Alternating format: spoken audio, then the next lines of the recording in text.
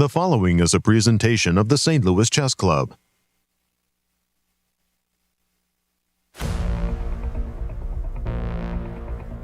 The playing hall's buzzing at the Superbet Chess Classic Romania in Bucharest. Chess legend Garry Kasparov kicked off the weekend in front of a packed audience of adoring fans. Pragg reminded the field that there's more than one Indian superstar present, winning his first game to join his compatriot in second place. After 4 winless matchups, Fabiano Caruana finally conquered local hero Bogdan Deac, climbing to number 2 in the world on the live ratings list and clear first in the standings. One name sits atop the leaderboard. Can the reigning champ be dethroned? Day 5 of fantastic chess, coming up next.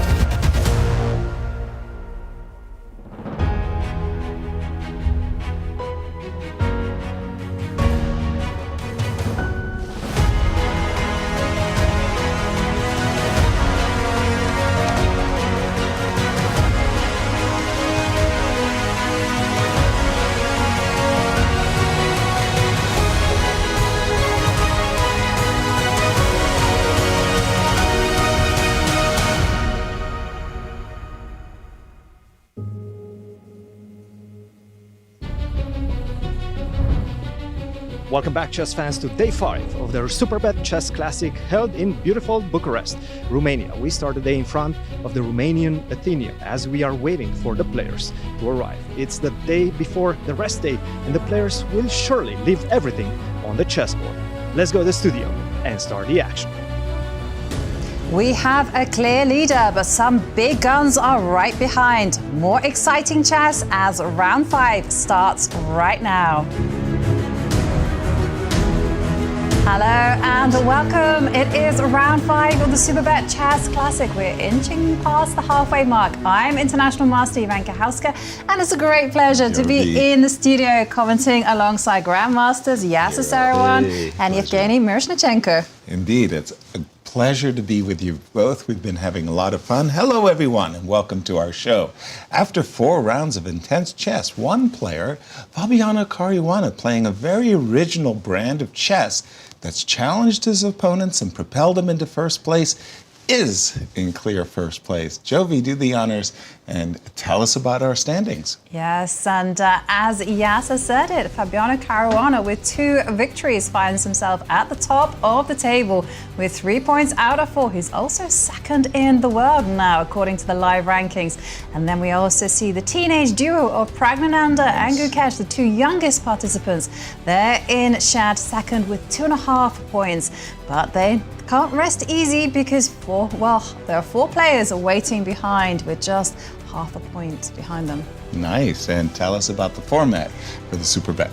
Well, it is a 10-player round robin, which means the players play each other once. They're playing at the time control of 2 hours, 120 minutes plus 30-second time bonus per move. No draw offers allowed. And look at that prize fund. It's pretty incredible. It truly is. And the schedule. Yes. Well, mark your calendars, because after this weekend, it's going to be a much-needed rest day for the players. But, well, they will be back on Tuesday, and again on Friday, July the 5th. That is when a champion will be crowned, with playoffs if necessary. Excellent. Looking forward to tomorrow's rest day. And Miro, we have separation at the top. Tell us about our 3 leaders and how they got here. All right. The trio of leaders are the only people in plus in a tournament. None of them has suffered a loss yet. As they, younger generation says about computer gaming, just don't lose. That's what they're doing.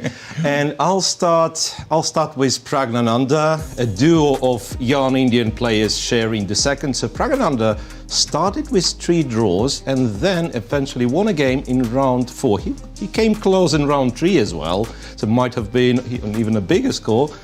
Anyway, 2.5 out of 4 and tied for the second. He's tied for the second with his compatriot and the World Championship challenger, Gukesh. So Gukesh has the same points, but he's done it the other way. He won in round 1 and then made 3 draws. So same 2.5, same looking to catch up with our leader, Fabiano Caruana, who has done it both. He won in round 1 and 4. Well, perhaps the most exciting participant, taking risk in every single game, but so far it works nicely for him, which is reflected not only in our standings, but also on live chess rating, right? So Fabiano Caruana overtakes Hikaru Nakamura, the second spot of a live rating, by the tiniest of margins possible. Right, a fraction. Nice, and indeed, as Jovi would say, well, let's round it up. Give them both 28-02. My distinct pleasure to welcome the other members of our broadcast team, Anastasiya and Cristian in Bucharest. How's the view, guys? The view is great, Yasser. Welcome back, chess fans, to day 5 here at the Superbet Chess Classic. I have to say, yesterday's final game between Anish and Praggnanandhaa left me craving for more chess. And we had chess starting in the early morning. Anastasiya, tell us a bit about that. Yes, this game between Anish and Prag, it was also like a clash of generations. And so we had also the event called Match Between Generations today in the morning here at the same hotel, Grand Hotel of Bucharest. So you can see the playing venue, the same venue where GCT players are usually playing. So we see experienced players playing against kids, medalists of national championships of Romania. There was a really, really nice, interesting event, and this is what I love about chess, that anybody can play chess, no matter of age, experience. Everybody was gathering at the playing venue today, and as you can see, the experience won at the end. I can see also your father was playing in this event, a couple of grandmasters, experienced players. But you know, young players had the chance at the first round, that's what I heard, but then experience took over. It was a really, really nice, friendly event, and as always, chess fans, they have chance, the young kids, they have chance later to come and experience the tournament, GCT event later on. Don't forget to follow our social media accounts. You can find all this kind of content in our Grand Chess Tour Instagram, Facebook, and Twitter accounts. And I remember that match of the millennials as well that was taking place in St. Louis. Yes, and some of the players was mentioning this. Absolutely, and some of the players actually played in that one.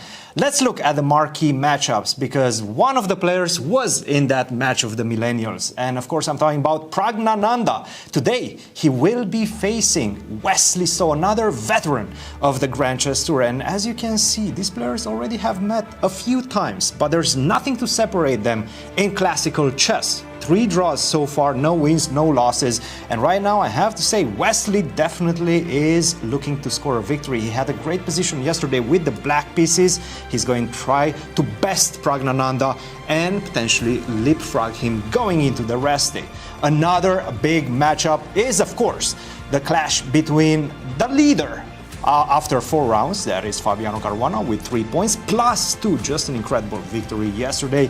And he's facing Maxime Vachier-Lagrave with the black pieces. As you can see, these 2 players have met so many times. They know each other so well. 5 wins for MVL, 10 losses, and 26 draws. I have to say, Fabiano, I'm not going to say that he has his number, but 2-1 on victories, that's quite a decent score. Not bad, but I think it's a very important day for Maxime today. If he's trying to do something in this event, it's an important game for him. He's having white pieces today.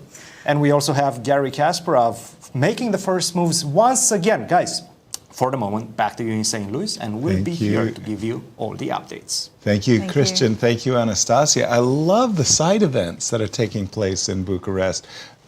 Youth, essentially unsound. Jovi, do the honors. Tell our viewers what they can expect in this round 5 pairings. Well, we are in for a lot of excitement when the best players in the world face each other. Maxime Vachier-Lagrave, as we heard, will be having the white pieces against Fabiano Caruana. Gukesh, well, he will play his teenage rival Nodirbek Abdusattorov. Anish Giri plays Alireza Firouzja. Wesley So will have white against Praggnanandhaa, whereas Bogdan Deac, he needs to win if he wants to pull himself out of the cellar. He is playing against Ian Nepomniachtchi. Fantastic duels ahead. What are they dueling for? Oh, there is so much pride, love, honor at stake, but ultimately it does come down to the money. First place nets $100,000, second place $65,000, third place $48,000. Well, everyone actually is going to be generously rewarded for their chess efforts. Absolutely. Thank you, Superbet. As we see the players having taken their place, we got a heads up that Gary will be making a ceremonial first move. I think we also have others doing it. Yesterday we had 4. It was quite the celebrity setup, wasn't it? Yeah. Yesterday's. And it's actually a really nice touch because the VIP celebrities, they come, they consult with the players. There's a little bit of joking going on. It's great. No, we really didn't have that in my day. Maybe for the very first round, we might have the title sponsor making a first move, but it was quite rare. Now I see it very often, and I like it. I certainly do. I did like when Wesley So jokingly told the official, make A4 as the first move. And here again, we see the 13th world champion, Garry Kasparov. Getting ready. Yeah, yesterday, he deliberately chose the youngest participants. Right. With was, of course, explanation. Gukesh. Now he's going to go for the old guy? Alireza Firouzja. Oh, handshake with Wesley So. That is Wesley directing him elsewhere. Go away. Wesley says that don't touch my game. Play somewhere else. Yeah. Why me? Why me? Don't like you looking over my shoulder. Actually, must be a sign of luck, right? Yes. He can't hold it back. E2, E4. Yeah. Is the competitive spirit still there with Gary? Come on, Gary. E4. Wins. Yeah. Almost gives him a little lecture on what you should play. Yeah, I'll play E4, and then you have to develop in castle short. Chessable course. Come on, Gary. Don't do it. Don't play. He's reaching for the D pawn. Old man's chess. Come on. Shake. Come on. Gary looks like he's really enjoying himself. He certainly is. Giving some words of advice to Wesley and Praggnanandhaa. And we're going to see another ceremonial first move being played.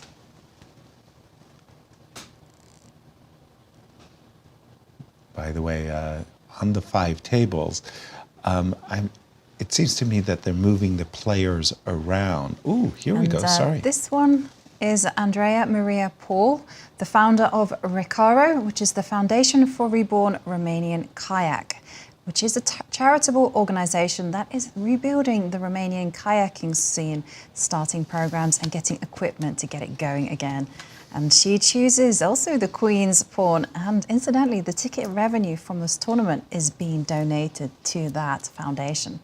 Very nice touch indeed. D2, D4. Daniel gave her good advice. Yep. Also, the Queen is the strongest piece on the board. Don't rub it in. and this one? Is Cristian Ionescu, the CEO of Easy Azigurari, which is a partner sponsor of the tournament. Thank you, Cristian. Cristian also making the first move for Maxime Vachier-Lagrave. Will it be a trifecta? D2, D4. Well, we'll find out. I don't think so. I think Maxime is going to guide him towards... No! Oh, D4 indeed played. Boy, am I on my game today. And will Maxime take back that move and open up with E-pawn? Yes, he will. Yes, he will. Although he's letting it linger, I must say. And again, our thanks to our guests for their opening first moves. It's very, very nice when that happens. I see it more regularly these days. But I like the interactions, just as you were saying, Jovi, with sponsors. And here comes that moment of suspense, right? When you're waiting for the arbiter to give you the signal that the games are going to begin and everything is still uncertain. It's amazing. Even now, I think about chess competitions, and at the start of the game, I still get the butterflies in the stomach and the tummy as the nervousness, and then it all goes away. Then once you're in play, you're only thinking about, how do I improve my position? I need some help. I guess still get the butterflies up until move 5, I would say. Oh, it stays with you for a little bit. And there we do see play has Let's take a look off at MVL and Fabi, one of our marquee matchups. It's actually the only game that's kicked off with e4. Really? Mm-hmm. One of the things I've noticed about this tournament is the amazing mixture of different openings. There are some tournaments where Berlin... Daniel? Well, Daniel looked like he had an issue with that particular board. Right. So Bogdan, Daniel, Deac is playing Jan Nepomniachtchi. So there seems to be some pause, but okay, it's been fixed. Yeah. In the game, open Spanish. Knight takes e4. I just wanted to say, it really strikes me that Fabi has been a moving target. That sounds very strange to say it like that, but he has been playing a lot of different openings, and the open Ruy was a part of his repertoire in the early years. And since that time, he's done a lot of different things. Bishop c5, and he's back to his old habits. But it's a very forcing variation, right? Yes. Oh, yes. Oh, yes. You can calculate for many lines. By the way, Bishop e7, it's kind of like one of the latest wrinkles, I want to say. Bishop e7, I suppose you could say you strive for accuracy in the opening, but in my day, if you were going to play an open Spanish, b5 takes, bishop e6, I mean, was the way of getting into the open Spanish. The move bishop e7, it has its points. It has its points. The major point is if you do capture early, let's say you go d4 takes e5, there is an issue with the move knight c5, and now you kind of win the light square bishop.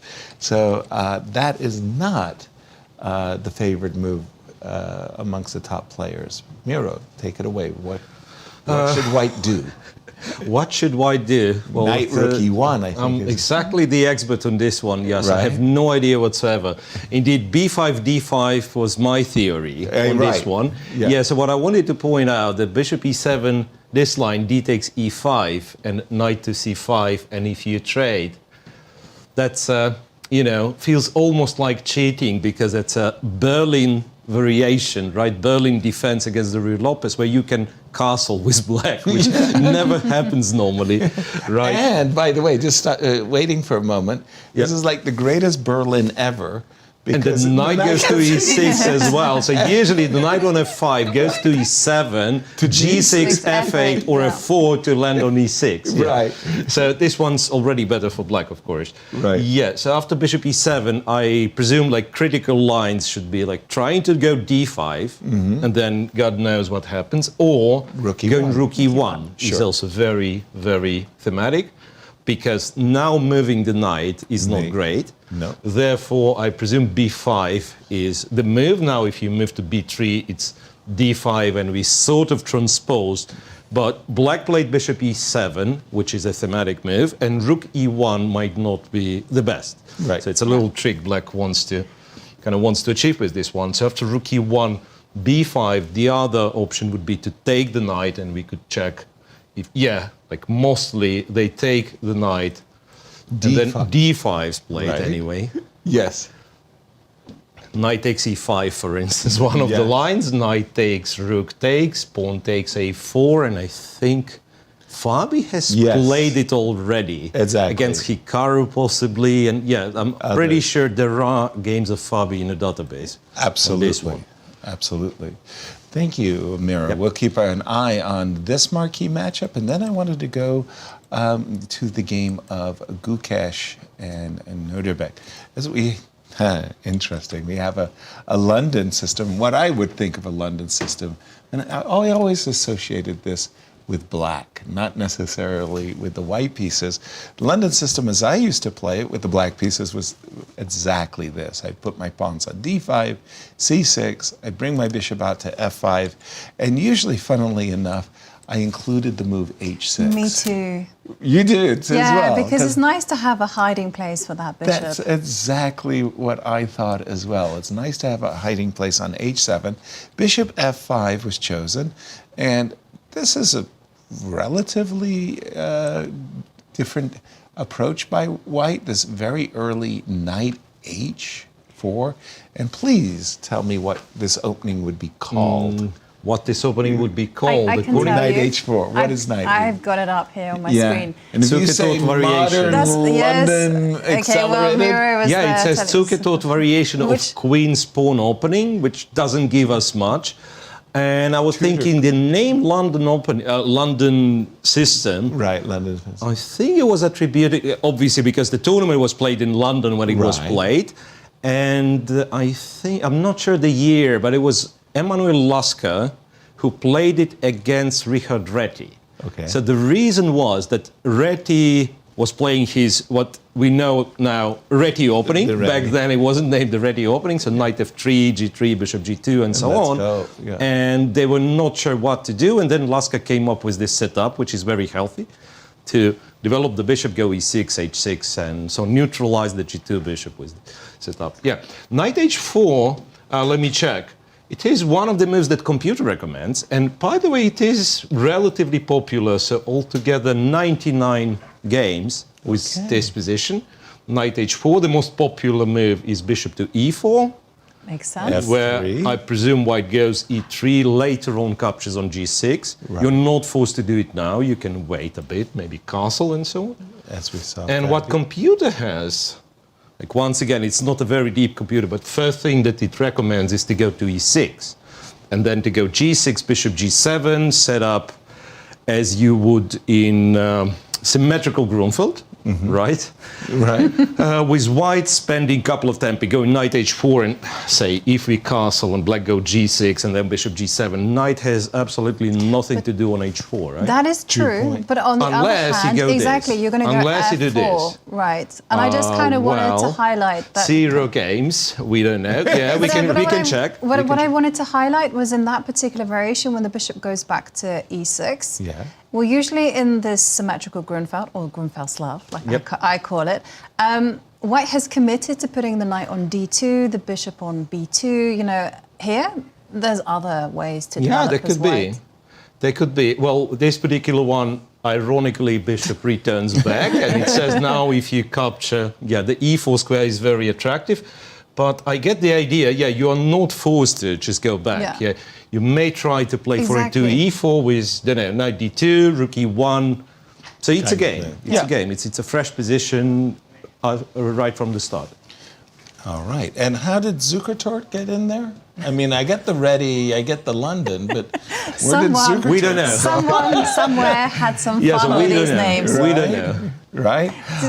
By the way, straight out of your book, after the move bishop f5, we did see the flexibility of the players and their various plans. Bishop e6, the move the computer recommended, castles, g7, g6, knight d2, aspiring to open the center, bishop g7. Be careful because now the bishop and the queen, you have to prepare the break e4, c2, c3, castles, and I suspect we're about to see the move E4 on the agenda at the right time, yeah. Right, and well, kind of. What do we think of this one? Well, the funny part is, let me take with the knight. The funny part is you were showing as a line where we wanted to play bishop e4 at a certain moment and encourage the trade of the bishops. Here we could play bishop to d5. And imagine you were to play f3, which is a kind of a funny move. A moment ago you played bishop e4, I played f3.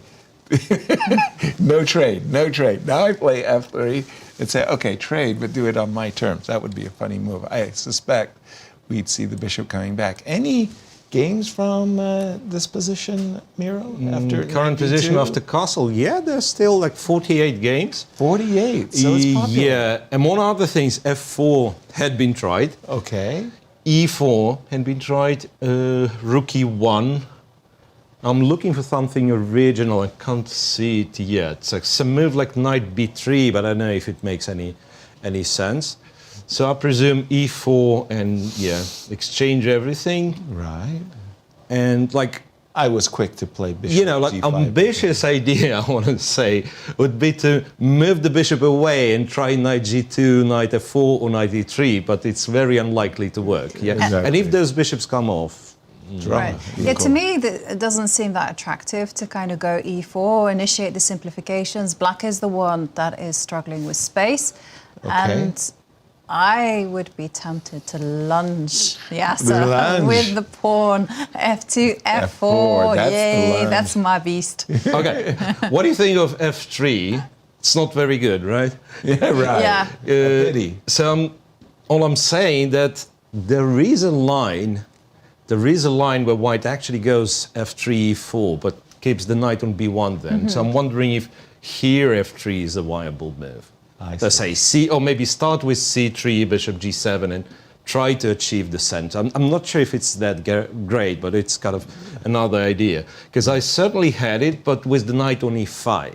And then it works much better. So imagine black went bishop g4 and not bishop f5. Right. And to attack the bishop, you went to e5 and not h4. And then f3, f3 e4 kind of makes sense. Right. But if you indulge me, and Please. after f4, Over here. yes. Yep. Okay, so I'm presuming that can you go bishop f5, or do you just ignore the Well, business? we can try. But now apparently computer likes it for white. Again, I have no explanation whatsoever why it was good and now it's not. Not so good. Well, maybe because the king. bishop's already here, yeah? And also the you king is also on Castle. on Committed. g8, yeah. Yeah. Committed yourself. So black would prefer to go e6, right, develop the bishop on d6, maybe not castle short Right. at all. Yeah, so this one marginally better for white. That's what the engine has to say. The drawback I have with f4, Jovi, in this game, we'll put not in this position, sorry, but Yep. f4 immediately is, okay, you want to, and I understand with this move f4, what you're trying to do is embarrass my bishop. Yeah. My bishop on e6. What I want to do is I want to get rid of the bishop on e6 for your bishop on g2. I would be tempted to play queen d7 or queen c8 if you prefer.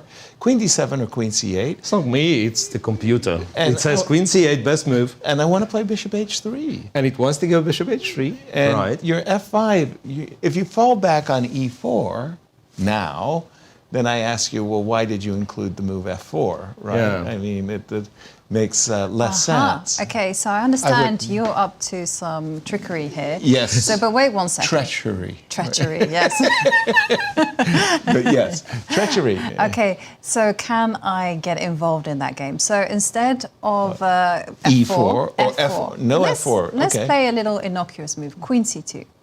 Queen Ooh, c2. look at you. I know. Playing Looking around. at here. Come on, Yasser. Knight d7. Okay, Knight d7. She's got what she wanted. And- She tricked us. And f4 No now. bishop f5, no queen F4. c8.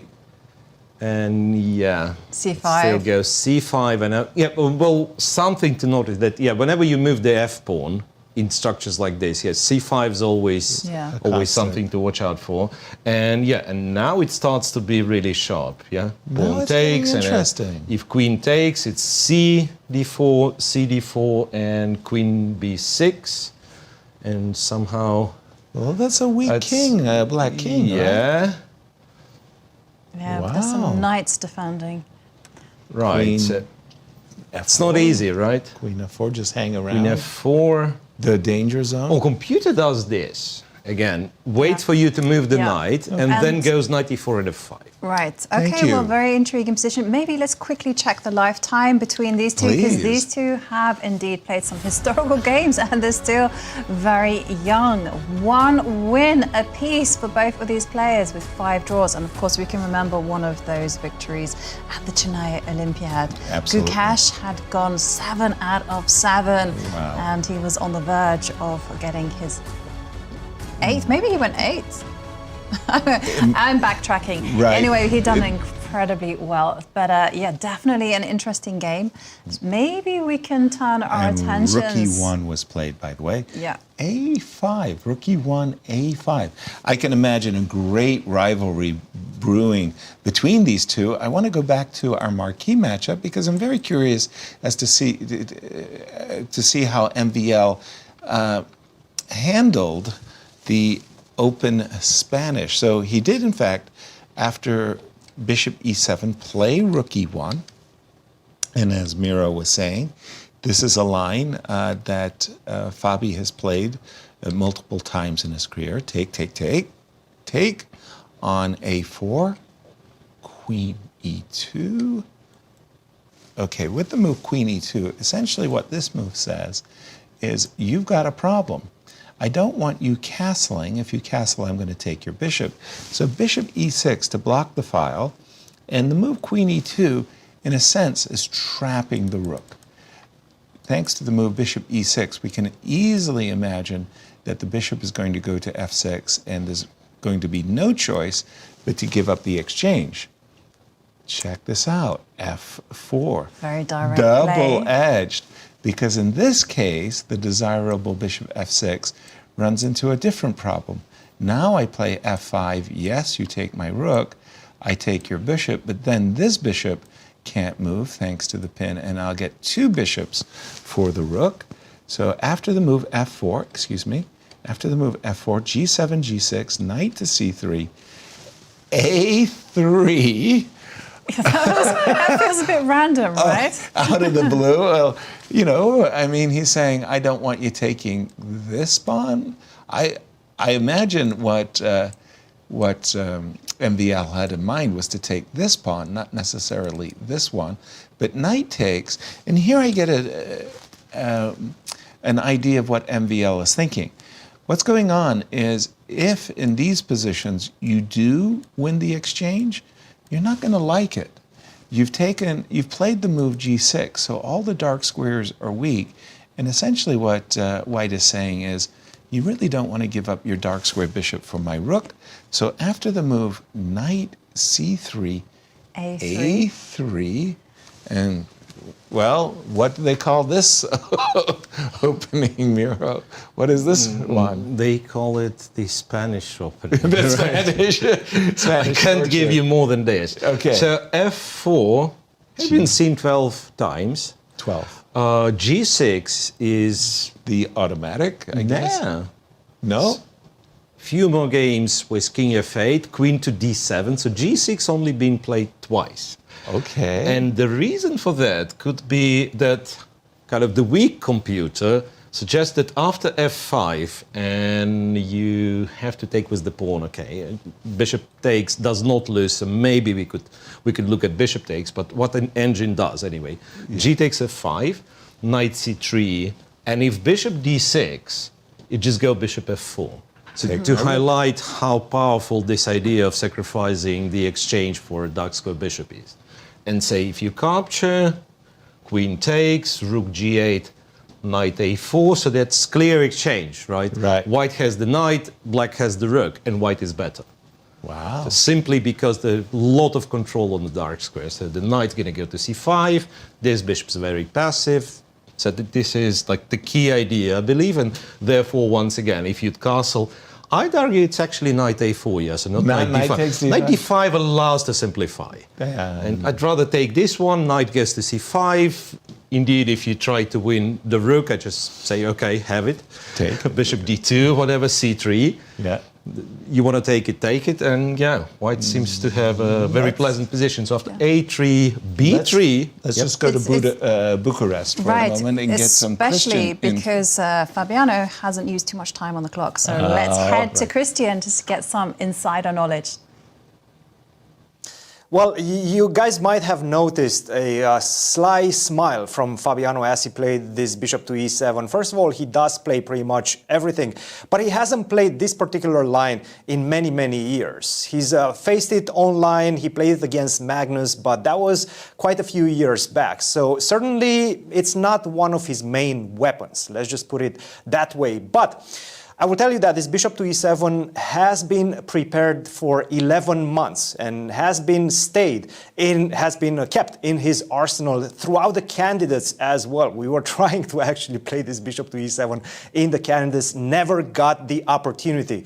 So finally, after 11 months, this was something he himself and Grigory Oparin, his trainer, have prepared for the World Cup in 2023. So many, many months ago. Nevertheless, he surely is happy to see this played on the board.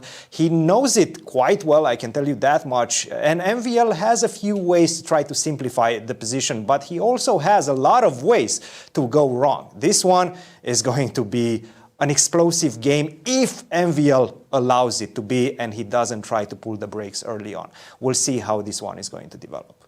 Thank you, Cristian. Cristian 11 months of preparation. I know that they prepared it for the World Cup. They were hoping to get it in the candidates. Never happened. And suddenly it's on the boards right now. I've said it many, many times, but throughout my career, it was always my bane. I could never get my preparation in. And other players somehow, it was like through osmosis, they got the same idea and they could play it first. I was like, no, that was my idea. But was this because you weren't surprising your opponents early on and you were just kind of preparing the novelties? I have no idea what was going on. I just, and you just heard it right there, 11 months of preparation and couldn't get it in.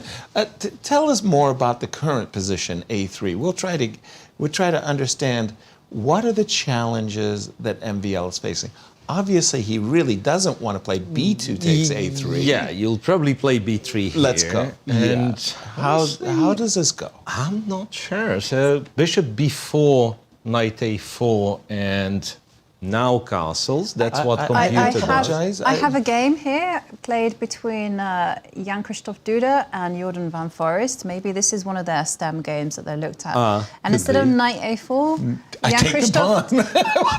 Knight takes D5. I mean, excuse me. And then, yeah, black can castle nonetheless. And then queen E4 was Jan-Krzysztof's choice. Wow. Queen E4, yeah, that's playable. And bishop D6. That's exactly what happened. Then knight E3. Knight C3. Knight C3 he played, yeah.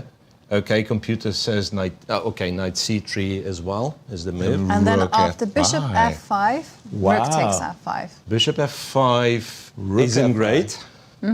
At least, like my not very sophisticated computer suggests, and instead rook E8 is good, queen D7 is good, and it says it's equal, and we can understand it's not equal. It's a very, very sharp, complex position. So super double-edged. This is something that I can kind of relate to as like I believe you've prepared there. Yes. And everything, and I'm sorry, but after bishop B4, knight A4.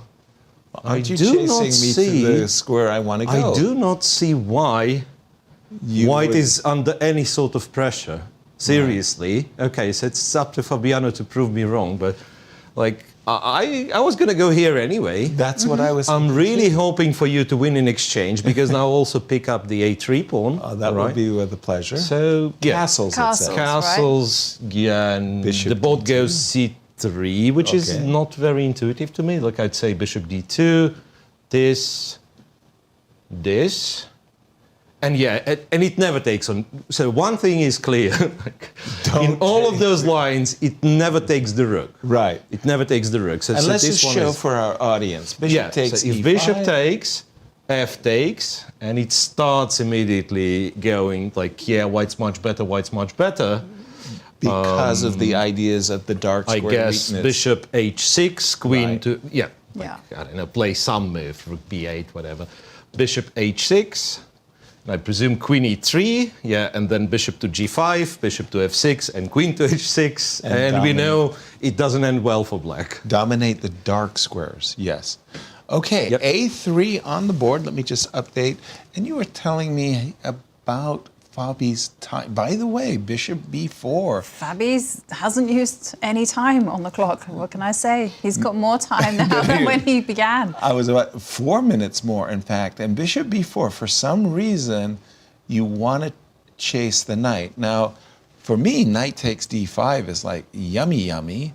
I mean, give me the good stuff. You just showed me a variation that went castles. The desirable knight takes b4 has one unfortunate drawback. That's a check, and whoop, a double attack, in fact. You win my exchange, which is why we saw the move queen e4, I think, right? You were just showing us a variation. The bishop went back to d6. We were going bishop to d2, and it was bishop f5, I think you were showing us. Yeah, I think there was a knight retreating to... Oh, I apologize. Knight, yes, you showed knight to c3. And how did that game between Duda and who was the other? yeah, Jordan van Foreest. That And was Jordan. a win Jordi. for Duda because bishop f5 wasn't the best move. And came rook takes f5, and Yeah. instead, Miro was saying queen d7 was a superior choice. This is a crazy position and a very fresh one. I'm very intrigued by what's going on in this. I can't understand it. Incidentally, someone has employed the knight a4 approach that Miro was talking about, and that was between Kirill Alexienko and Sipka Ernst. And Also from Holland. after knight to a4 castles, bishop d2. Wasn't this exactly what you were saying? Yes, we were. Bishop to d6. And we are Knight came into c5, indeed, and after offering the rook. yeah, and after bishop f5, bishop b4 was placed by Alexienko. Give me the pawn. Yes, and here is where Black was like, okay, I've had enough. I cannot handle the tension anymore, and went bishop takes rook. But that was not a success at all. I can imagine that didn't end in glory. It ended with Black getting checkmated. Oh, nice. I mean, Well, not checkmated, but subject to a terrible, mating terrible attack. An incredible move, bishop b4, because to my way of thinking, you know, Black's developed, let's say. And this knight on c3 is not bothering anybody. It's not going anywhere. Why you would want to hunt it down and chase it is surprising. Why aren't they playing castles? Why does Fabi insist on bishop b4? I'm thinking f5 is very disturbing. Because then... Because you cannot take with the bishop, right? We can't? Why? No, because rook Rook takes is bishop. yeah. You were saying Rook is castle hanging. instead of bishop b4. So the Right. bishop on e7 is hanging. Yes. And that's why... But Okay, so there is a BF5, tactic. gf5, bishop h6, I'm not happy. and yeah. And interestingly, white is very keen on capturing black's rook with the bishop, unlike the other way around. Right. No, here I'm not happy. There So is- he has to get his bishop out of the way. Yeah, there is one more move that I'm sure, Yasser, you would like a lot. It's knight b1. Give me the pawn, as you say. Yeah. Knight b1. And interestingly, I didn't quite figure out what happens if black starts protecting the pawn, but he might as well, as it turns out, castle short. And if you capture, Yeah. so it looks like positionally winning, overwhelming, right? Right. But there is this move c5, and kind of because the knight is currently on a3, so pieces are somewhat misplaced, apparently black has kind of dynamical compensation for the pawn he has sacrificed. The white is not in time. Yeah. Give me the time to teleport this forget knight to about f3, I'm just winning. Forget about Yeah. it. Right. But here, like if you take, and it's queen a5, you'll have to go to b1, and then you might regret the fact that you've played f4, right? I regret it already. Somehow, yeah, like rook a to c8, black is even not in rush to capture on c5, and apparently has sort of enough compensation. Wonderful. By the way, it's weekend. It is. It's What happens on the Sunday, weekend? Fun day. And I tell you, everyone goes to their local chess event, which happens to be in Bucharest. And look at that. Packed hall. It's completely packed. Love and it. that's absolutely beautiful sight to see. Grand Hotel Bucharest. I can imagine families who are chess families with their kids going down to the local chess scene. How nice, how nice. Very, very, very nice. What a game we've got going on here. Shall we take a walk around the stage and see some of the other matches? Let's have a look, and maybe we can look at the game between Wesley So and Praggnanandhaa. By the way, just to remind everybody, in that MVL versus Fabi matchup, for those of you joining us late, in the head-to-head, it was pretty impressive, 10-5, so a 2-1 victory advantage for Fabi, 26 draws. What rivals they two are.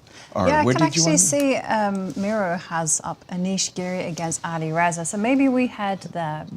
By all means, over to you, Miro. What do you have for us? I'm sorry. Yeah, I got caught off guard analyzing some random positions. So, started as the Meran variation. Untimed Meran was queen to c2, bishop d6, and here, believe like every sane move had been tried. Bishop d2 in order to castle long quickly. This and this are pretty much identical because black eventually captures on c4. You'll have to capture with the bishop. There was this Shirov-Shabalov attack with g2, g4 early. Right. And last but not B3. least, b2, b3. Right. And then it pretty much, not forcing, but very tempting to get to something like that. Yes. So both sides will develop the pieces, build it up in the center, and then it's either white goes e4, exchanges on e4 happen, and black eventually carries out c6, c5, or white plays a waiting move. And I believe in this position you have various waiting moves. h3 is one of them. Bishop f1 was played in our game, and black goes e5, and that's what happened. e5, d5, knight e5, and knight goes to d4, so knight f5 is an idea still in the realm of theory. One thing to notice is that there is this move where black allows white to capture the bishop, but for this he's not even winning a pawn. Isn't it like it's better for white? I'm just following some games, and there's 10 games in the database. And I would think it should be better for white. Two bishops, right? What's the problem? Yeah. So rook takes, Right. rook takes, queen takes. Isn't there some funny business against the white king? It could be. I'm looking at that direction. If I take like this, and I suspect, some moves like knight to g4 and knight to f3 threats. Yeah, right you are. Yeah. And let's check out the lifetime score between Anish and Alireza. How do they match How up? do they match up? And well, it's close. We have one win for Alireza. Anish hasn't won any, but 5 draws. Didn't see that one coming. No, I didn't see that one coming. Because Alireza is so young, you kind of think that Anish Anish such a might have volatile won. player as well. You feel like he can win everything. He could also not do so well. But 0-1 in Alireza's favor. I don't think, Miro, you got a chance to finish the assessment of the current position. Just take on d4.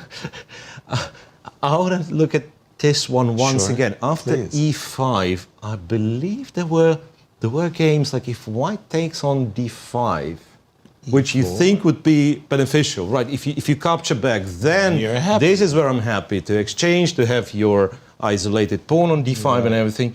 Yeah, and cd5 is met with e4. Right. And if you move the knight, I'm pretty sure there is bishop h2 sacrifice. Right? So the line would go d to c6, e to f3. Careful. People start, capturing those pieces, and bishop h2. And I remember analyzing something like this, in fact, like back in the day, and it was supposed to be a draw after queen d6. And don't look. No. The only move that white has is actually king to h3, because the moment you go to g1 or h1, whatever, knight g4 just wins. And you're knight g4 Yeah. threatens a checkmate, g3, queen to h6, and you can't stop queen h2. Right. So there have been some really forcing lines. If you look at, say, this position, okay, not a single pawn exchange, a lot of but anytime you can enter something very, very forcing, a long sequence of tactical tricks. Yep. So d5, knight e5, knight to d4. Computer's not ecstatic. So the dc4, in fact, it says it's better not to go after this bishop, just to take back with the pawn. And I'm not sure how it looks to me. I would think black should be okay. Yeah. Seriously. Like the moment you play c5 and you do not lose more any than material, okay. you're very happy. But wait Yeah. 1 second. You are in Anish's prep. Yes. So- Yes. So But okay. Here you You're go. also Alireza. that is So true. that's Okay, so Anish's prep. So you're saying takes, the computer wants takes.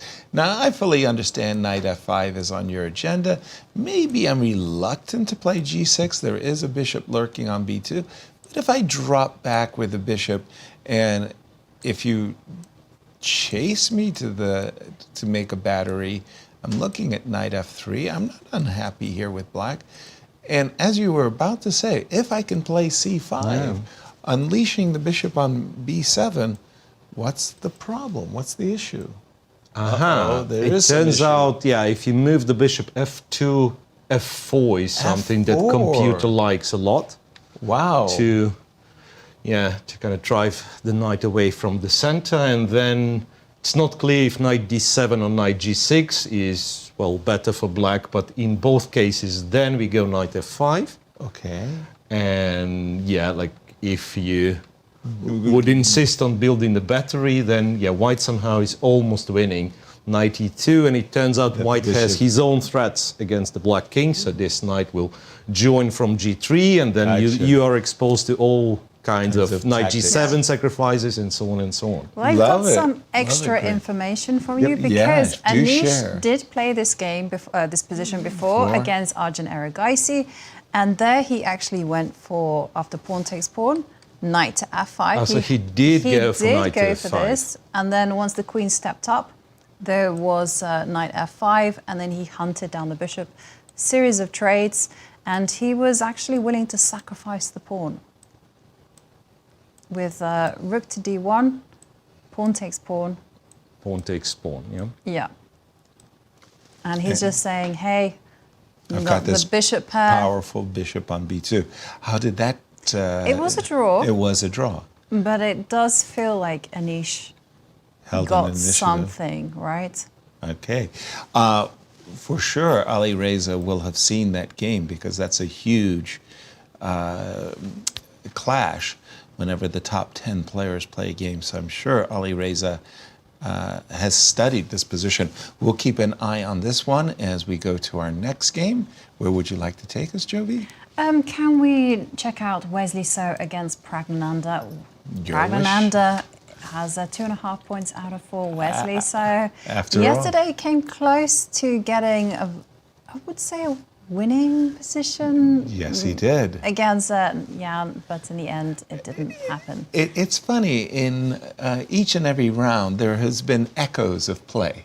There's some theme that occurred in one game that occurs in another. Guess what? That happens in this one. First of all, keep an eye on the move a5 as we'll make a comparison. Do you remember what happened when we played the London system with black? Bishop f5 in an earlier game? Whoop! Knight h4. Knight h4. And black had also played a5 in our London game. Knight h4, the bishop went back, sort of like, I'm losing a tempo, but I lured your knight to h5, b3, knight d7, and I'm up to date with the players. Wesley with the white pieces playing in a King's Indian. And how do these two players match up with each Let's other, Jovi? have a look. And this one was Cristian's pick, and you can see it's very close between them. Neither of them have No beaten wins. the other. 3 draws, though. But it's an interesting choice of opening from Praggnanandhaa. Praggnanandhaa choosing a king's ending at defense. Yeah, but also the old Indian lines where you against when white fianchettos against the Indian, the lines with D5 have become so popular. It's kind of a rare guest, a very rare guest to get. I have always associated these types of positions with David Bronstein. He puts his pawn on C6, he goes his rook on E8, he goes knight to C5, and it somehow he made it work for himself. And there's all kinds of tactics and whatnot, but it really fell out of favor. This Maroczy bind types of positions for white, white was winning these games a lot. We'll keep an eye on this one. And our last game is between our wildcard player and Jan. Let's take a look. It's a Catalan, and yeah, bishop to G5. An open Catalan with bishop G5, and Bogdan gave up his dark square bishop. And earlier in the tournament, we had seen the pawn going to A5. I think that was Anish and Bogdan. That was a very strange game where there was it was the B4 square and lots of maneuver. Was it Wesley versus Bogdan? No, it was at the beginning, I remember. Yeah, Giri. Anish Giri. Anish Yeah. against Wesley. Anish against Wesley, yeah. Okay. And take it away, Miro. What do we have? This is still theory. I meant in the MVL game. Sorry. MVL game? Yes. Well, we have a development, right? I mean, I'm used to seeing orange question marks. Now I saw a blue double exclamation. But look, we had this game of Alexeyenko, right? So, and if you remember how it developed, it was when bishop d2, bishop d6, knight c5, and later on he went bishop b4 Right. to take on a3. Now what MVL is doing, he goes c3, bishop goes knight c5. So if something similar to Alexeyenko's game comes about, it means white saved a couple of tempi, right? Exactly. I mean, so say, what was the move? I don't even remember. Yeah, like rook e8, I'll just take. Yeah. Yeah, I'm a pawn up. just take. I'm a pawn up. If you want to It's all yours. capture on e5, yeah, do yourself a favor. Right. And yeah, and it's amazing. So the engine goes here, bishop to f5, and after, say, queen f2, dark square bishop captures, but not the rook. So he captures here. Wow. He goes f6 or bishop f6, and this. Well, Rook I can understand this. There is still some defense, let's say, for black to be, kind of some accuracy to be demonstrated, but I can see this one being, Bishop like queen to c6 or bishop e4. Right, so you have pawn down, but you have some light square weaknesses as white, right? A great Potentially, that's a very nice, if we compare the bishops, the bishop on c5 is not bad, but the bishop on e4 is really great. For a missing B pawn, Yeah. essentially. So there's no B7 pawn. I'm a pawn there's down. no but B7 I've got pawn, a but- great bishop. And this bishop on c5 is offside. You know, it really wants to be parked on d4, H6 basically. or Yeah, if you swap these two, right? The pawn's on Then you're c5, happy. the bishop's on d4. Nice. And okay. as mentioned, That'd be great. Yeah. These two are no strangers, having played each other a staggering amount of times. Check out those draws, 26 draws. Wow. But what, as Yasser, you were mentioning, that when you check out the wins, 2-1. 2-to-1 ratio, 5 wins for Maxime, 10 wins for Fabiano. Wow. I think about great rivalries and books, you know, my best games. And when you think about these two players, MVL and Fabi, you could probably write a book on their games and there'd be some best games between them for sure. So let's just go back to the current position of MVL after bishop. Oops, sorry, I've got the wrong position. I've got an analysis board up instead of the current position. Knight to c5, and once again, we've been looking at rook e8, bishop takes, bishop, was it? It was bishop takes, yes? Bishop takes. We went f6. f6, and then Bishop back, bishop, the rook rook moves back, and then bishop- bishop f5. 5. No, it wasn't like this. No, it here, wasn't. here I would take the bishop if you'd go f6. Sorry. Yeah, So queen how- d7, right? No. It was here bishop f5 first. Bishop f5. Bishop first. f5, because if you trade on e8, you're a pawn up, but then yet again this story, pair of bishops, pair of bishops for the pawn, and we've seen many times how this... And this is where we falls. played queen f2. I'm not sure about queen f2, maybe Queen there f2. could be another move, but... And just Firouzja Akobian, our production helper, grandmaster, c2, c3, a novelty? Yes. And it looks like a very sensible and logical Right, move. but let's bear in mind this is a really rare line. Only Yes. 2 games played in my database at least. Gotcha. And there we see knight c5. But if this is like the computer's top choice, then for sure Fabi knows exactly what he needs to be doing. For sure. Rook e8, bishop takes, bishop takes. No. We're not playing bishop takes. We're playing bishop f5. Now, And you know what? I Rook, don't queen like it f2. anymore for black. I'm sorry to interrupt, because Please. I checked the position you have on your analysis board, Yes. right? So the first line of an engine was queen f2, and we were happy. But the second one, or maybe third one, but the very human one, what happens if I go rook to e1? precisely. I was sacrificing this exchange long time ago, right? If you want to take it, take it. Yeah, I have no... And then, and it actually starts capturing on e5 and says, well, you know what, white's slightly better capturing on e5. on e5 with because the there is bishop. no other option, right? Right? You can go... Can you not go queen? No, you can't. Yeah, e8's already kind of hanging for real. Yeah, no, there's a knight on c5. F takes. Careful. Ready to pounce. So I presume rook e8 is not great then. Okay, so what is the...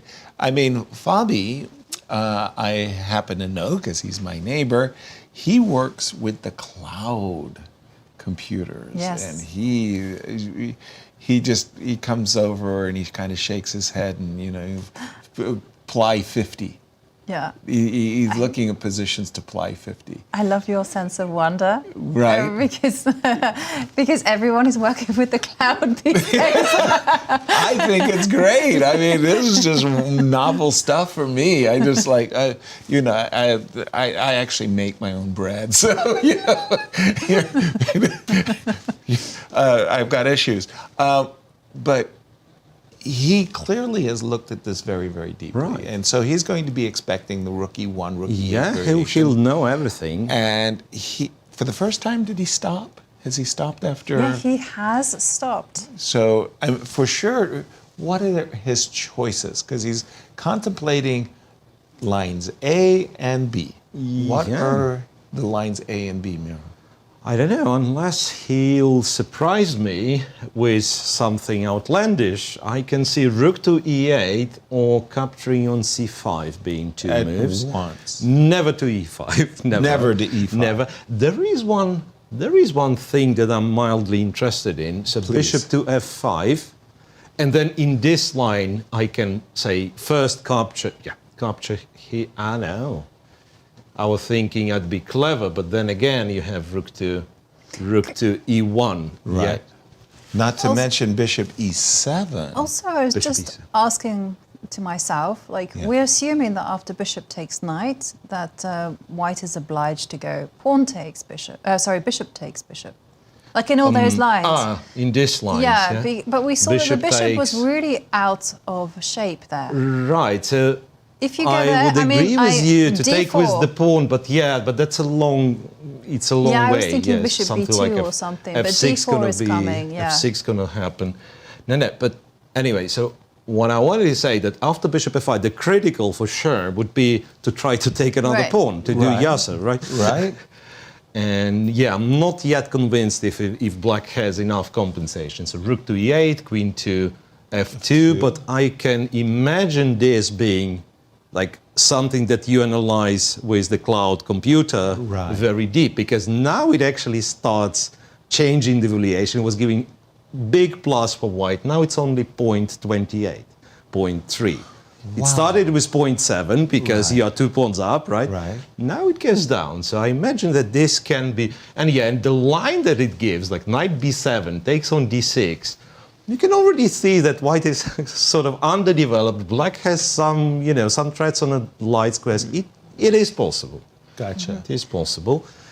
And since I'm at the smart board, like a quick bit of explanation, because when Yasser says, well, he's using the cloud, it sounds like almost using the, the alien technology. And in fact, it is alien. In fact, like chess players quickly figured out that the more powerful the machine you're using your engine on, the better, right? And some people were buying like incredibly expensive computers and install them in their basement and so on. But then when the cloud computer, what's cloud is pretty much you have access to a more powerful computer. That's it. Yeah, that's it. From your, from your phone, from your tablet. Yeah, that is really. So it's very smart to use a cloud. Yeah, absolutely. Yeah. Where are we going? We are going to, actually, I just want to kind of add on to this point about this game because this is a very important game for Fabi. Yesterday, we saw that he crossed 2,800 in the live ratings. So let's check out the standings once more. Magnus Carlsen at the top with 28.31, but check out the big fight for number 2. Right. Fabiano Caruana with 28.01.8, whereas Hikaru 28.01.6. Now in my world, as Yasser says, you round them both up to 28.02. A fraction of a fraction. And then we sort them out alphabetically. Right. And it's a huge fight. And of course, rating matters to these guys. Yeah. I mean, they get invitations because That's of what their it's high based on, ratings. I mean, MVL said it himself, what he wants to do is he wants to secure enough Grand Chess Tour points so that he gets invited back to the Grand Chess Tour 2025. Absolutely. Because at the minute, he's number 19th in the world. Well, I mean, it's crucial to themselves as professionals. Again, Fabi got into this position where he gained time on the clock. He started with 2 hours, then he had 2 hours and 5 minutes thanks to the 30-second increment. So he's been having a think, and I'm not sure I really have gotten an answer to my question. He's contemplating line A and line B. Now, I've actually played against former world champion Boris Spassky, where at the board, Boris did this. On the one hand, I should play this. On the other hand, I should play this. And he was mentally flip-flopping. And I asked him after the game what he was doing, and he was saying, I was mentally flipping a coin, both lines. Option A or option B. Yeah, what are the two options that Fabi could be considering? Otherwise, he would just play his move. Yes. Right? He would just if it was queen h4, it's queen h4. Maybe it's come as a surprise. Yes. Maybe he hasn't studied this. Yeah, we don't know. In fact, But look. hasn't this happened to you guys? Okay, well, it's happened to me quite a few times. So I've been very well prepared. I've checked out all the lines I possibly can with my engine. And then I get to the board, I make the moves, and I go, what happens if my opponent plays this? I did not check that. Sure enough, they play it. Perfectly and then you're on like, time. Right. What an idiot. Why did I not set this position up on a board? It has happened, but it's rare, and especially where I've zoned in. Like if I really know, let's say I'm playing a perk, and I really know it backwards and forwards, I'm not going to be terribly surprised. Usually I'll have an understanding. By the way, I think we finally saw a move. Bishop to f5, sacrificing the pawn on d5, and that's the one I was speculating about. Exactly. Yeah, so I might have an explanation why Fabi was thinking and could possibly be unsure, because, again, knowing the inside information that Cristian said, like 11 months or whatever was spent on this line, I imagine White has a bunch of different ways to go about this position. Mm-hmm. So queen e2 and f4 is already quite specific. Right. So you must remember a lot of other stuff. Right. And the reason B is actually this ever-powerful cloud thingy with 50 moves deep or 25 moves deep, Right. because it keeps saying, like, you're okay, dude, every single line is equal. Right. And sometimes you turn to kind of overbelieve it and do not check stuff on the board. Right, so that's what Jovi said. Well- That's what Jovi said. It's like, you go through the main line, or whatever the computer gives you as the main line, and any sidelines, it says you're okay. Right. And you do not really know the reason why you're okay. And if it's on the board, you need to spend some time to figure it out. Right. Yeah. Okay, so F4, So yeah, G6. let's go to the current situation. position. Yeah, so bishop to F5, and then Now, you were saying rook takes D5 is a... rook takes D5 big is one question. thing, but first I'd like to understand, like, what is the difference if black does exactly the same? So now if you go rook E8, we'll go rook white does the same. Yeah, rook E8, rook E1, and very happy. While Compy gives queen to H4. Okay, that's... And I presume, this is something you don't want to be doing, like weakening all the light squares. Okay. So, and if I defend the pawn, let's say, with rook F1 or, let's rook do F1. rook Very F1. Very natural. Well, one thing I want to mention, that this is also very, not King H1, stop it. This is also very acceptable for white. Like, if you take the exchange, even though there is no attack on the dark squares, but this is also, well, not according to the machine, interestingly. I was 100% sure that white has enough positional compensation. I would take this as... You know what? Computer capture says no. I would take it with the D4 pawn, actually, in this case. Yeah, perhaps in both cases is F6, and you want to be playing E6, Right. I guess, but somehow this pawn is E8. this, and it can go to E7, something that we humans would not do, Right. because the discovered attacks, but Right. goes rook E7, goes rook E8, gets the take on E6. Okay, too far from reality. Anyway, so bishop A3 remains to be kind of a question to be answered. Is it queen H4? Is it something else? But the main thing, of course, would be what happens after I take the pawn. Right. Rook E8. That's what computer likes. Queen to F2. And something that I was showing. F6, knight B7, and so on and so on. And I wonder how deep Fabi's preparation really is in this line. I suspect it's very deep. Bishop F5 on the board, lots and lots of questions. One thing also to keep in mind, this knight on C5 does have opportunities of capturing, and you can kind of bail out and, I want to say, secure the E7 square for the rook. Yeah. I would find myself really tempted to play rook takes F5 as well. I mean, but okay, one more look. This rook takes D5. Sorry, Jovi. Yeah, did you... no, I was the one thing that I wanted to really just drum in on is that in these type of positions, when you have the presence of opposite color bishops, it's all about the initiative, the attack, where you can target. So I would be very cautious about simply going as white, allowing bishop takes knight and allowing this bishop to pile itself on the E4 square, start pointing at the G2 pawn. Which is why I captured on D5 to kind of take away that plant, that anchor square for the bishop. Sorry, so rook takes D5, bishop, rook E8, Queen F2. Queen F2, and where did we go for black at this point? Was it C6? No, what can't be C6. Sorry, rook C6 will takes fail to knight B7, yeah. Right. F6 was the move. Rook takes, instead of rook E8? Bishop F5, rook D5, rook E8. Yeah, Queen F2. rook E8, queen F2, and F6. F6. Okay. I don't know if it's any good, but yeah. Okay, so this is, and so here we have options. Well, always options. Bishop takes A3, developing. Let's get get the pawn. Yeah, let's and take let's it just all. take Bishop it up. takes A3, and this is something very, very computerish thing. Goes queen to E7, and you're up 2 pawns. Right. Why?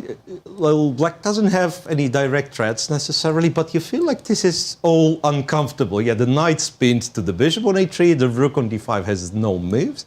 Right. Already gives an equality. As An the evaluation. equality. Okay. Black Which being is 2 a- pawns That down. means it's unpleasant And for white. that means it's prepared. Right. Yeah. Also, so it's not only the equal position, but you're playing against the preparation. So a quick question. What Knight about b7, Knight b7. yes. Queen goes to E7. e7 or d7? The rook takes this, knight b7, and well, in my line I have queen c8, interestingly. Queen c8. Queen c8, Okay. knight d6, pawn d6, c3 hanging, so that's why, I guess. Right. And then after c4, Right. very natural, rook a7. Rook And this, I can a7. tell you, is very, very scary if you're on the receiving end of the preparation. Rook a7, rook e7, and maybe you hold.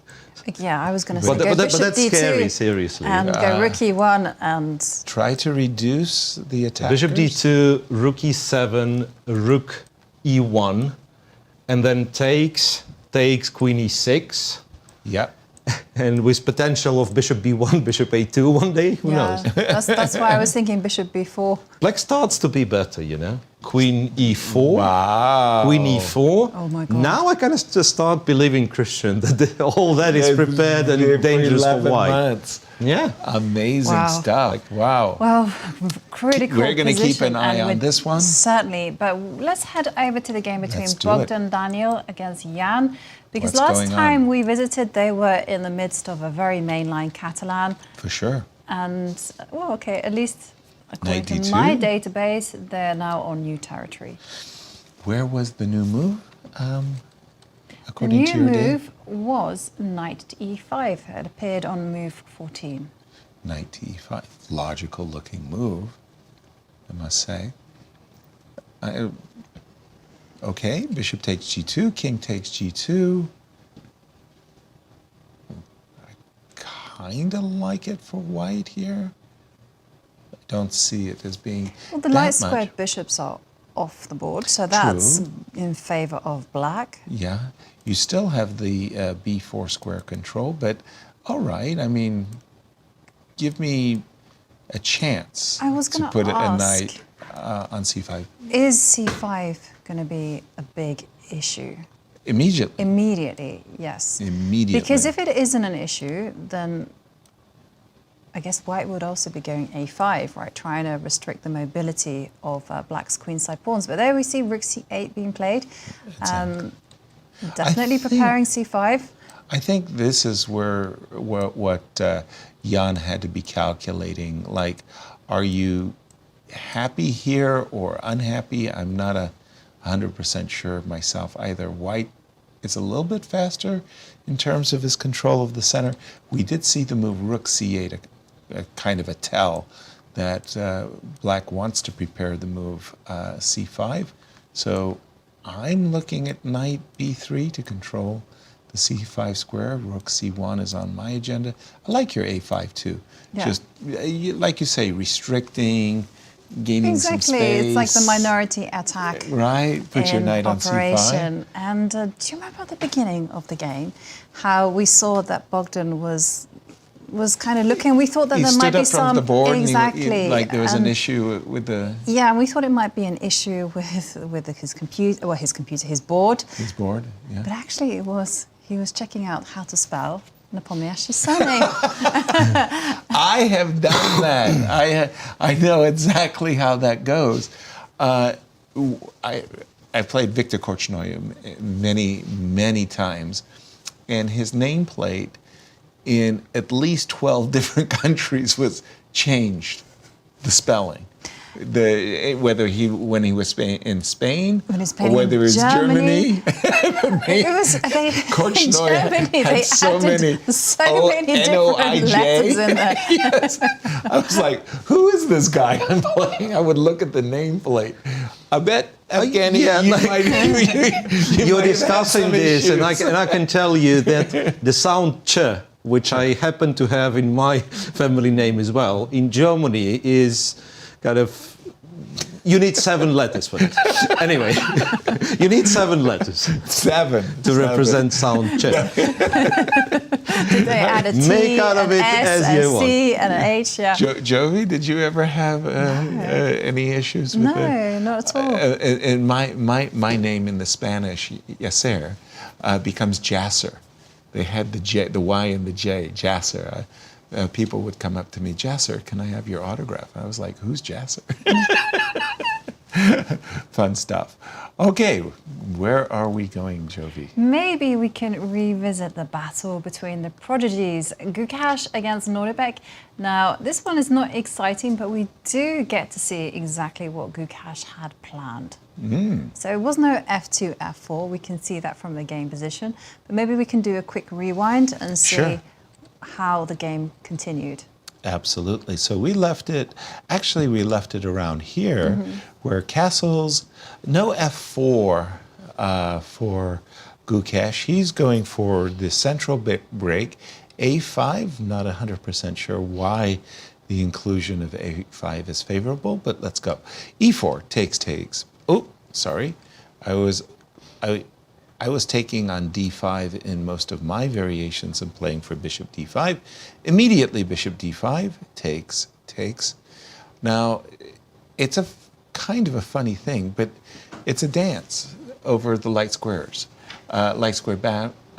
bishops. And black really wants to trade the light square bishops off, and white does not. Why did we put our knight on h4? Oh, yes, to fight for the light square bishop. Knight g2. And Miro, take it away for us and tell us about this current situation. Well, it's not as easy to navigate as you would like, but computer agrees with you, first of all, to capture on e4 before going bishop d5. That's one thing. So bishop takes, or even funnier, to go bishop c4. Bishop c4? Bishop c4 in order to prepare e5, and in case of b3, fun enough, goes to a6. Well, not because it likes the bishop on a6, it's just that the b3 move softens a lot the diagonal, and then c5 becomes as well a motif, with b7 being protected. I think the computer's just flexing now. Yeah, I can do this and that and everything. Yeah, and then after knight take, wait a second. Something I wanted to mention. Yeah, if you capture here and go bishop d5, I don't know what. Yeah, that's exactly what I thought. So these structures, with the inclusion of a4, a5, all of a sudden it's some sort of a Carlsbad, right? If you think, this bishop has to be here, but this sort of you get it from the Carlsbad with Carls reversed. You get it from the London system nowadays, right? Or exchange Caro-Kann and so on and so on. Anyway, a4, a5 inclusion typically favors white in this case. So maybe, computer's very happy with white. Even though it's it's quite simplified, it doesn't look any threatening. Computer's very happy with white. Wow. So over here, after bishop d5, he captures on f6, goes bishop f1, indicating, so the knight goes to either f4 or e3. And again, I'd argue that the inclusion of a5, a4 is in white's favor in this case. Because what you want to be doing, you want to be playing c5 when white, say, puts the bishop on f1, knight and g2, spends time remaneuvering the pieces. This is the moment you want to open the center, and then playing c5 creates this weakness on b5, and one more thing. White actually goes c4 and then goes d5 with the tempo, and that's not gets quite a serious advantage. Also, there is this funny rook a3, rook e3, or rook d3 maneuver. No, this looks healthy for white. Right, so queen d7, knight g2. And one has to take care of this knight f4 idea. I presume that you can allow white to trade and be, okay, but not more than okay. White will enjoy his 2 bishops advantage. Absolutely. Very interesting decisions there from Gukesh. And, let's remind ourselves of the standings so far, because we have a sole leader in the form of Fabiano Caruana, who has 3 points out of 4 current in the world life rankings, number 2. And we have Praggnanandhaa and Gukesh on 2.5 points out of 4. But no one can rest easy because there's a chasing pack of 4 on 2 points. And what a pack it is. We've reached that stage of our broadcast where we take a break. Before we do that, we'd like to check in on our friends at Q Boutique and see what they have as their specials of the day. Well, guess what? Here it is. Unleash your inner chess champion with the 2024 Grand Chess Tour men's and women's polo t-shirts. They're made from 100% polyester. This polo has the official apparel of the prestigious Grand Chess Tour with the tour's logo prominently displayed. You'll feel confident and stylish as you make your moves on the chessboard. Elevate your game with this must-have polo, available at qboutiquestl.com. Available also for all your shopping needs, by the way. Visit our friends at Q Boutique. And as we go to break, Anastasiya caught up with Anish Giri. So take a listen, but you don't want to go anywhere because after the break, we do have former world champion Garry Kasparov joining us on the show. So we'll be back with some exciting stuff. Great stuff.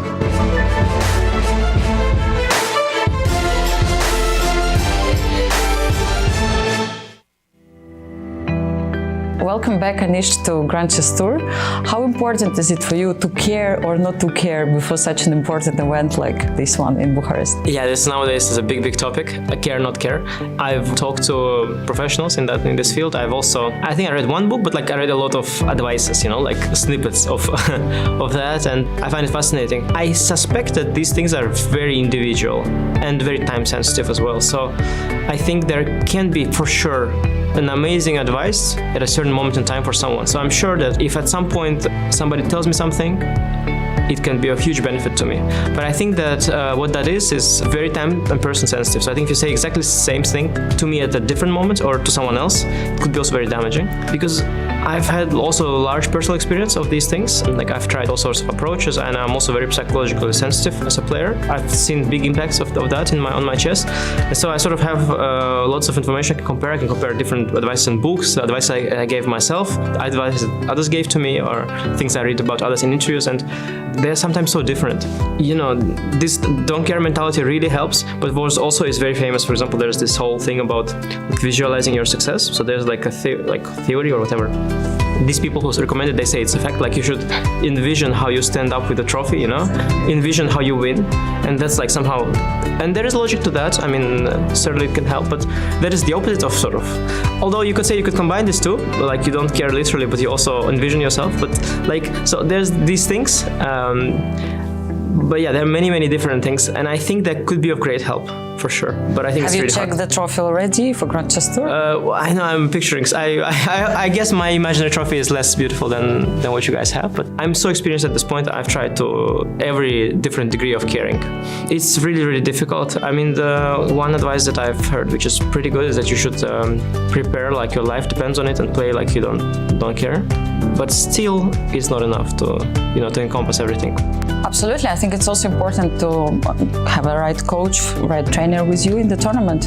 Is it something what you're trying also to take care of? Yeah, it's very unclear, how much certain things help and what is right, what it means. Also, certain aspects and certain advices, certain strategies, like the literally not caring one, the really popular one now. It could be really beneficial in a particular situation. Like in certain situations, it's really nice to not care. For example, when you have last round and you're playing with the white pieces and you have to win, a little bit more caring is nice sometimes, because sometimes you end up seeing that people who don't care, they don't even come close. While when you are losing, for example, in the tournament, then literally not caring helps a lot, because then you are much more relaxed about losing, and then you can recover much better. So these strategies, they're also situation sensitive, and if you always are going for the literally not caring strategy, then you have certain issues. One advice I could give that I think could help some people is that it's really important to appreciate wins as well, because a lot of chess players focus on learning from mistakes. That's what we've been drilled to since from young age, and that's something we all do very well. We're very experienced. But I think sometimes trying to extract something positive from a victory is also really nice. Yeah, of course. I mean, victories are very important, and in this tournament we have so many youngsters playing in Bucharest, and the field is completely different this year. Do you think that the fact that they're risking a lot will draw more decisive games and will have a very interesting event? Yeah, for sure. They really brought something new to the game. You see, how game changes through games of young generation, because it was a lot harder for them. They had to break through. And they had also big competition. I mean, we see the people that made it, right? We see Abdusattorov, we see Pragg and Gukesh. But how many young talented kids in Uzbekistan or India didn't make it? And they're also very good. And so somehow they managed to beat those. And in order to do that in modern chess, you have to be very inventive. You have to take crazy risks. And they all have a very, very good feel for what kind of risk they can afford. Yeah, I think that's amazing. And you see that because, there's so much theory now. You would think that chess was going to, get worse and worse because of the theory, but it turns out that you don't have to be a slave to the opening preparation like we tried before, but you can sort of go a step beyond that. You can sort of know that, okay, I can play this line, which is the best according to the computer, but I'm just not going to do that, because before we were trying to find the best moves always from the start. And people were having all these openings that they were thinking this is the best way to play, and they're trying to defend their honor and so on. And now you see that people, they just they move on from that. They're not attached to an opening. Yeah, of course. And my last question: who am I looking forward to play against in this event? I'm this kind of guy. I'm very uncool in that sense. I like playing people who play badly and are in bad shape. Whatever gives me better chance of winning. I'm not like that I want to face because you have these people who are like I want to face the best version of that guy, and I'm not like that. No, of course, because you appreciate the winnings. I appreciate the winnings. Yes. I need I know how tough it is, so I hope there'll be plenty of people in bad shape. And but yeah, no, it's going to be difficult. They're all really great. And I'm looking forward because every game is going to be a fight. All the best of luck for you, Anish. Thank you.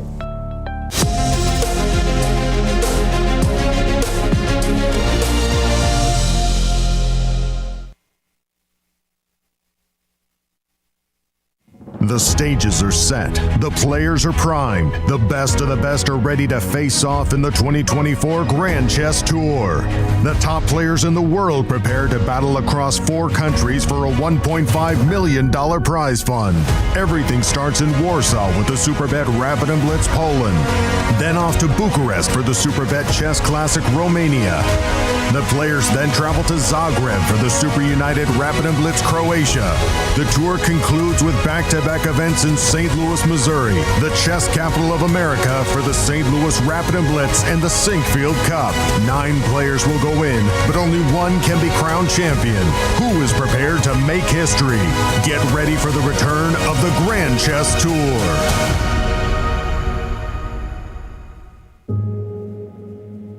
We are here to celebrate what the Chess Campus does and collectively make a difference to St. Louis through the artistic, cultural, and educational endeavors of chess.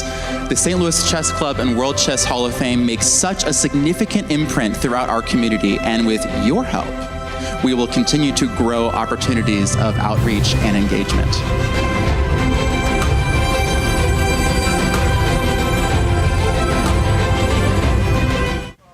I'm Grandmaster Maurice Ashley. Join me on October 24th to 26th for the St. Louis Chess Conference, to be held right here in the chess capital of America. Also featuring legendary world champion Garry Kasparov and Hall of Fame inductee Judith Polgar, the conference will explore the broader educational and social impact of chess. For more information, visit stlouischessconference.org and sign up today. The St. Louis Chess Club is the premier chess facility in the United States. We bring the educational benefits of chess to thousands of students across the St. Louis area. We also promote chess at the highest levels, hosting all levels of the U.S. championships, as well as high-profile tournaments that attract the world's best players. Become a member and enjoy perks such as free classes and lectures, weekly tournaments, and so much more. Visit stlouischessclub.org to claim your membership today. The St. Louis Chess Club Scholastic Program brings the educational value of chess to kids in schools across the St. Louis area. Active in over 100 schools throughout the St. Louis City and County, the St. Louis Chess Club has been able to reach over 85,000 students in both in-school and after-school programs. We view chess as a valuable educational tool. Learn more about our scholastic programming by visiting stlouischessclub.org/education. In the world of collegiate chess, there is no team rising quite like the one at the University of Missouri. The team has brought home title after title, including the 2024 Pan American Intercollegiate Championship, and were the 2024 Final Four champions. Guided by their head coach, Cristian Chirila, there is no stopping the Tigers. Respect, responsibility, discovery, excellence. University of Missouri. Here is the place where we enjoy the game of chess of its beauty, to advance the cause of chess and to help St. Louis Chess Club to serve as a capital of the world of chess and to keep bringing new and new millions of new fans into the game every year. I'm Grandmaster Maurice Ashley. Join me on October 24th to 26th for the St. Louis Chess Conference to be held right here in the chess capital of the United States. Also featuring legendary world champion Garry Kasparov and Hall of Fame inductee Judith Polgar, the conference will explore the broader educational and social impact of chess. For more information, go to stlouischessconference.org and sign up today.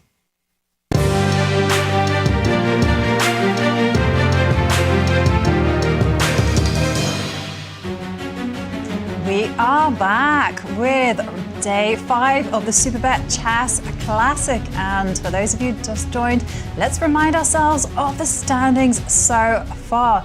And you can see we do have a sole leader, Fabiano Caruana, with 3 points out of 4.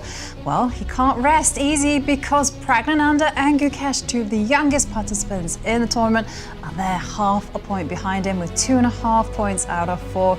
And then we have a quartet of players on 2 points. Absolutely chasing.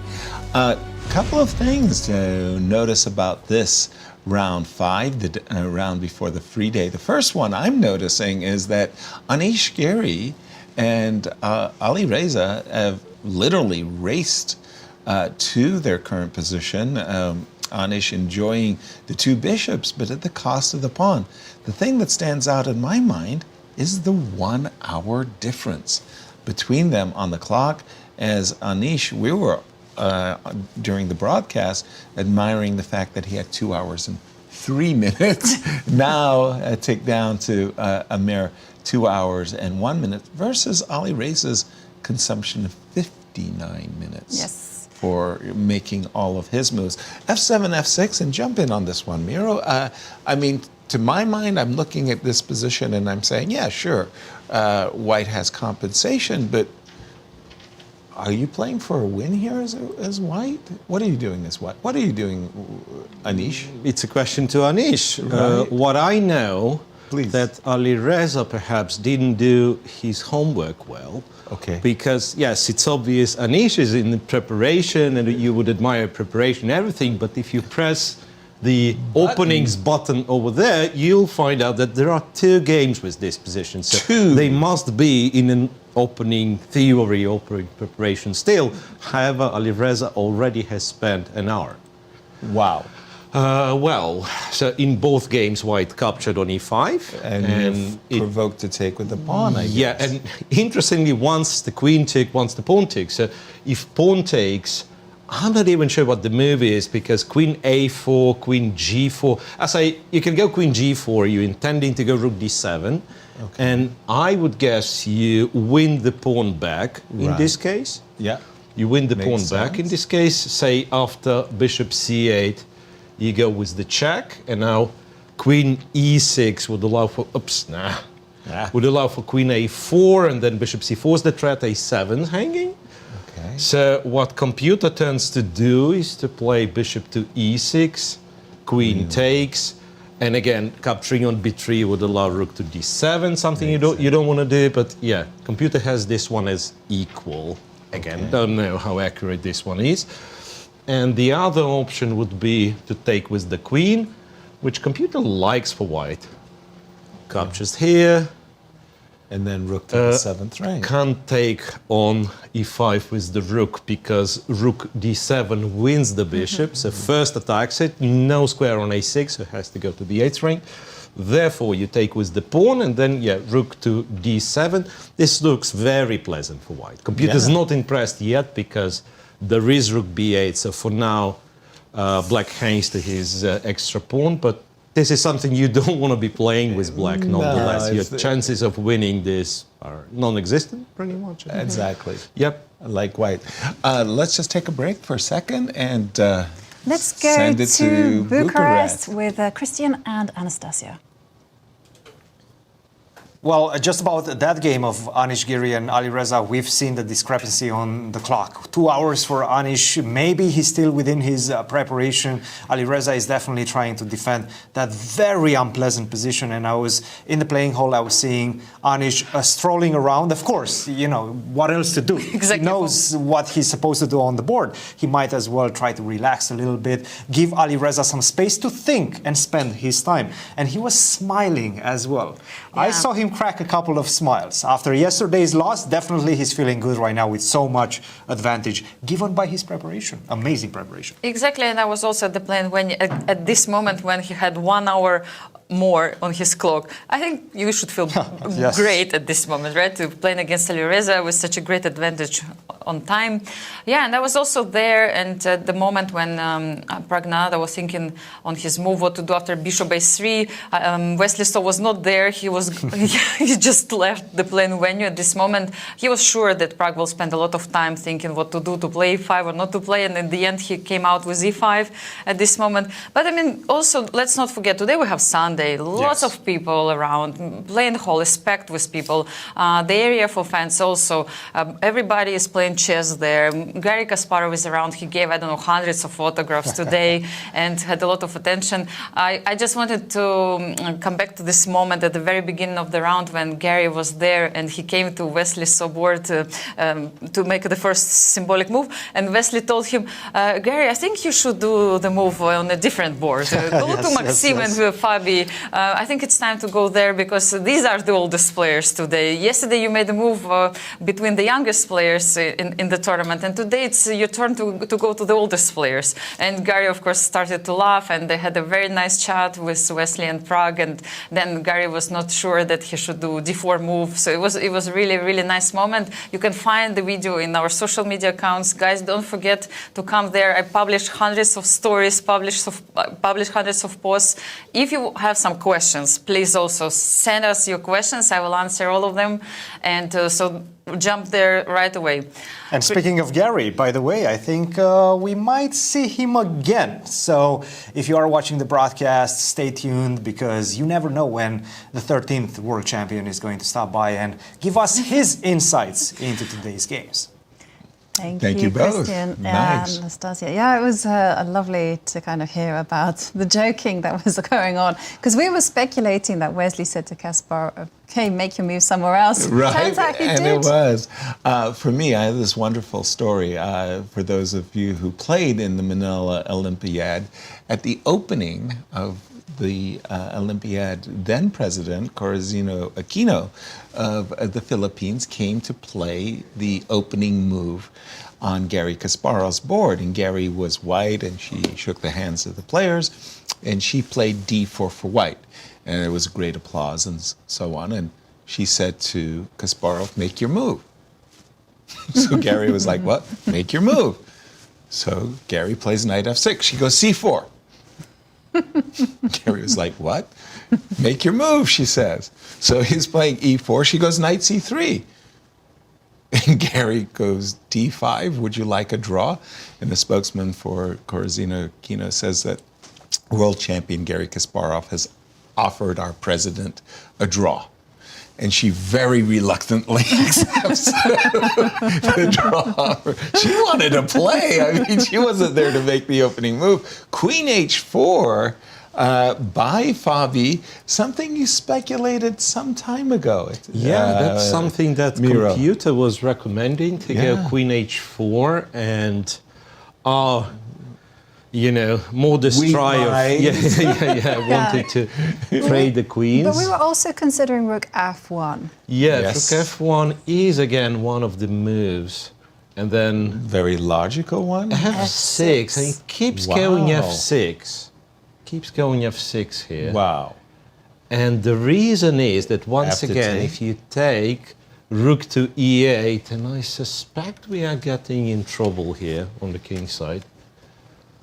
Which isn't Obvious. that intuitive. Queen f2, and you would expect, okay, I mean, if white ever gets in trouble, it's because of some sort of an attack. But in fact, there is a trade. Okay, we are not getting in trouble, in fact, yeah. So after this check, rook f1, and it's just a repetition, like e2, rook e2, very common, yeah, rook e2 and rook f2 and back to e1. So that's one way to achieve a draw. Okay, we found a draw for white, which is already relieving, right?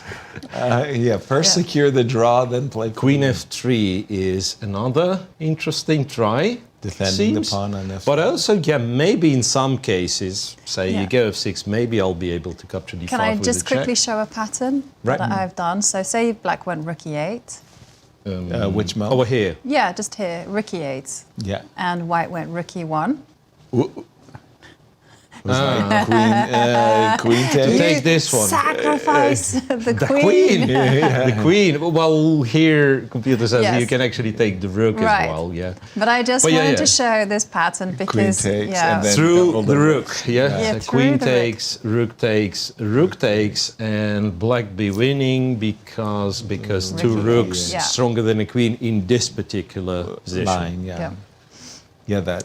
Now that would give you chances to win the game and win the event. And as we saw, Fabi, he is the rating favorite. He's also the Grand Chess Tour defending champion. Yes. And let's check out the His chances chances. to win the tournament. So this is after round one, after Where Fabiano. he starts with a win. He won his game against Alireza, and therefore his chances went up to 37.9%. And after round two, it went down to 36.6% after his draw. Keep your eye on Prague, because Prague is coming. He's got a lousy 4.9% at the moment, but Yes. what happens next? And there you can see after round three, after Fabi's got 2 points out of 3, and so does Gukesh.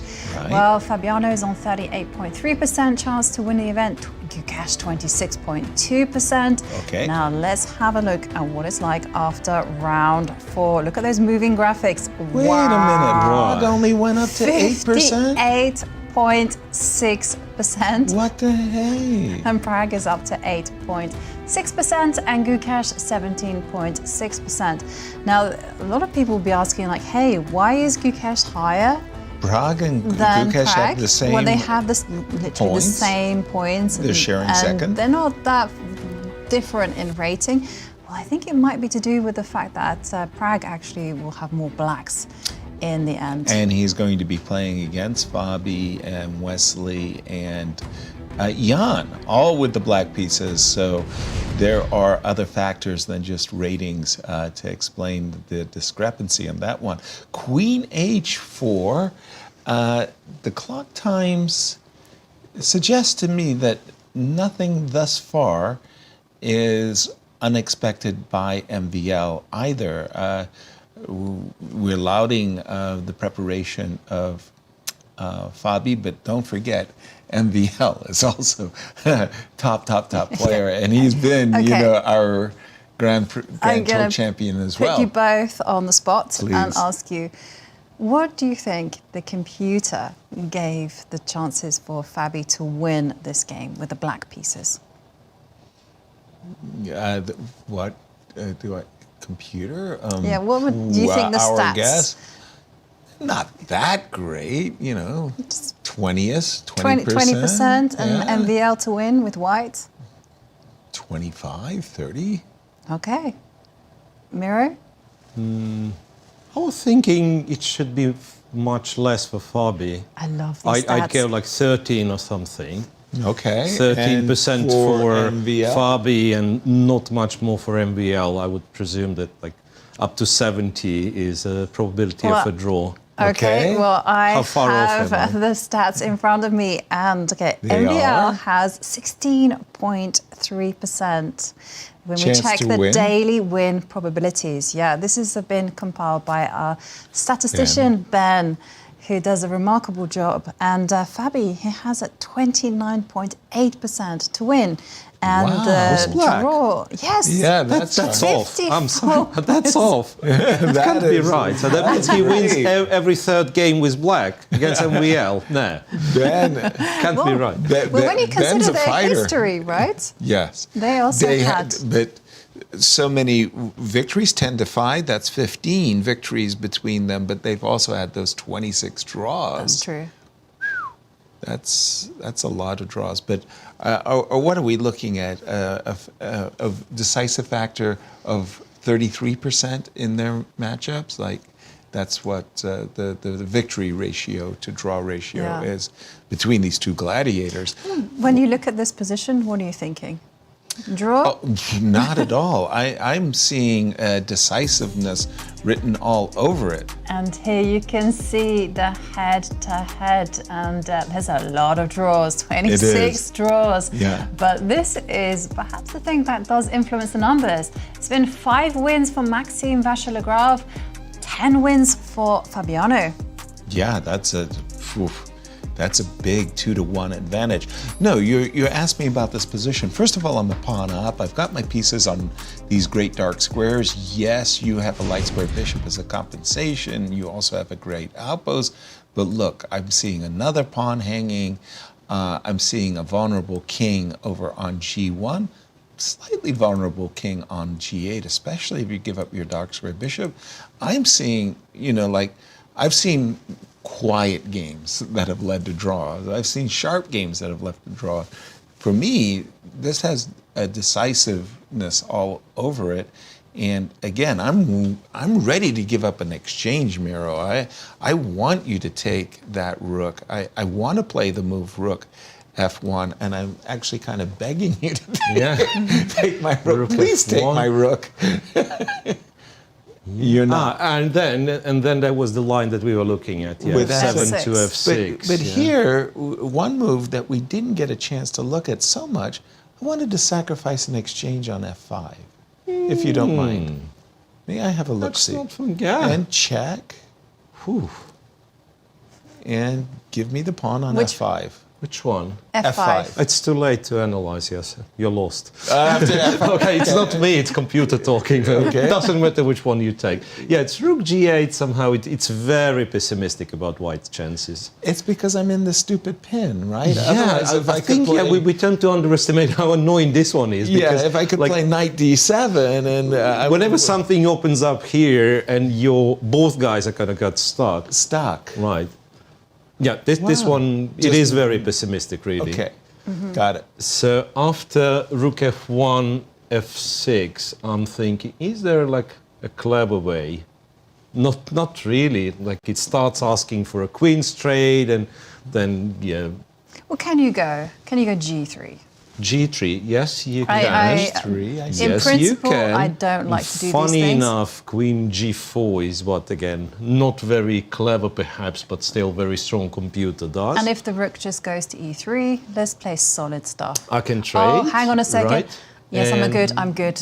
Bishop takes no, knight. No, but then the rook is hanging. Rook is hanging on f8. Rook is hanging on Continue the f8. line, Yeah, right? exactly. That's why I was like, I stopped and I was like, oh, no. No, it's okay. Well, the fun fact is here, position is equal not because black has this or that tricky move, well, according to the machine, once again. This is equal or a5 is equal.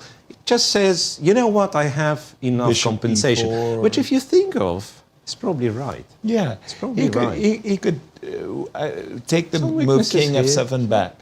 Yep. You could play that ending rook e8, rook e. I like the a5 move, to be honest. A5, yes. Yeah. But sorry, I just wanted to say you could play rook e8, rook e1, rook e2, rook e2, bishop c5, bishop c5, bishop e4. We saw something like this ages ago. We're saying where's pawn down? Yeah. But we've got our bishop on e4 and your move a5. I think king f7, it's trying to do the same, just swap all the rooks, then capture on c5 and say, let's agree a draw. Yeah. Interesting. Let's agree to a halving of, what did you talk about? Halving of the point, your grandmastership. Shall we agree to the halving of the point? Wesley So, our other, I wanted to go to our other leaders game. Wesley has had a quiet start to this event so far. 4 draws. It hasn't been through lack of effort, and certainly not from opportunities either. Queen c2 last move, and clock time's more or less evenish. Yes, there's nothing big in it. So Wesley So has 1 hour 21 minutes, whereas Praggnanandhaa has 1 hour and 12 minutes. So nothing too significant, but when it comes to the position on the board, I would say Wesley has a very comfortable position. Exactly. And it's primarily to do with Black's light squared bishop. It's not got any squares. And if it has a square, it's going to be d7 and e6. And, you know, it's not really doing much there. In these positions where Black has a pawn on a c7, on c6, pardon me, rook d1, it's just huge. The pressure on d6, rather insurmountable, I want to even say. You were mentioning that the bishop on c8 is rather stuck. The moment you try to play bishop to d7, well, I'll whomp on that pawn with gusto and glee and take it and retreat, and that's an extra pawn. That's why we're seeing this move knight to c6. Well, Black has to do some counterplay because White's plan, if basically left unchallenged, is simply to creep up the board. So, you know, you do small things like you put a rook in, 2 rooks in the center. I would be going rook d1 just to kind of control the d5. Rook a to d1. And then I would do small moves like h3, e4, go for your bind. Well, that's not a small move, that's a big move. Why just play e4? If I may, there is one factor that we normally do not have in the King's Indian, the real King's Indian, but White is threatening c5 for real. Right. Because usually, as Yasser pointed out, there is a pawn on c6, d6 is somehow protected, and c5 is not really affected. Here, after rook a d1, like c5 is a huge positional threat. And maybe for that, I'd actually keep the pawn on e2. So the bishop on g2 is active, right? Yeah, there we go. So, Queen c2, one of the things that Black usually tries to get in is some tactics. In this case, I guess a4, knight takes a4. Well, let's see, just a second. I'm thinking that usually when the bishop is on a3, you want to play a4 and play ba3 so that the rook has to be honest. Now I'm struggling to understand exactly. It's been so long since we've had these kinds of games. I guess we just take some pawns. And in this position, if I'm not winning the a, maybe I'm thinking queen d2. You know what I might be thinking about is a situation, we're going to go back a move, is queen d2. I must be thinking about this as a difference. Now I can play a4. In case of knight takes a4, I have knight takes c4 as a way. So Wesley's queen c2 was designed to prevent a4 and to prevent c6. And like Mira was saying, give White the opportunity of bringing the rook in the center and threatening c5. You've got issues. Knight c6 preps, I think, the move knight b4. I mean, you've got to do something. You've got to do something. You've got to break out. You've got to have some counterplay. And also to cut that connection with the d6 pawn so that, for example, in case of rook d1, knight b4, c5 is not a killing threat like this. Yeah, like some plans that I've seen of unraveling is to go knight to d7. Well, actually, I've seen they've done to me. Knight to d7 in order to put the knight on e5 or c5. Exactly. And again, I think of the games of the immortal David Bronstein. Yes. For me, he was one of the great minds of chess. I mean, I could sit there and listen to David for days on end and talk about a storyteller. He had some stories. He certainly did. Yeah. But, well, Wesley, it is the round before the free day. Right. And as we've seen before, like especially in the Cairns Cup, that was one of the most decisive days. Yes. So let's have a look at the players' tournament performance rating before the rest day. Okay, let's do And it. after the rest day. So look at that. Who is Wesley. at the top? Wesley with 28.51. Now, these stats are actually compiled for the last 3 Superbet Chess Classic events. Break this graphic down for me. Your TPR is your tournament Performance rating for this specific round, the round before the rest. Yeah, for the five rounds before, and also the 3 previous Romanian events. Gotcha. So this is what this statistic easy is for based on.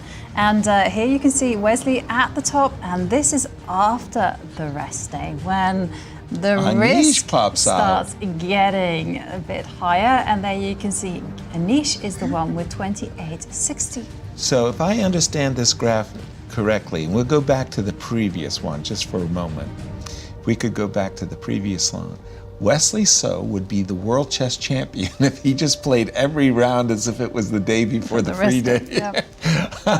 That is amazing. He really outperforms in a massive way. He's willing to take risks. Intriguing. And that's something that's... And Anish Giri is the guy you don't want to play after the rest day. That guy knows how to prepare. I don't know, something's happening there. You know what, it sounds scary, this 28.60 performance, but if you think that the average rating is, what, 27.60, let's say 70, right? So that means that Anish scores on average +1 after the free day, and then Wesley scores +1 or sometimes +1, sometimes +2 before the free day. So that's it, right? Right. Yeah. So this tournament, Wesley doesn't have a chance to score +2 because that's the free day is tomorrow. What happened with Fabiano last year, right? So he won 2 games before the rest day, but then drew the remainder. Right. Straight through. Jump in, Miro, on the position with this Pragg game and Wesley. altogether. Yeah, knight c6. If Was I that a may, computer? I'll return all the way to Please. move 6. Okay. Because if I suggest for black to play bishop d7 or knight f to d7 or rook e8, you would think I'm a beginner. Right. And these moves are silly. Right. And they might as well be, but all I'm saying, they're more popular than a7, a5. So it's a very, very, very rare move, a7, a5. Right. It's not perhaps an independent idea, once again, so that after castles and bishop f5, we are getting transposed, that there is like more games in the database. Knight h4, bishop c8, and b2, b3 is not very popular. Knight b to d7, quite logical, right? So since you've played a5, playing the King's Indian, what options do you have? It's either e5 or c5, and then a5, c5, and Fabi would confirm, do not go together well. Yes, I'm referring to Fabi's first game. So you're preparing e5. Bishop to a3 is clearly to fight against e5 and capture with the pawn, right? So, and then Pragg played e5 nonetheless, and possibly it wasn't the best because, Compi has some other suggestions, and one of them is funny, to go c6 and to actually go a4 as Yasser was mentioning. I'm not sure if it's something like that it was trying to execute. Now I'm no longer sure if it's any good. Rook a3, are we co-knight? Yeah. Anyway, so that was some silly computer suggestion. So after that, and queen to c2, I think the trick is like, you look at it from black's perspective and you think, I'm playing the normal King's Indian and everything, but white pieces are placed in such a way that you do not get your perfect King's Indian setup. And then after knight c6, rook a d1 indeed has to be played. Was Okay. it? It wasn't yet, right. Knight b4, and then both queen d2 or queen b1 are actually quite cool. And there was one more thing that someone taught me back in the day, that in the King's Indian, you have to kind of rush to play c6. And your d6 pawn is weak, and you have to defend it, sometimes by tactical means. Because if white sets up the knight on b5, you are pretty much paralyzed. Right. c7 is always weak, always targeted, and you can never play c6 because d6 is going to fall. And it looks like this is what's happening. So for a moment, you can go like knight c5, looks nice, but then white slowly exchanges the bishops, prepares a3, prepares b4, Pushes you looks, back. yeah, looks like not only white's position is better, but also very, very clean plan what to do for white. Yeah, you can double on the d file. For black, Easier it's quite play. tricky. Yeah. Easier play for white. So knight c6, maybe rook d1, and Wesley's got the kind of position where he's got a grip, if you will. It'll be quite the challenge for Prague. This position after rook d1. And Jovi, where would you like us to go? Can we revisit a game between Bogdan Daniel and Jan Nepomniachtchi?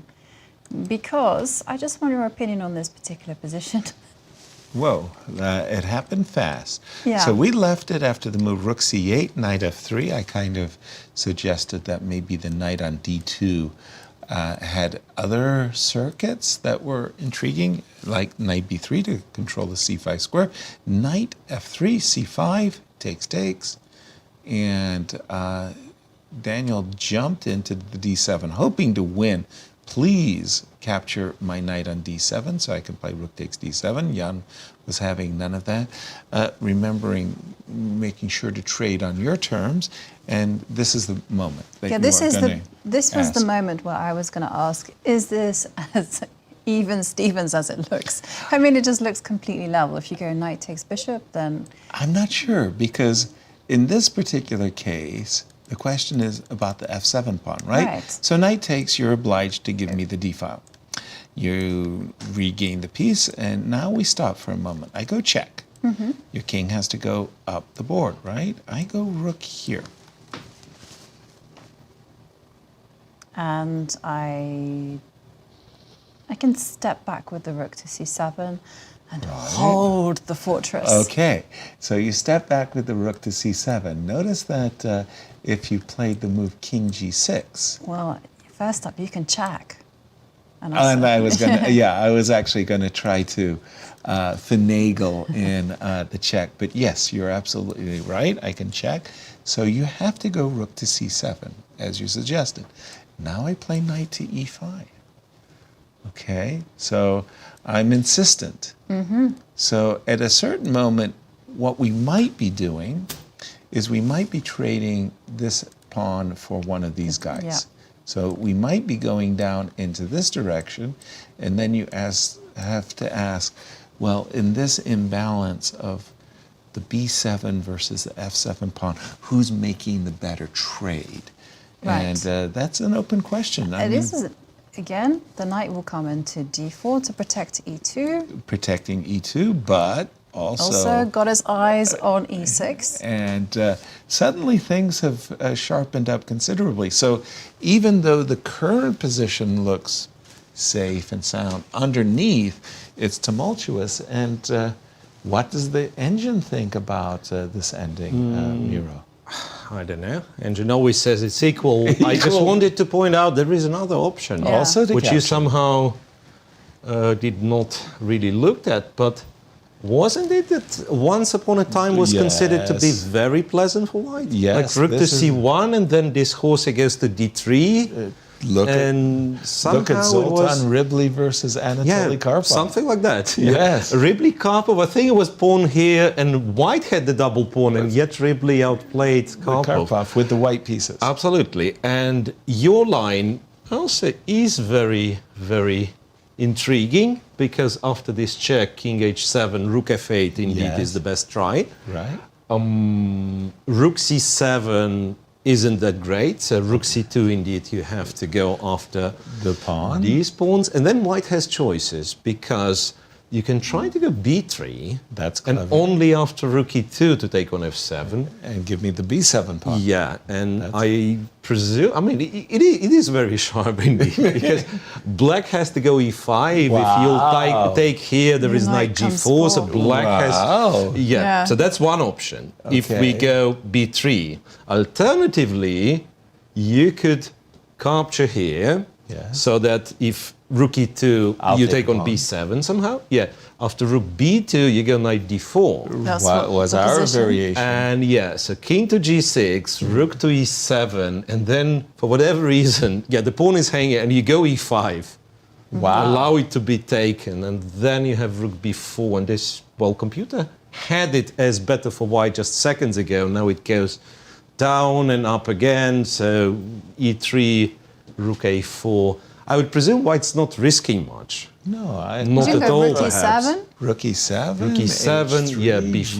G4. Yeah. d5, yeah. So the point is, like, if you go after g7, you're probably not stopping these guys, right? So you have to we be wanted careful to do as it well. in a more sophisticated way. We So wanted like to to go threaten here, checkmate. to go here, and to go Yes. for a checkmate. Right. Yeah.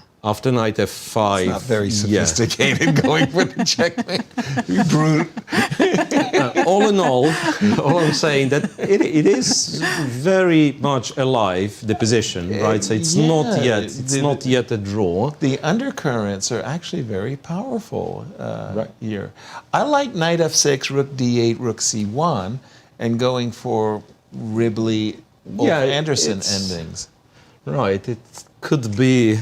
So let me just get this kind of whole concept straight. So Right. the whole Ribley Karpov was rook c2, knight to e1, knight to d3, Right. and then Get the king Slow, closer, slow, slow. put the pawn on e4, put the pawn on f4. So, well, something along the lines of. and you're just arguing that think this you go bishop here. looks great, but doesn't actually target anything. Yes. Say king f8, put the knight a. Yeah, so I'm thinking nowadays they've agreed that, in fact, despite it looks like you're weakening your pawns, at some point you have to push them. Because if you'd be waiting, right, for white to build, say, f4 is something, usually- I don't know, rook c2, do we need it now? f4, and let's say black is waiting, I'll just show what white would like to achieve, right? I don't know, probably lift the rook here, go king e3, then possibly push the b pawn as well. So it's not that white's winning immediately, or Right. yeah, but white has control and white has plans how to improve the position. And it's not easy for black to Right. improve his position.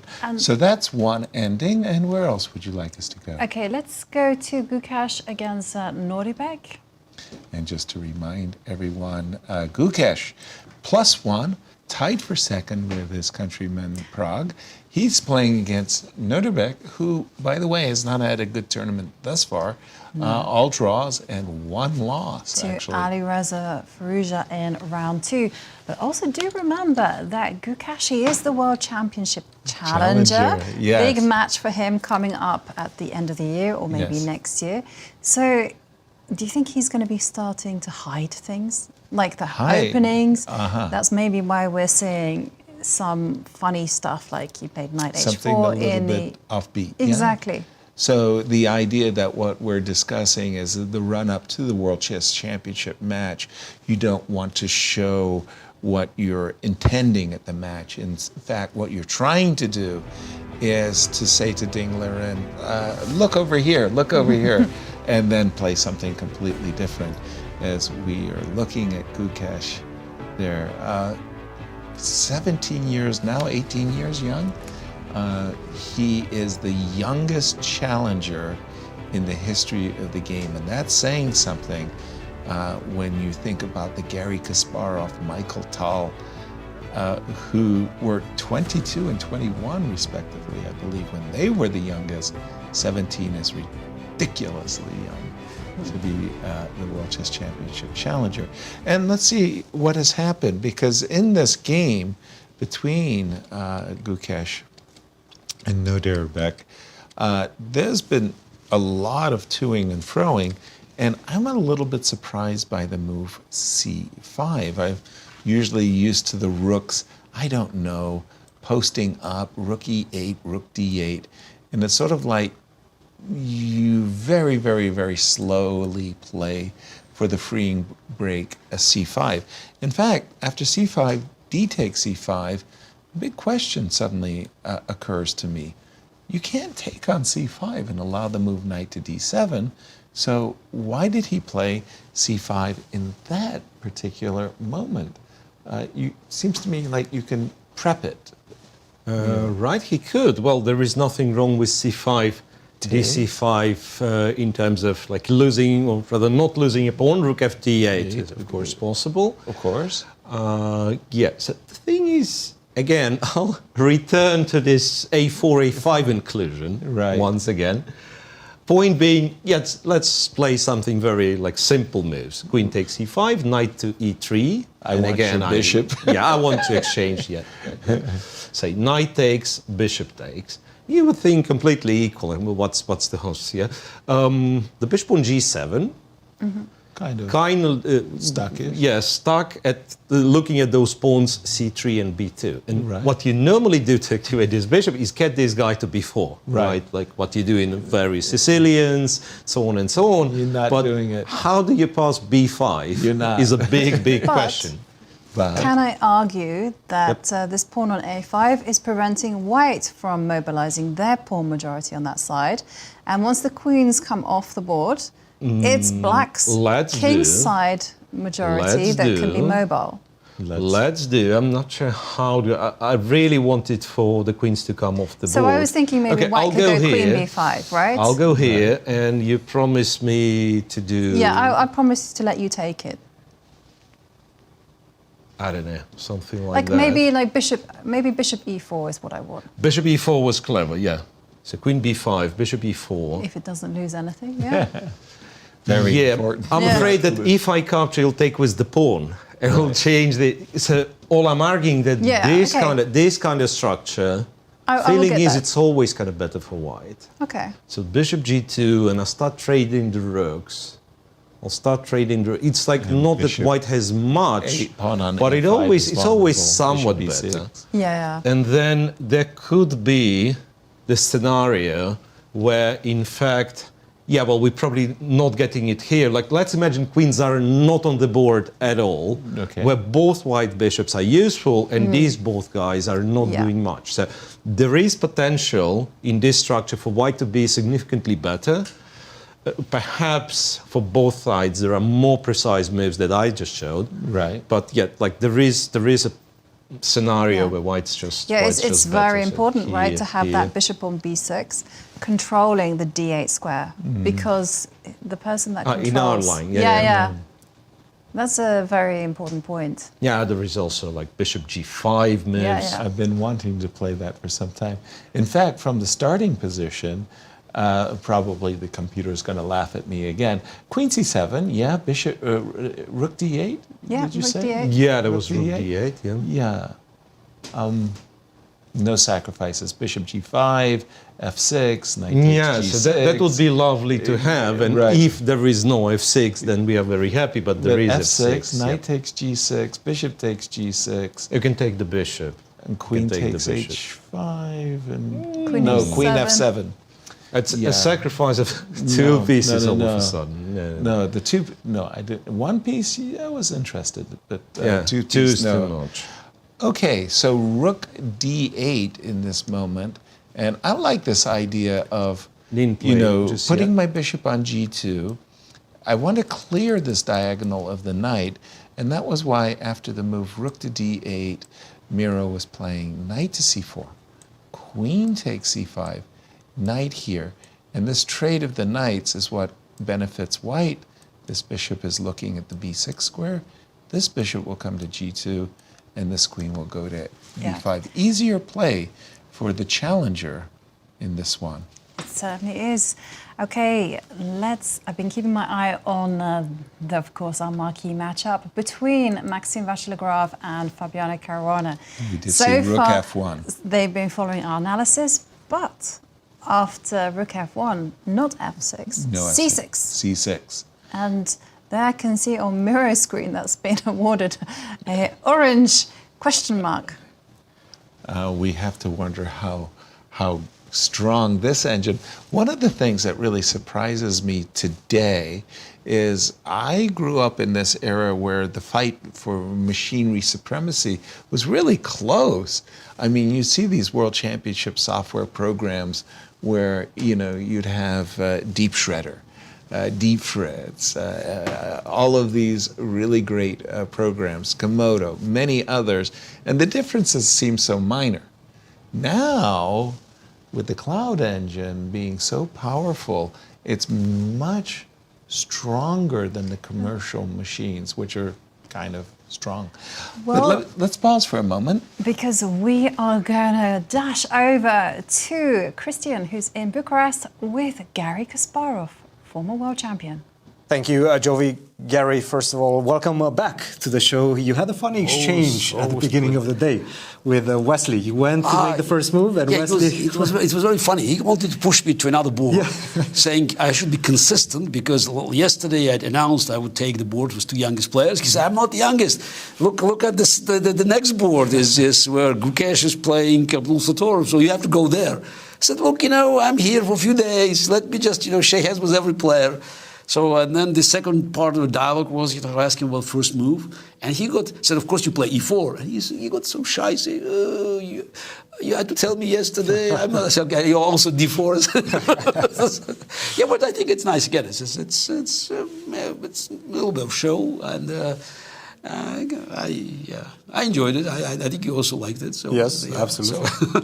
You've been here for a couple of days. What have you noticed about the players' preparation, what they're bringing to the table for this tournament? I think most of them trying to avoid big duels. I mean, we clearly see Gukesh obviously has a world championship match, but I think in principle they try to play, you know, just it's not safe, but it's to make sure that nothing happens. I mean, exceptional Caruana today. That's interesting. So he went for a very, very sharp, but modern line. I always thought it was very suspicious for Black, but again, the position now it's I think White is clearly better. That's the way I see it. So I don't know what machine says. Yeah. Machine always says 0-0. 0-0. Yes. Yeah, but it's a very interesting line because Black always, you know, ends up with pawn down, losing this pawn on a file. Yes. So this is but it has some compensation because the rook is always misplaced and. It's quite funny. I mean, it's this kind of anti-computer chess because Rook is standing on e5 all the time, and Black refuses to take it because clearly after take on e5, you know, White has an easy game. So let's see what happens. So I'm seeing this trend, especially from the top 3 players in the world right now: Magnus, Hikaru, and Fabi. They take some risks with the Black pieces, and sometimes it pays off. Occasionally, mostly from the top players, we see very tight play with the Black pieces. Do you need that in modern chess to score important victories with Black? You definitely should ask them because they're more they're playing. I'm not. So I just. But I think it's probably a statistical gamble. But since we're talking about top players, I think they already calculated that this risk, you know, pays off. So. And also, again, I think let's look at this line, for instance. Sure. Yeah, it's a sharp line, but this is not neither. This is not, doesn't have, you know, tens of hundreds of opportunities for White. It's quite straight lines. And so that's why I think there's a risk, but it's just, it's not that you have to memorize endless lines, you know, and White could attack you from just every corner. And also, again, as for this position, yeah, the Black King is not in danger. That's also important. So this again, risk is calculated, and so now we're seeing that the corner will end up. I guess you have to take with this rook, right? Or yeah, of course. No, of course. Probably giving away the exchange is not the right way. Yes, but so do we just go for rook 8? Rook 8 or maybe rook 8, yes, because it's a little bit difficult to actually unpin yourself. No, you can unpin yourself, but then bishop takes c5, and it's very drawish. Yes. So that's why.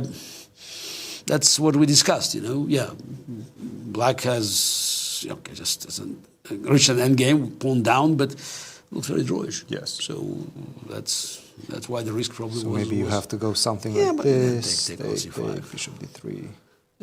This immediate draw. Looks Immediate looks draw, pretty easy. Yeah, we might actually just see this peter out. Maybe I don't know. Just what Know else? that they've already kind of went in that direction. Okay, let's try it out. Why not? But what's the next move?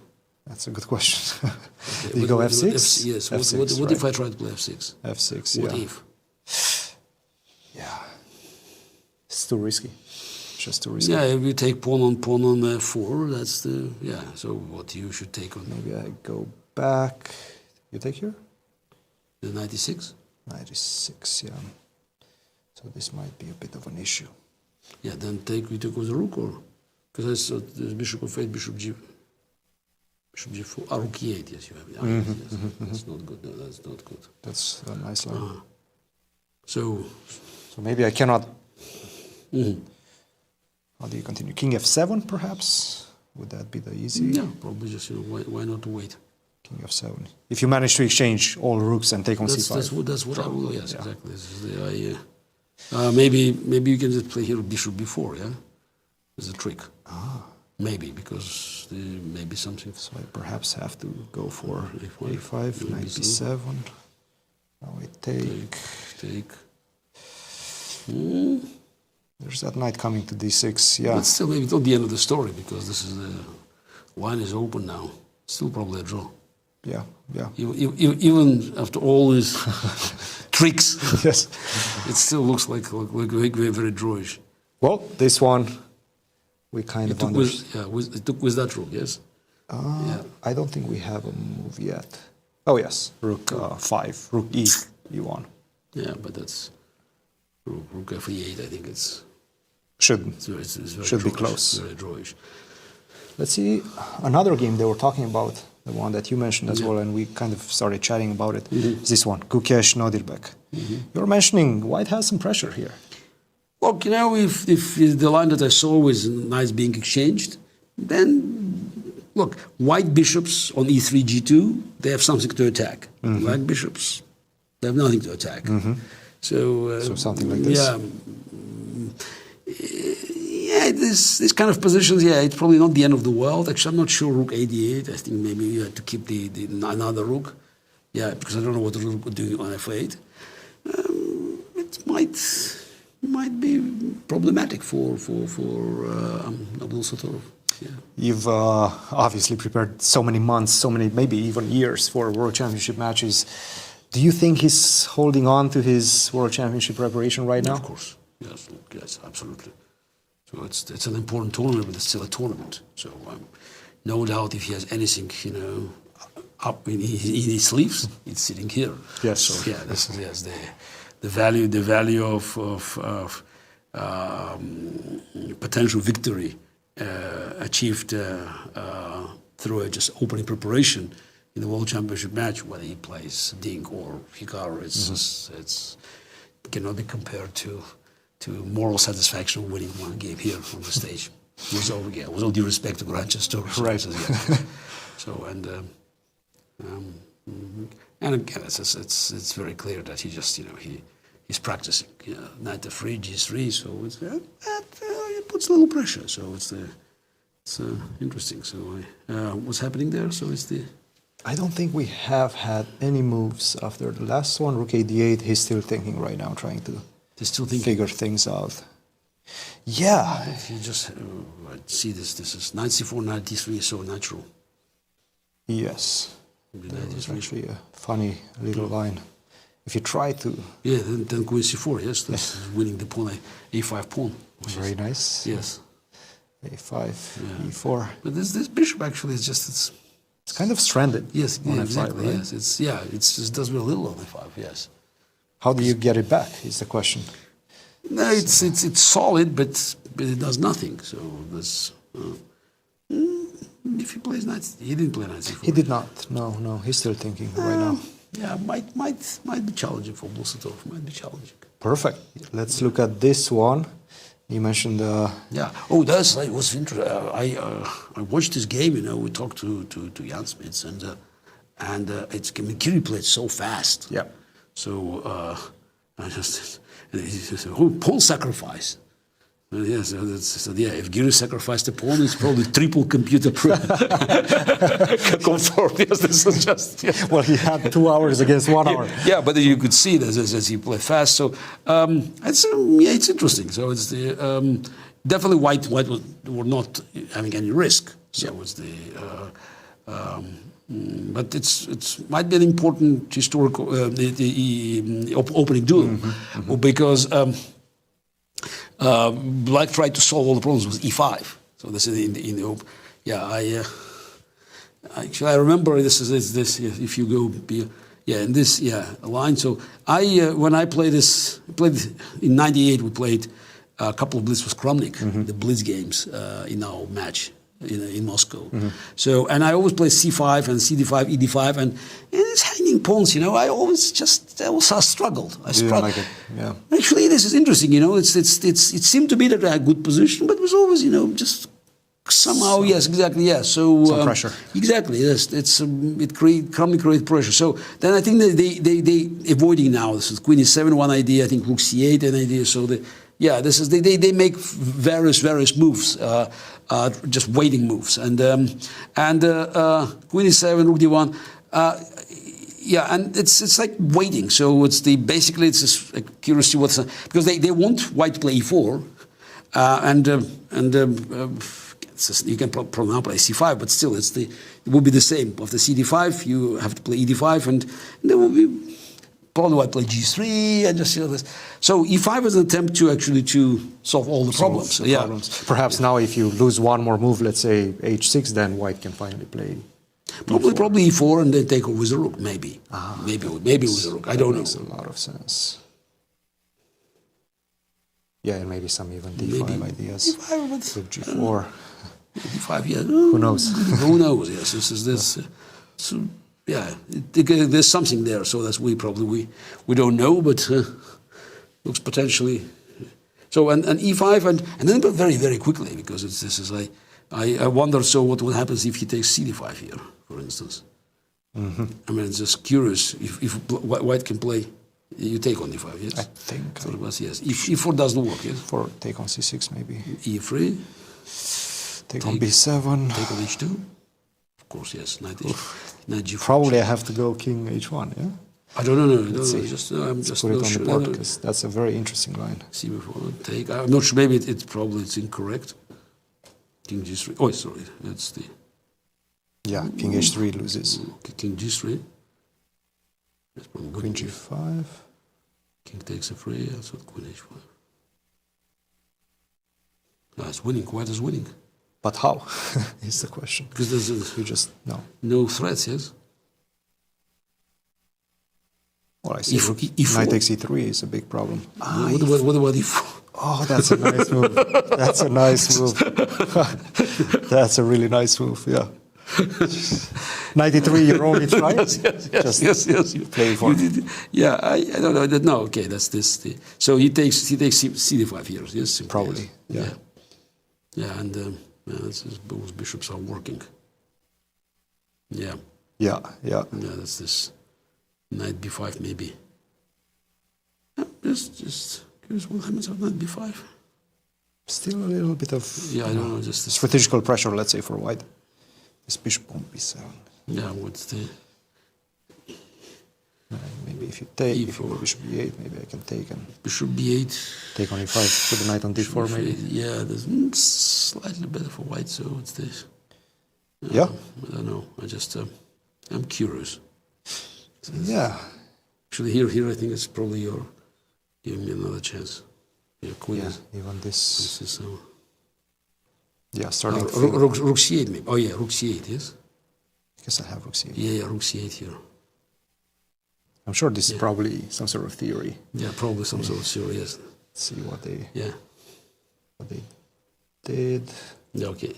So this is, and then this is this. So he took, then this exchange, and then all of a sudden rook d1. Yes.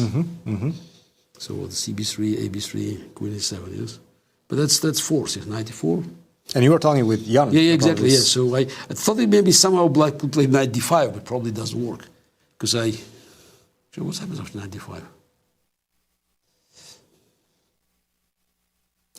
That's a good question. Maybe. Probably nothing huge. Yeah, but it's E4, 95. Yes, some pressure. Yeah, some F4 pressure. is coming. Yes. F4, I'm not sure, but E4 first. Like, how do you get this bishop activated? Maybe we just go with bishop c now. Yeah, bishop then c. take and queen takes e6 next. Let's take. This should be. Knight f6. Bishops. Slight pressure. Yes, maybe we'll c4. Yes, well, probably it's it. Yeah, but he took on e4, queen e4, and f6 now. Yes, he spent a lot of time. Yes. So what's happening now? I think we still have some moves, perhaps. He took take rook d7, rook b8. This is the current position.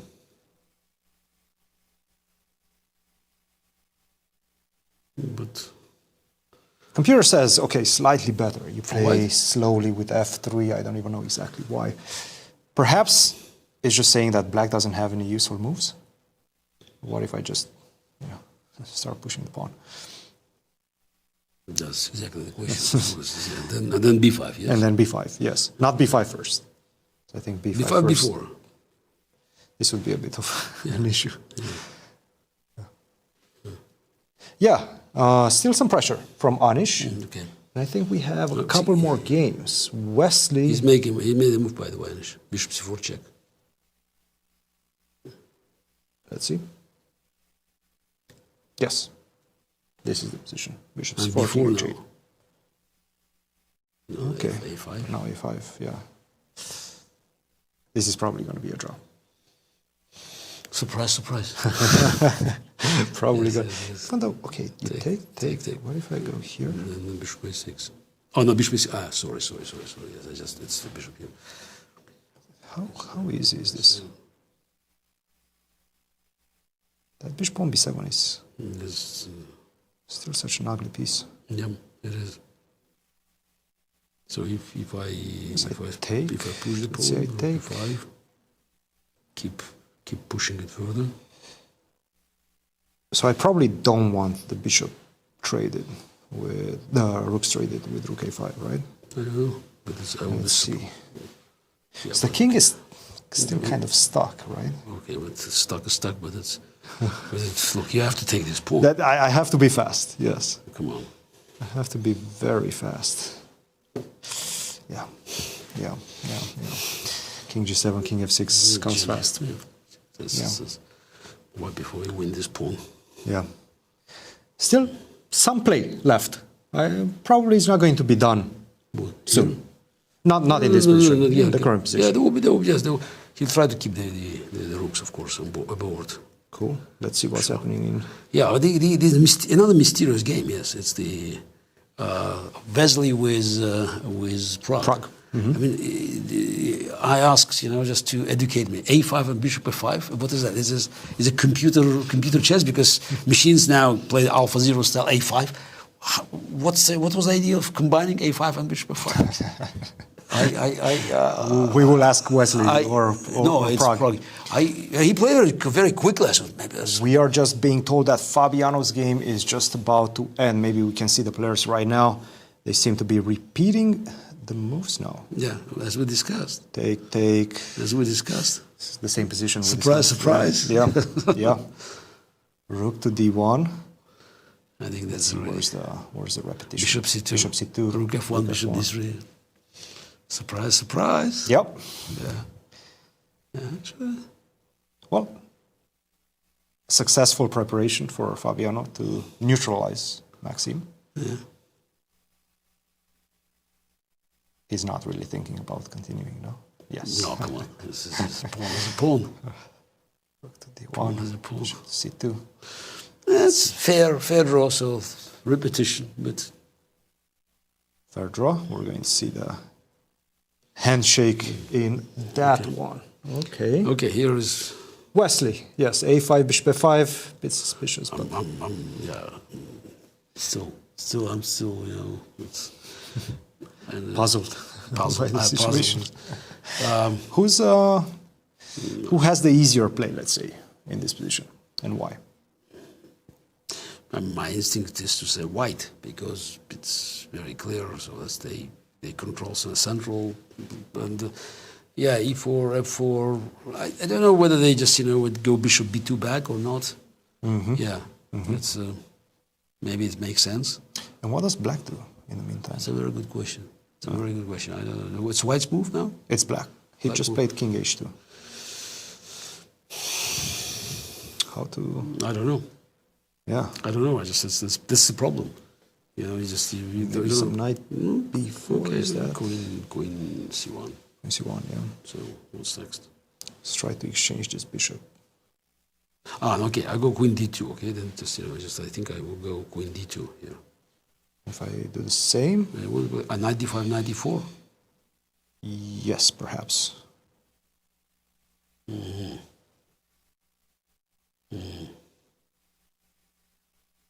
Feels like this might be the only way to try to do something with black, just to exchange that light square bishop. So Maybe queen b1 and queen b1, knight g4 check. Knight g4 check. That's what it is. Yes, and bishop takes h3.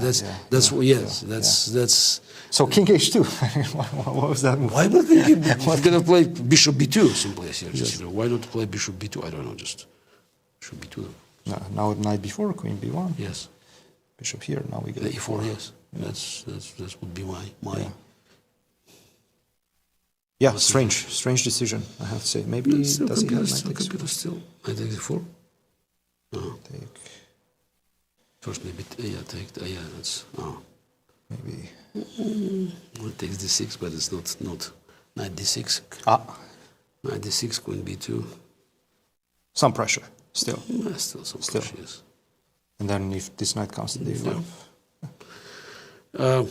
But now it's knight b4 is better, even stronger. Yes. So because the queen has to go d2, c1, and then bishop c6. Wesley has missed an opportunity, even yesterday, against Jan. With the black pieces, he actually had a better position at some point. Yeah, absolutely. Yeah, but how much better? This was extra pawn. Yes, I think he had to keep his knight on f7, but I didn't see how he really improved the position. Yeah. Yes, instead of king f7, knight f7, but it's a little drawish to me. Yes. But he played we discussed it, the bishop on d5, a very creative game, creative game. Actually, that's so. It's sometimes these games that ended without a decisive result. So they're still a very, very, very interesting, tense. A lot of maybe not for just chess fans, they're waiting for fire on board, but there are some good ideas and a lot of content, a lot of value. Again, it's about value. Games are valuable. Absolutely. And this one, the last one, Bogdan Deac versus Nepo. Is there anything in this one?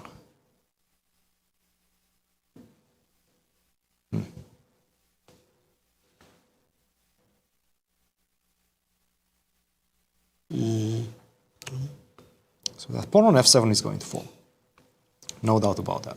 The question is which one. Yeah, but this one, if he gives this one, then he'll attack this pawn. Yes.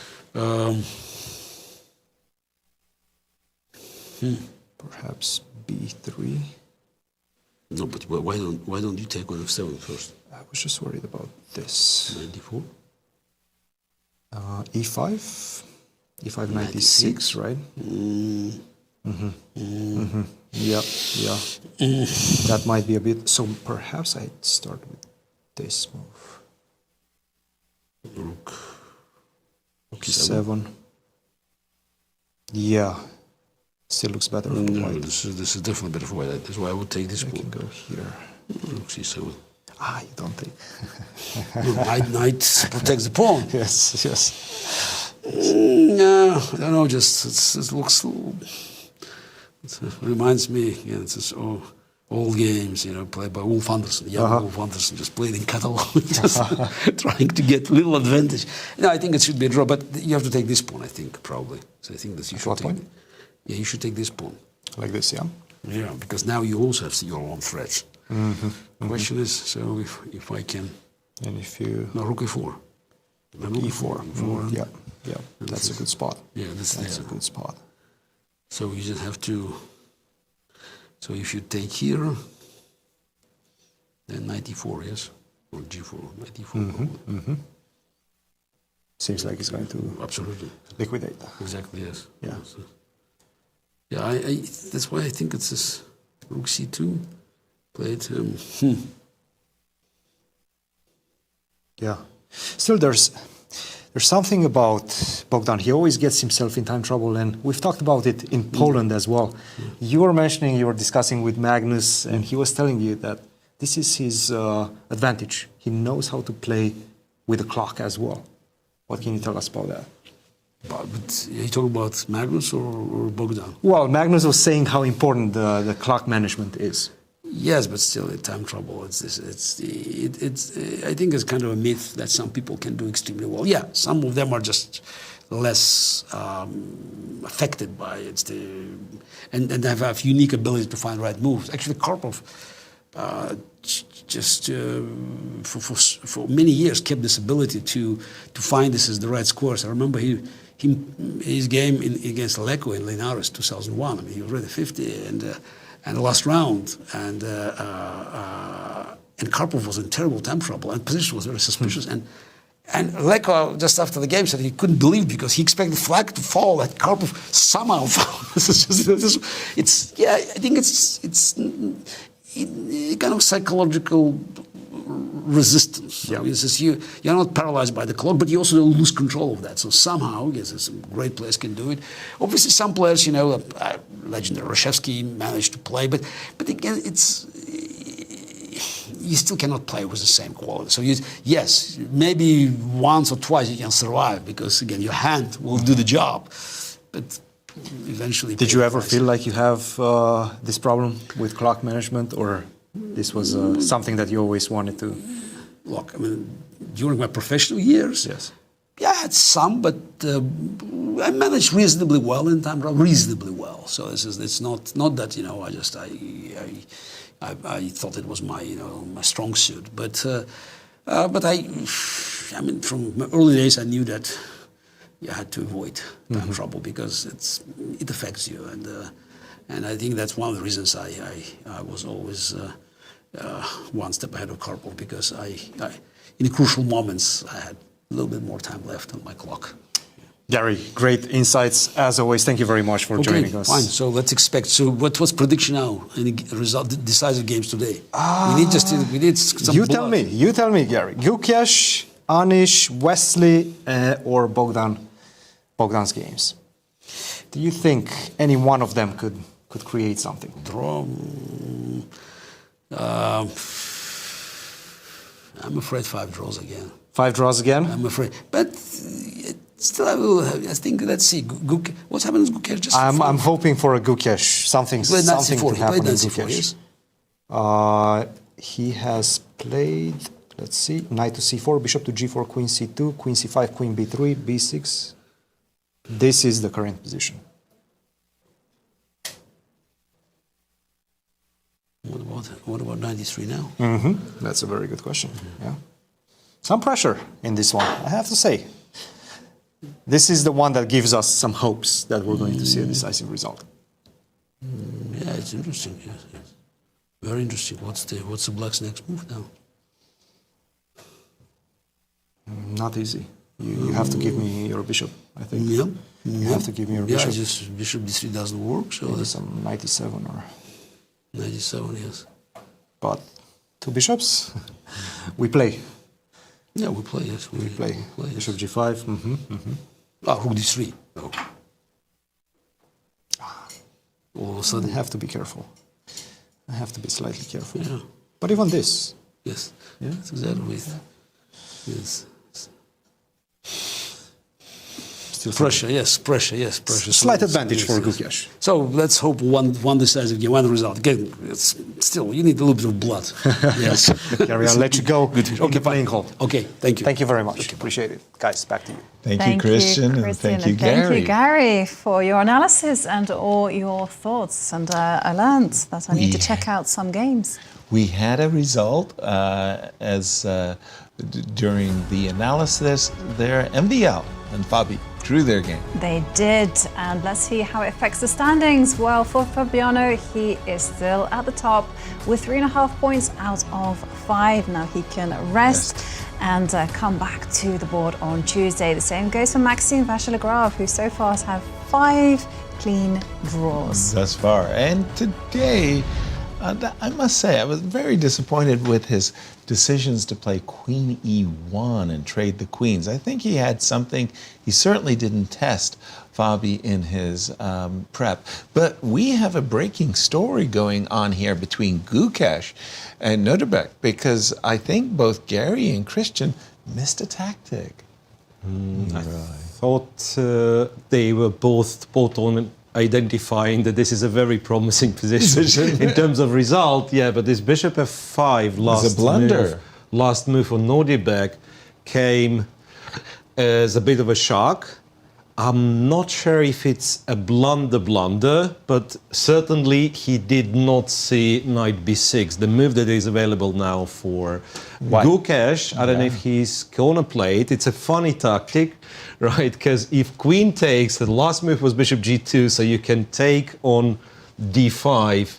Protect the queen. Yeah, queen takes, bishop runs away, captures the queen. This looks like a healthy extra pawn. So what black has to do, apparently, is to take with the knight after bishop e3, go queen c4, queen takes b6, rook b8, queen a5, rook b2. Okay. And looks like black is getting very serious counterplay, but I am not sure still. Queen to c5, and the queens are exchanged. Yeah, this guy will run very, very fast. So computer thinks that, yes, still white is better. Nothing dramatic. It's 0.5, so I presume maybe black somehow holds.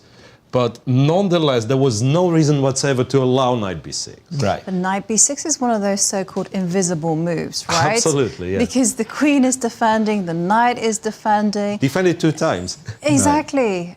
And like, why would you even dream about this pawn on b6 being a liability? Right.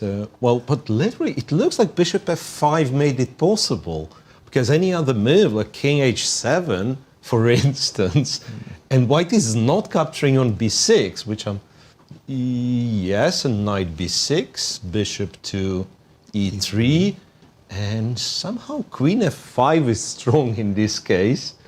I'm not sure what it is. Because bishop b6, rook bishop b8. b6 runs into a pin. Yeah. Right. Yeah, and after queen b6, rook b8, I guess there will be some counterplay against the king, or maybe serious counterplay against the king. So that's why. So it's bishop f5, which makes the knight takes b6 possible. However, I still believe there must be resources for black to fight back. Thank you, Miro. Knight b6. At first blush, when I saw that move, I thought, oh no, it just wins the game.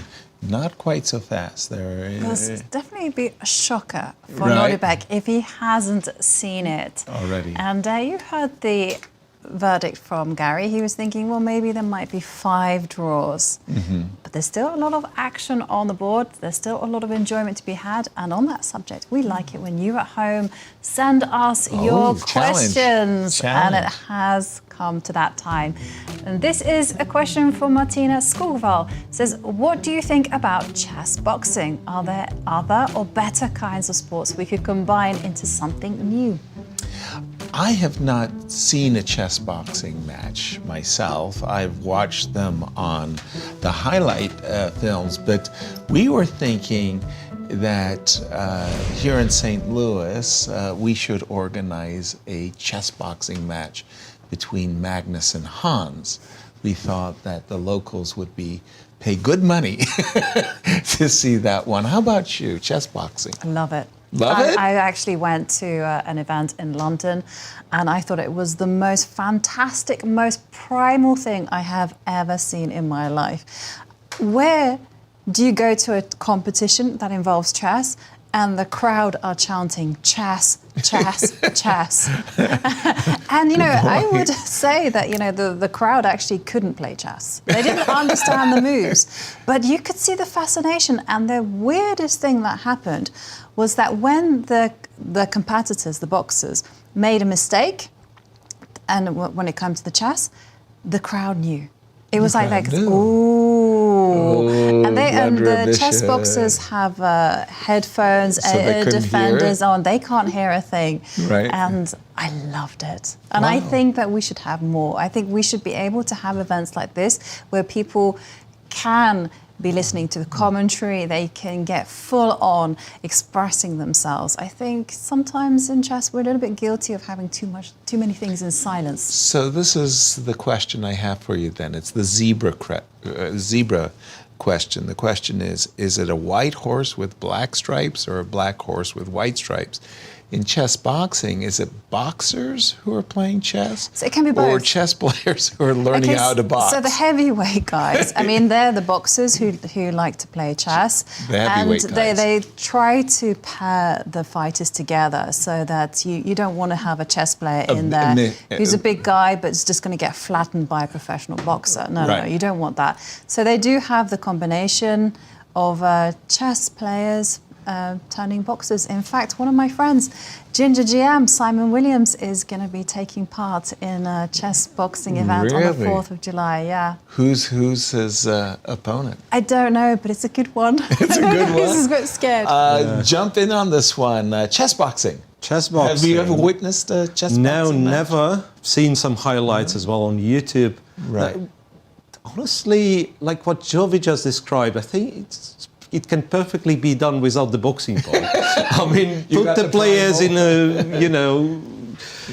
noise-cancelling headphones on the stage, and we'll be commentating and making fun of their moves, calling it for the crowd. That's possible. Because I don't see what stops a guy like Klitschko, for instance, the former world heavyweight champion, and apparently a friend with Vlad Kramnik, and having like 2,300 rating. Pretty much. What stops him from just destroying everyone? Do you know something? When it comes to chess boxing and boxers in particular, I do know that they are very into chess. We have Manny Pacquiao. He's a very decent chess player. From the Philippines? From the Philippines. We also have Anthony Joshua, who played my friend. From the UK. And he got very competitive with her. He was a bit annoyed that she beat him. Oh, boy. And one of the things that they do is after a boxing match, they have to stay awake for like 10 to 12 hours because they need to test for head injuries, and just to kind of test their kind of mental capacity, they play chess.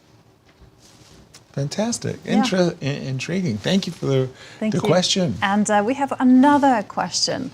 So let's have a look. Another one from Martina Skugval. It says, which of the participants might be underestimated in the chess world? I can't think of a single one, Martina. I think all of these players, each and every one of them, are held in great esteem. Yeah, I would say the same. I mean, we heard yesterday from Fabi, when he was talking about the wildcard Bogdan Daniel, he said he's a very stable player.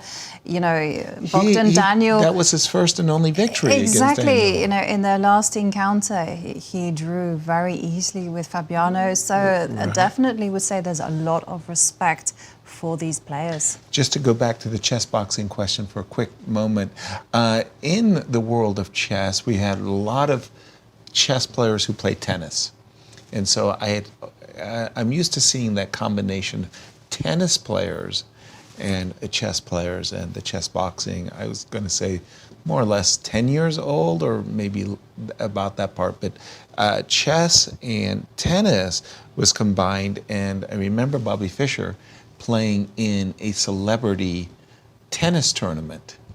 With other celebs who played tennis and enjoyed himself immensely. But there you go.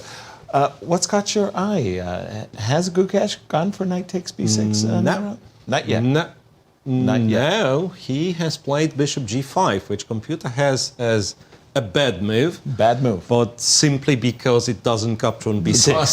So any other move is the bad move because it did not capture the pawn. Gotcha.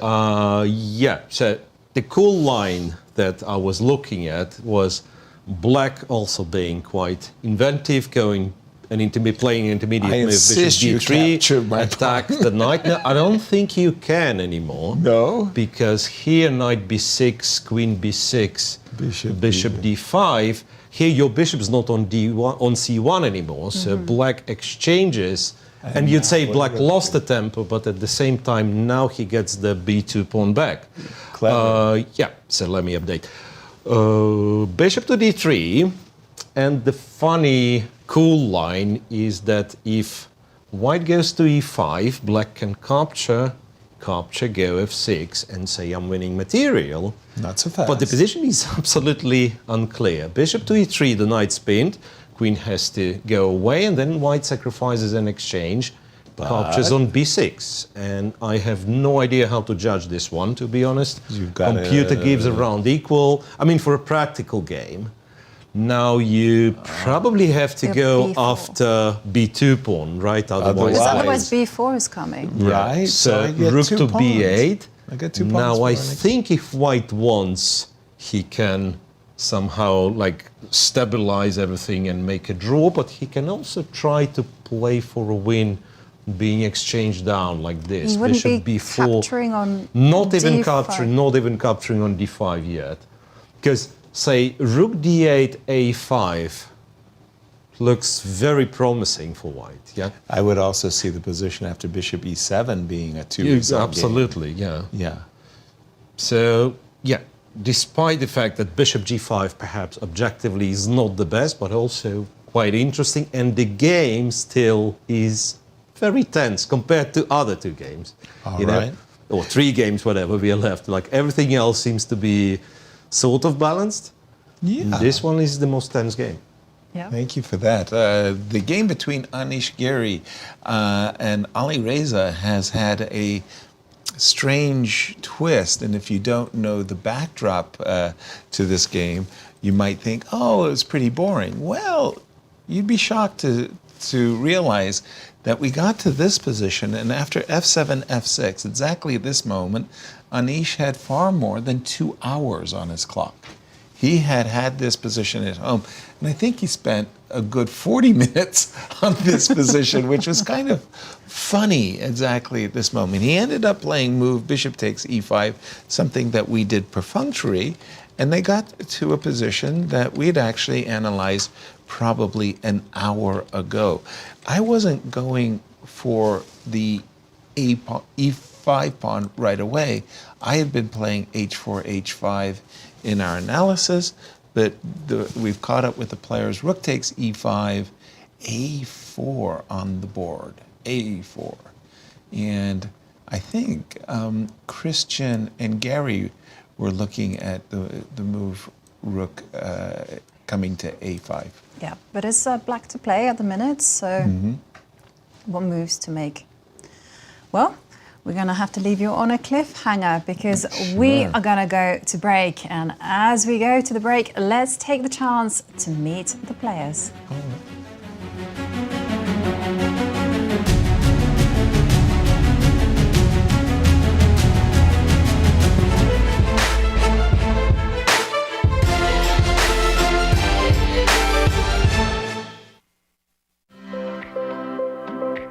The exciting Fabiano Caruana is a 31-year-old grandmaster and reigning 3-time United States chess champion.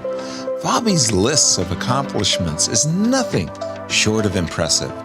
He won the Singfield Cup in both 2014 and 2018, and with a peak rating of 2844, is the 3rd highest rated player in the history of chess.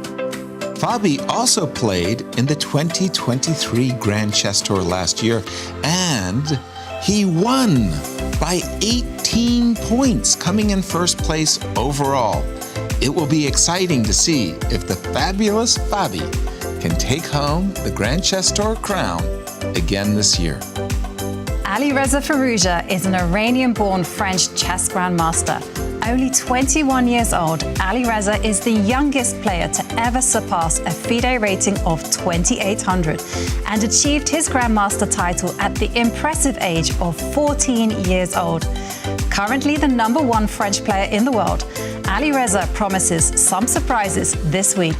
3-time U.S. chess champion Wesley So is a thrilling force in the game of chess. The 30-year-old Grandmaster ranks number 9 in the world today. Wesley has won many major tournaments, including the highly rated Tata Steel event and the 2019 Sinquefield Cup.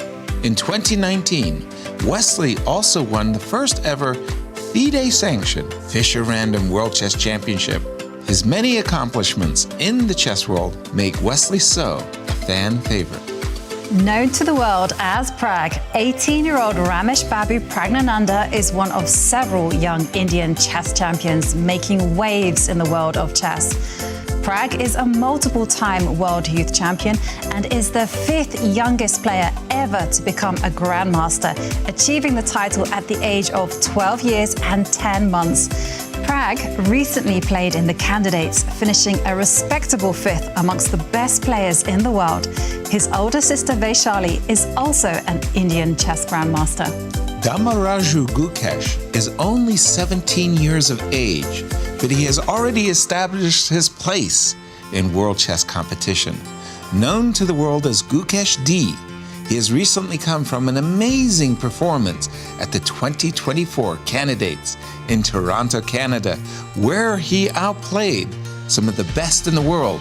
His win at the Candidates qualifies Gukesh to play Ding Liren for the World Championship next year. Gukesh Damaraju has quickly become a world favorite. This will be his first Grand Chess Tour appearance. Jan Nepomniachtchi, otherwise known as Nepo, is a Russian chess grandmaster with exceptional skills that have made him one of the best chess players in the world. Currently ranking number 4, Nepo is no stranger to the World Championship.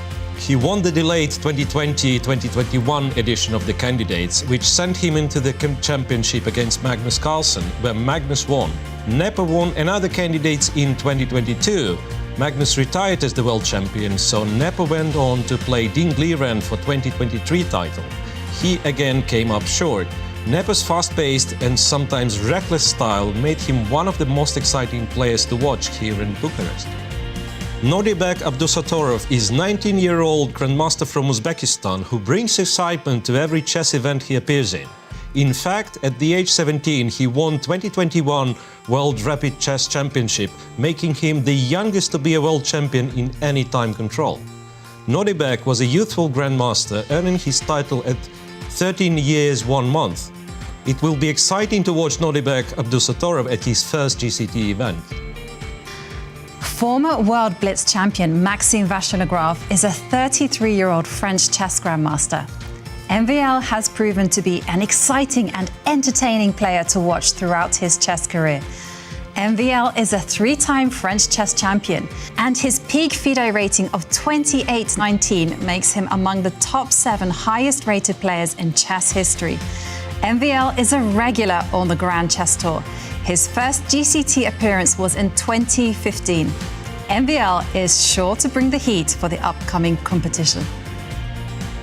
Anish Giri is a 29-year-old Dutch grandmaster and 4-time Dutch champion. Anish has ranked in the top 10 of all players in the world for the last 10 years. His victory at the 2023 Tata Steel event and his 5-time contributions to the Dutch Olympiad team have made Anish Giri a favorite player to watch. Among some of the youngest grandmasters in history, Bogdan Deac is a Romanian chess player that achieved his grandmaster title at the age of 14 years and 7 months. Deac is coming off a win in March at the Reykjavik Open. Bogdan Deac will be a crowd favorite here in his home country.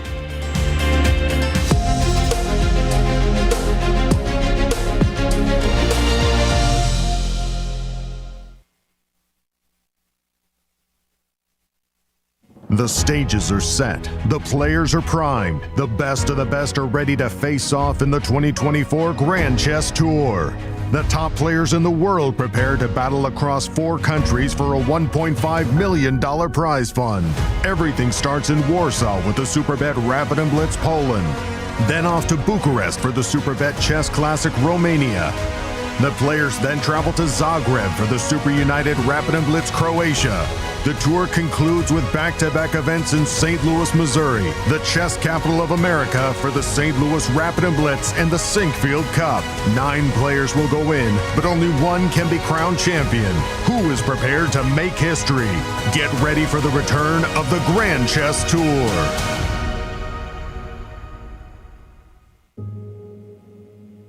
We are here to celebrate what the Chess Campus does and collectively make a difference to St. Louis through the artistic, cultural, and educational endeavors of chess. The St. Louis Chess Club and World Chess Hall of Fame make such a significant imprint throughout our community, and with your help, we will continue to grow opportunities of outreach and engagement.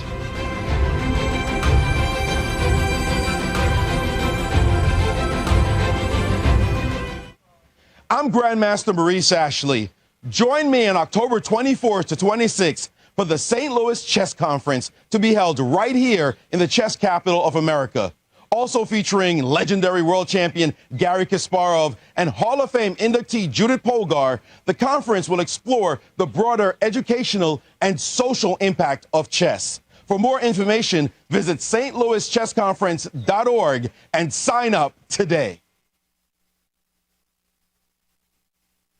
The St. Louis Chess Club is the premier chess facility in the United States. We bring the educational benefits of chess to thousands of students across the St. Louis area. We also promote chess at the highest levels, hosting all levels of the U.S. championships, as well as high-profile tournaments that attract the world's best players. Become a member and enjoy perks such as free classes and lectures, weekly tournaments, and so much more. Visit stlouischessclub.org to claim your membership today.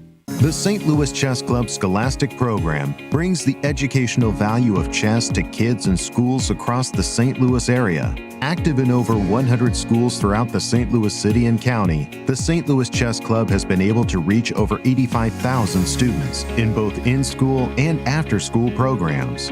We view chess as a valuable educational tool. Learn more about our scholastic programming by visiting stlouischessclub.org/education. In the world of collegiate chess, there is no team rising quite like the one at the University of Missouri. The team has brought home title after title, including the 2024 Pan American Intercollegiate Championship, and were the 2024 Final Four champions. Guided by their head coach, Cristian Chirila, there is no stopping the Tigers. Respect, responsibility, discovery, excellence. University of Missouri. Here is the place where we enjoy the game of chess of its beauty, to advance the cause of chess and to help St. Louis Chess Club to serve as a capital of the world of chess and to keep bringing new and new millions of new fans into the game every year. I'm Grandmaster Maurice Ashley. Join me on October 24th to 26th for the St. Louis Chess Conference to be held right here in the chess capital of the United States. Also featuring legendary world champion Garry Kasparov and Hall of Fame inductee Judith Polgar, the conference will explore the broader educational and social impact of chess. For more information, go to stlouischessconference.org and sign up today.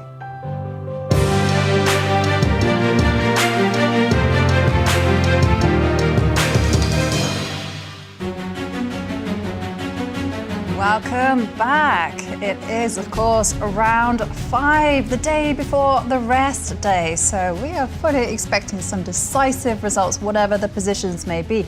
But we have had one game finish between Maxime Vachier-Lagrave and Fabiano Caruana. That game finished in a draw, so let's take a look at the standings. Fabiano Caruana, he's with that draw getting 3.5 points out of 5. Maxime Vachier-Lagrave on 50%, having drawn all of his games so far. But still, 4 games in progress. Absolutely, and let's jump into those games. The game that I'm curious about is between Anish Giri and Alireza, because this imbalance of 4 versus 2, but these 2 passed pawns on c6 and a3, it seems very, very concrete to me. Like, can we determine an outcome right here, right now on this one? Ooh, determining the outcome might be tough, yes. Because, for example, rook a5, it's a very forcing move. Well, before we dig into forcing moves, let me mention that, one move is drastically better than the others. So all the others are 000, which means equal, dead draw, and f2, f3 is 0.7, which is like that bit of an advantage for white. Okay, and so draw is very likely a draw. These numbers suggest something. The accuracy is 99.1 for white and 99.3 for black. Whatever it means it's very, very high. So no mistakes made, pretty much. F3 is what computer likes, for the reason that, say, after bishop a6, there is this tricky move, and you can't really capture the bishop because a2, and then a check on b1 if you go to a5. Right. But after, bishop a6, you go to a2, and in this case, in fact, computer starts kind of slightly increasing white's advantage. So I presume it's very unpleasant for black to play, because you have to watch out for rook a7. Right. Say you'll have to go rook a8, and then white starts expanding on the king side. And it's not that easy for black to find kind of the way, right? I don't even know. So f3, what else was? Like rook a8 leads to the same, some g6 computer. So perhaps that's the only way to actually put some pressure, f3. But still very, very minimal. Anything else? It's not that different, to be honest. It still goes g6, says it's equal. Yeah. So it looks promising, but I do not see the clear path, to be honest. I don't see a clear path for white.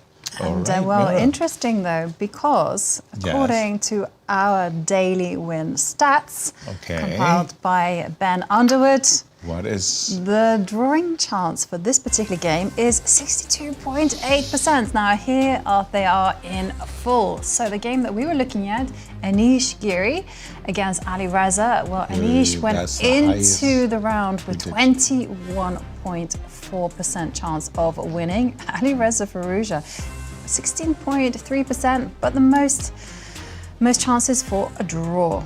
The highest likelihood of any one of the 5 games was this one. Do any of these stats surprise you at all? Yes. Yes. Which one? Wins for black for Fabi and Nepo, are in my opinion, are very, very high. Yeah, wow. Surprisingly high. 12.9%. Yeah, that's a little bit low for Bogdan Daniel Deac. Well, he might be there in last place, and he might have lost 2 very close fought games.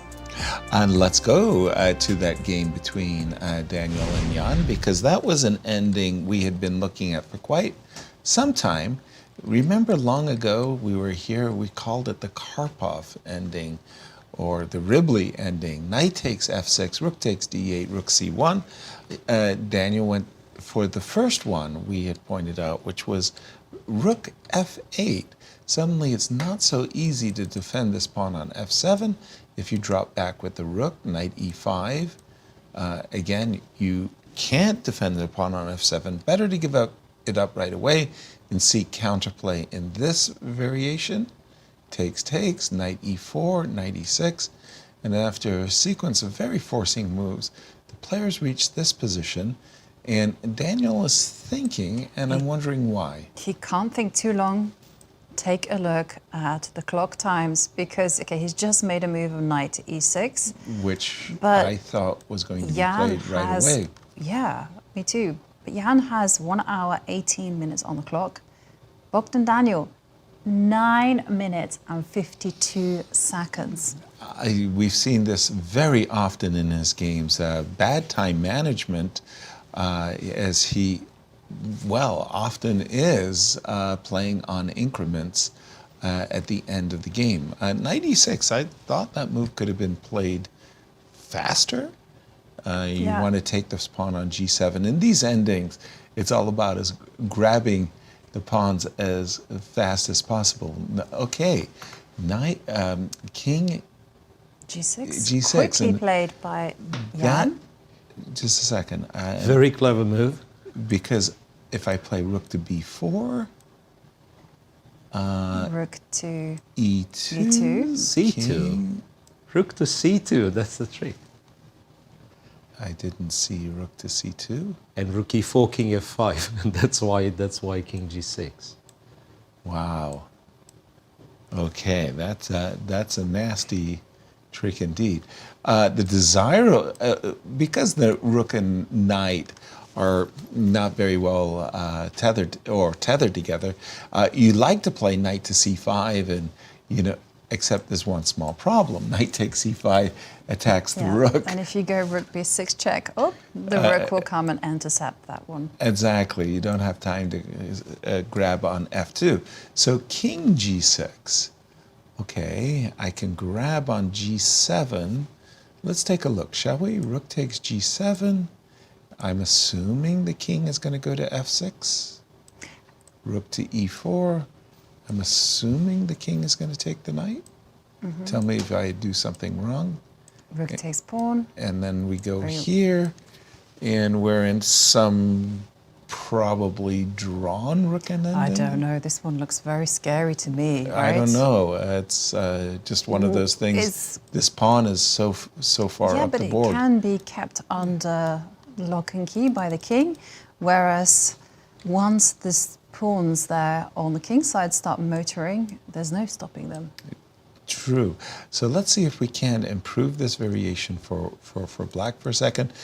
Last time we took the knight, and maybe we got ourselves into, you still say that, wee bit of trouble?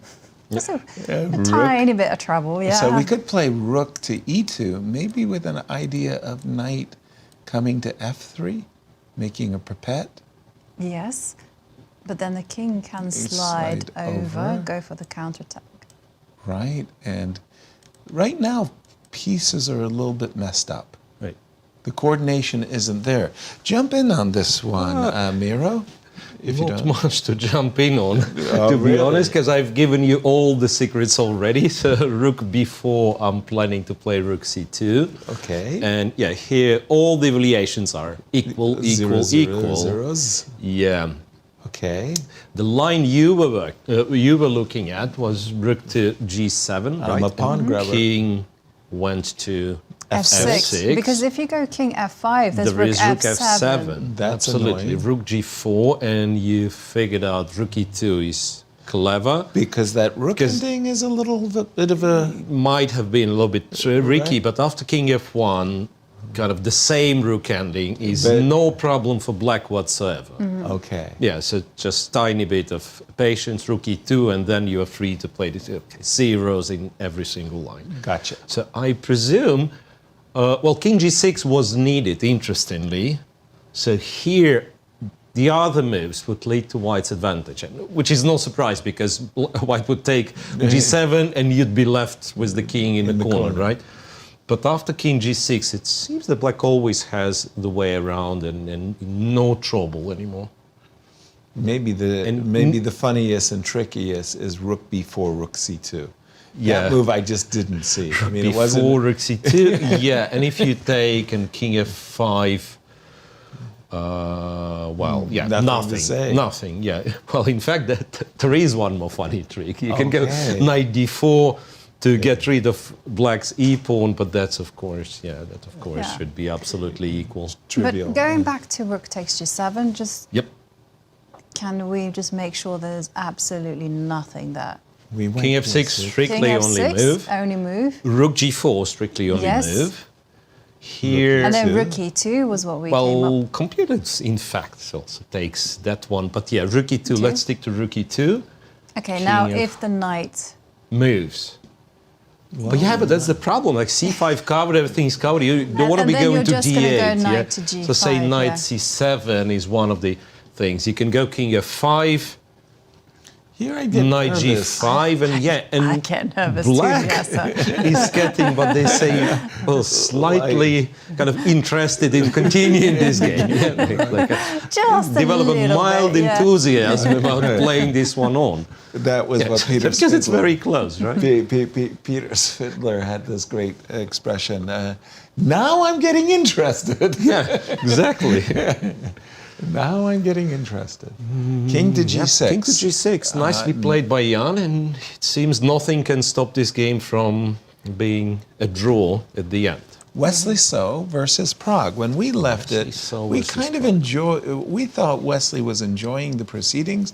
Knight to C6, rook to D1, bishop to D7, and then he decided right here, I mean, I can't say it another way, but to slow play the game.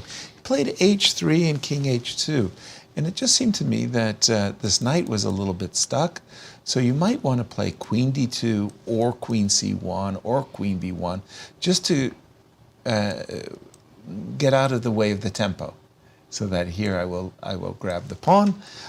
He did play H3, Rook E8, King H2, and now after Knight B4, Prague had the tempo to play the move Bishop C6, and I thought that that completely neutralized the position, and then White was no longer any better.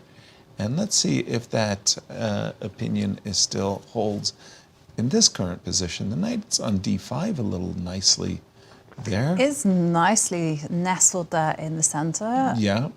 And as a Fianchetto King's Indian player myself, I'm thinking that White's doing okay. I mean, slightly better is what I would say. Well, the problem for me is the comparison. Again, I constantly say this, is the comparison. I love to compare pieces and pair them up together when I'm at the chessboard. So I sit there and I say, I have a knight on C5. I think it's a marvelous outpost. It's protected. Your knight is on H4. And it's like, ugh, it's terrible. And your knight needs to be on D4 to be the equivalent of the knight on C5. So I'm actually thinking that after knight takes, maybe you have a different idea here. Would you prefer to take on D5 with the bishop? With the pawn. With the pawn. Okay, Yes, so then we get here. Yeah, and then and the now bishop I go goes. here, so gift me the pawn. And what I would be justifying to myself Yes. is that I have potential. You have great potential. Exactly. Rook to E1. Rook F to to E1. E1. Okay. And here comes my potential. E4.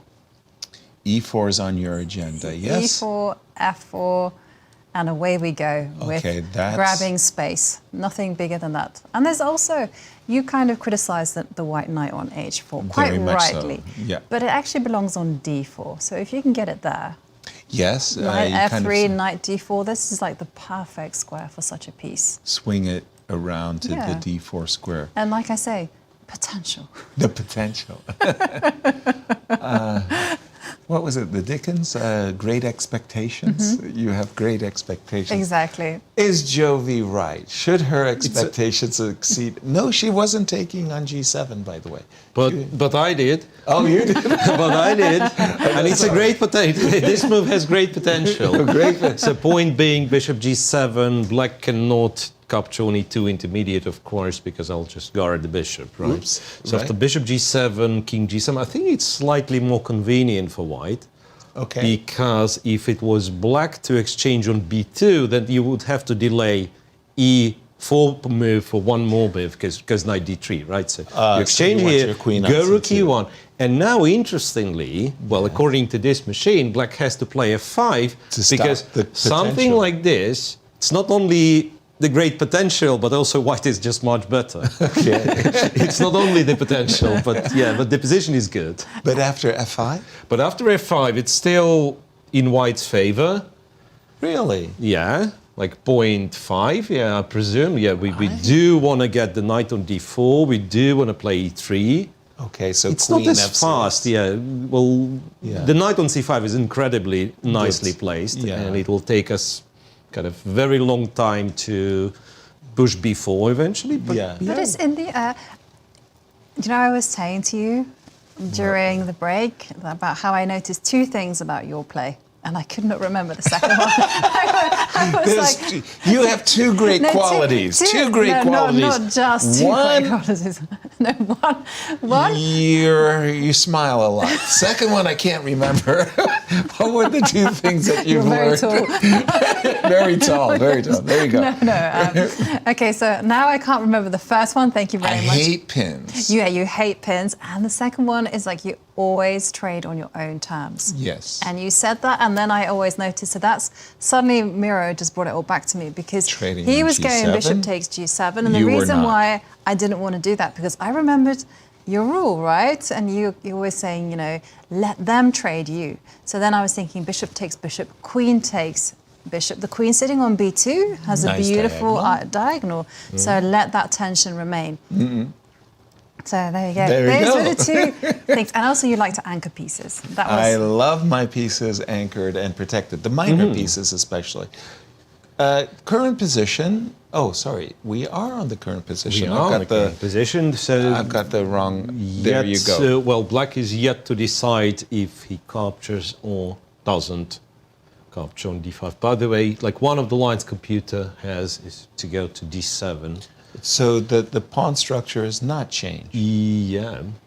I'm a bit surprised because I thought like you cannot tolerate this knight for long. Right. You have to take it. Yeah, but yeah. And once again, we just want to go through this one more time. Yep. Knight takes, pawn takes, bishop b5, bishop takes g7, so that the queen, funnily enough, is on b2. You do want to play e4, and you want the d3 square protected when you play it. Well, this will all make sense in a moment. Rook e1, f5, knight f3. We're bringing the knight back into the center of the board. Queen f6, knight d4. We get to this position, and you said we just play e2, e3, and then slowly try to figure out bishop d7, what we do next. Something like this. Yeah. And I've seen King's Indian defense players wanting to play the move a4 as black, but not wanting to face b4 as a response. So I've seen a lot of players play b5, put their pawn on b4, and then they're trying to play a4. I'm just very curious of the computer's assessment, Miro, if you don't mind, this exact position. Slightly better for white, or much better, or well, after b5 tends to be much better. So much better. Well, once again, not A3, certain, but so as much as I like this one on, kind of D3. positional level, but Right. apparently this pawn is in danger immediately, like queen c4 and Wow. or queen d2 rather. Queen not to D2. allow rook a2. Yeah, like queen d2. Rook And e8, A1. for example. Which one? Rook Like a to b8. Rook e8 to b8, so I e8 can to play b8, no, but rook then A1. I'll still go rook here. a3. Rook a3. Rook I'm missing something. A3, you're missing. What am I missing? I don't know. Rook takes a3, b4. You said you didn't want to see b4, right? Okay, but I've got it. Go ahead, please. I do. Okay. And this is the moment, Yasser, when I tell you, you know what, it's too late to analyze. Because +2 something. Queen a5, attacking this. wow. Yeah. Anyway, I so was thinking the a pawn was working. But this not so is well. actually perfect to demonstrate like the danger in white's position. Like for instance, it looks like it's a pretty quiet position, but then so black tries to do something just Active, very yeah, active. exactly, just to think about something to do, and you get caught on the rebound. There you go. honestly, something very similar was happening to me when I was trying to play the Leningrad Dutch, which very often ends up being very similar structures. So sometimes the pawn would be here, and But your pawn is on f5, your pawn is on d6. Yeah, they do. Well, what we were doing, this, Yeah. let's say this, and this. And they would do something like this to me. Okay. And then you don't really know what you're doing with black. Like playing g5, you do not have enough pieces kind of to attack on the king side because your knight is also stuck there. Yeah. Like expanding here, well, ideally, if you can go to b4 and in one turn and defend the pawn, but even then, I would, let's say b5, rook c1, b4, rook d1. Even then, it's sort of a defensive setup. Yeah, the isn't it? idea was Because to the knight can never go. was to keep Knight the can knight, never go. So And So by the it's way, something that Prague is considering to change the structure. I was going to say, and by the way, this is the only game with the queen still remaining on the board. Really, we have Yes. end games across We have all the tables. end games across all the tables. And Yeah. I can see that Miro is looking at the Gukesh Nodirbek game, Right. and the queen's just left, and there is no dark square bishop for white. Right. Let me just Chances see. to massage a win for Gukesh. Let's see. He did force Black's rook into a passive setup, right? Against the b6 pawn, and that was why Nodirbek long. wanted Yeah. to trade off these bishops. I think it was some time ago that Miro was saying, in this setup, this situation, White's bishops were tremendously good. They were purposefully doing something. Contrarily, these bishops were not, especially this one against c3. So this exchange was a very good idea, much to the relief of this rook. Now the rook is ready to charge, to oppose itself on the d file, but it's white to move. So Gukesh gets to put his rook on d6, aggressively placed, bring the other one to d1, and it feels like white is for choice on this one. yeah, white is getting somewhere. Miro. Yeah. So what I'm thinking, if black is in time, and this I can't really figure out even with the help of an engine. So there's a longish plan for black to go bishop e6, to get the Okay. king to e7, and then go rook f to d8. But that's the only idea that I can see to get rid of the rook d6 at The rook is right, posting up very handsomely. So it could seem that, it might seem that I'm blundering rook e1, and I did. Well done. But apparently rook d8 is good, is kind of acceptable for black. So You I'm get sacrificing the pawn counter- temporarily, but then, but finally I have kind of a quote-unquote good bishop and the rook is active. Yeah. Gotcha. So, still a tricky endgame, but... Gukesh Well, a for set of sure. Well, rooks. he is going. He went to exchange a pair of rooks. Did Nodirbek. Yep. Yep. So the rook ends up on d6. So Wait rook a second. d8. Oops, excuse me. Rook to d6. Bishop takes rook to d6, Yeah. rook to d8, d8. rook to d1. We trade a pair of rooks. This all happened very quickly, by the way. And king to g7. You were saying you wanted to make a beeline to the e7 square, and that's exactly what black is planning. But will the rook get evicted or not? That's the question. The rook looks really good. Like, for example, say I play bishop. So king to e. Let's say I play f3. I wanted to stay as focused on this pawn. But you can get there by How? not wasting time. So here, go now, rook c6. It's okay, bishop anywhere. Or did let's we just- want to play f3 first? No. No, not necessary. And I went king, and you wanted to just Yeah. get rooks- there. Yes, exactly. So king e7 is going to be met by rook c7, yes? Yes, No, it's but I not. guess you go... No, I rook was- b7 is met by bishop a6, so all is well. So I'm thinking f3 just to stop. Oh, sorry. What is black supposed to do? Well, to my way of thinking, I got to get rid of this rook. And then rook c7. Rook c7, munch munch. Oh, this one is This is- very annoying, I'm afraid. Just concretely rook, b7, rook down, rook takes, rook takes. Aren't I? drawing? c4. This one's a draw, yeah. Is it? Well, why is it draw? c4. Let's say a4. I mean, my king is actually Maybe in pretty good shape, right? My king is actually usually it's way on the other edge of the world, you know. There was a way for black to pretty much make a draw. The moment Forcing? The moment, you go rook c6 with before exchanging the bishops, anything. Your bishop's on e6, or where it was, f5. Yeah, just go rook d8 instead, with the bishop on f5. Okay, rook to d8.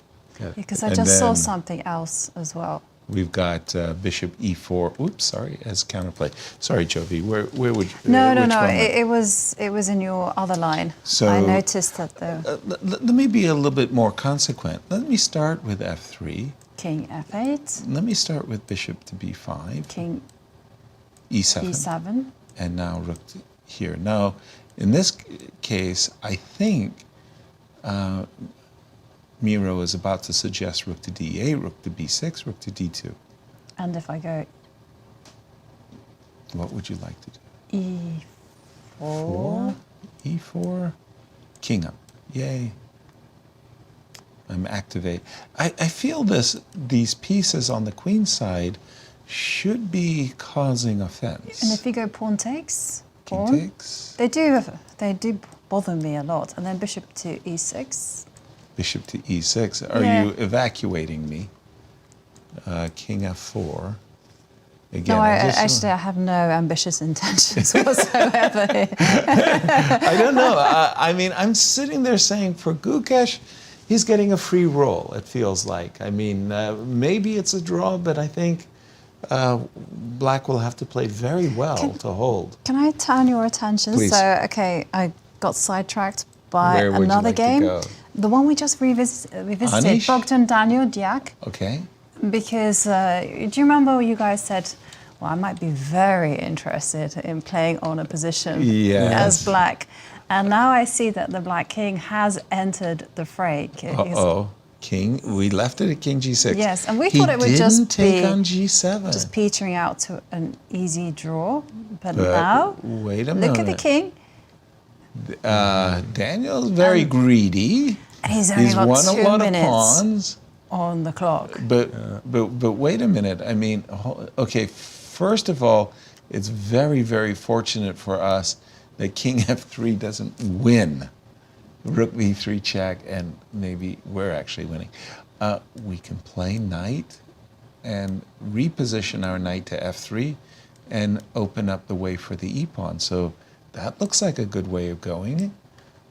How I would be worried as white that I don't have a forced draw in hand. Miro, jump in on this one.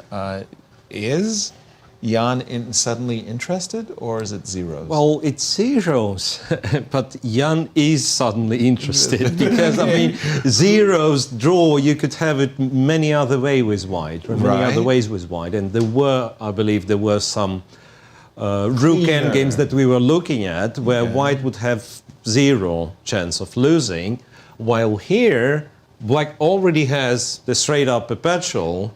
And so that's clear that he's looking for more, right? Does he have a straight-up perpetual right away? Because H2 is... Thought so. I mean, you can try to avoid it, but at what cost? Do you really... You maybe shouldn't. They really believe that white can win this.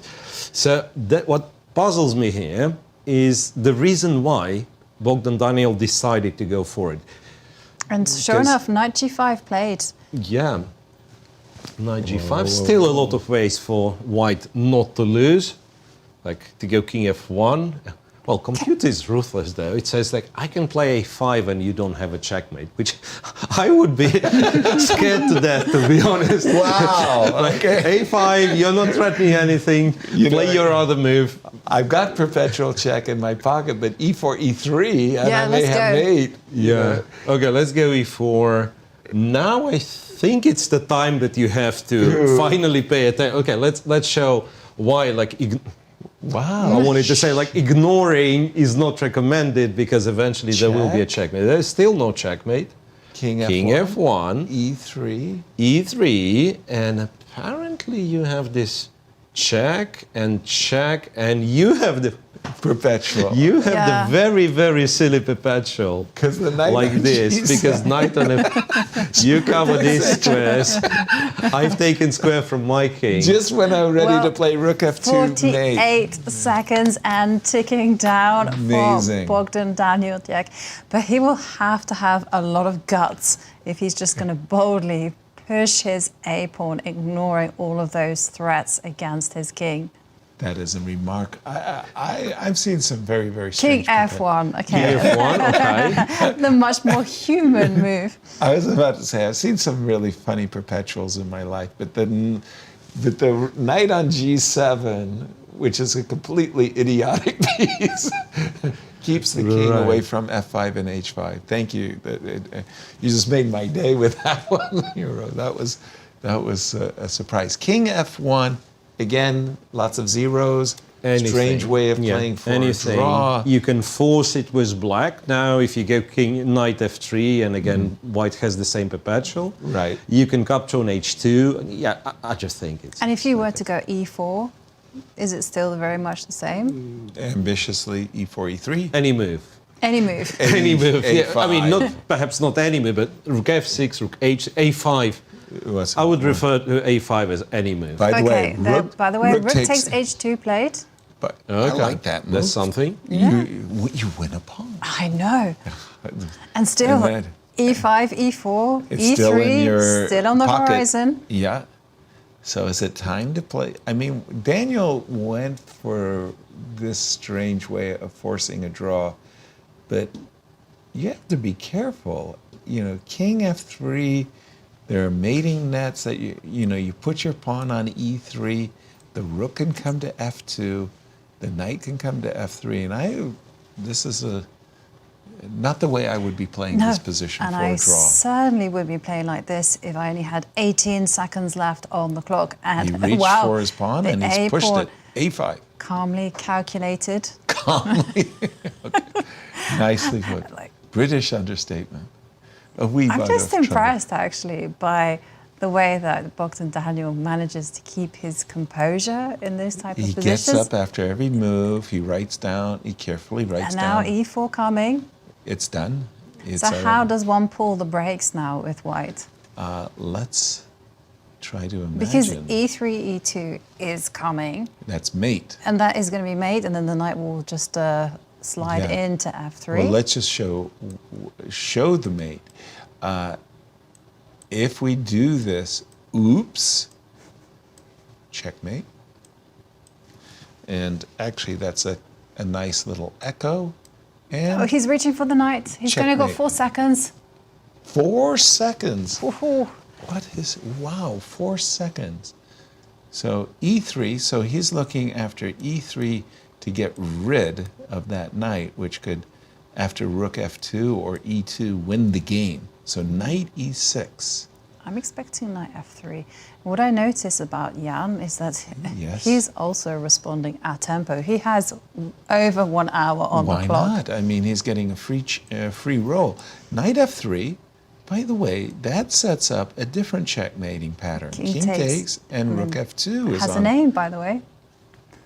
The Arabic mate is the one with the rook and knight. Yeah, so the Arab mate is the knight on f3 and the black rook on h2 and the king on h1. So this one is actually named after the grandmaster who wrote The Art of Attack, Vukovic. Really? The Vukovic checkmate? Yeah. Wow, okay. That's my lesson for the day. I'm trying to get better each and every day. Yeah. I think I told you what my very modest goals are these days. My modest goal is I just want to be the best chess player on the block. Not trying to be the best chess player in St. Louis. No. There's too many grandmasters for that. Lenia Dominguez, Levon Aronian, Fabiano is my immediate neighbor. It's tough. Yes, I'm afraid you'll have to move. I'm going to have to move. If I want to be the champion on my block, I'm going to have to move. Bad news. I better call my realtor. I got to go. There you go. It occurred to me. I should go to Rex's neighborhood. I got chances. Oh, well, Okay, knight f3. After Knight knight f4. Whoa, whoa, whoa, whoa, whoa. if black plays e3, Things are, what? E3? e3, and the only move to kind of stay alive would be knight g2, which is not the first move you kind of look at. Aren't I on But it the works, precipice? though. It works, though. Yeah, completely. Wow, wow, wow. And again, Daniel's up from the board. Knight f4. What is the computer still saying triple zeros or something? Every line, yeah. Oh, Every line. but I'm just boy, like you're trying to make stuff dramatic. So after e3, if you don't go knight g2, you resign. lose. Yeah. Rook you f2 lose. mate. You've got rook f2 mate, you've got e2 on the air. Oh, But knight g2 However, after knight saves g2, there is day. nothing. Yeah, you just have to go knight d2 check, king g1, knight f3 check. Okay, d2, e2, I e2, win a king piece. takes, rook g2. Yeah, well, let me check with the computer. 'Cause Yeah. knight g2, so if you go e2, king e2, No, I rook think- takes, king e3, then all of a sudden, it's probably still a draw, but already the evaluation is plus. No, okay. it went you the wrong don't want way. to go. No, And I'll go can for you- the perpet. Can you after e3? E3, yeah. Knight g2 Knight only g2 move. only move. Okay, so I Now there's a understand that. perpetual check on tap now It's with okay. knight d2. Knight d2. Yeah. But hang on. Wait a second, you can go king g3. Then rook g6 check. Rook g6 check, knight to g5, yeah? Yeah. Oh, hold on. Which position are you guys looking at? E3, knight g2, yes? Yeah. And King then takes g3. King takes g3. Rook to Rook g6 g6. check. And then Knight very to wanted to play g5. knight to g5. Give me the knight and let me play e2. Knight and takes pawn. Knight takes e3. Um, King f3. king f3, yes. Yeah, I've got a threat of mate in 1. Pretty Mm-hmm. strong threat, by the way. Just Checkmate saying. gets everyone right. It's serious as a heart attack. Wow. We have king g1. King g1. Okay, that tickles the rook. Should I munch upon so that I can get behind? Yes. Again, this is like, Well, we're playing with fire. right, that's exactly the way I feel. That it's, again, probably still a draw, but white's required to be accurate, not the other way around. Dang. Sorry, other games. We'll Yeah. keep an eye on this, but what is happening in our Anish game, Alireza? Not much has happened since we left it. Black has pushed his pawn to a3, ASAP, as fast as possible, that is. And we do have an interesting sighting. What should black do after rook? Check, of course. Check and rook to d2. Wait a second. Is it check, of course? Or. I think Because we I'm should- afraid the bishop will be in a big danger, no? Like This you go one? rook a7, maybe. Rook b2. rook a7, rook b2. Rook I was b2. kind of interested in c5. Ah, c5, right? C5 is yeah. also quite Yeah. nice. Yeah, So there's just- nothing, you're right. Yeah. Yeah. Oof, oof, oof. Alireza. Also, somehow, the dangers. Gukesh. When we left it, not much has happened in this one. Instead of f3, Gukesh has played his king from g1 to f1. He's going to try to cover some squares along the d file with his king and keep his rook in a menacing position. All right, I'm sated, except for Wesley. The players have played that variation as we expected, and immediately a4. Wesley was not interested in b4. Intriguing decision. Instead, he retreated his knight, and we've caught up with the players. Queens are still on the board. Knight to d4 is on. Wesley's enjoying things. He's got space. He's got space. But is queen f6 something that black wants to do?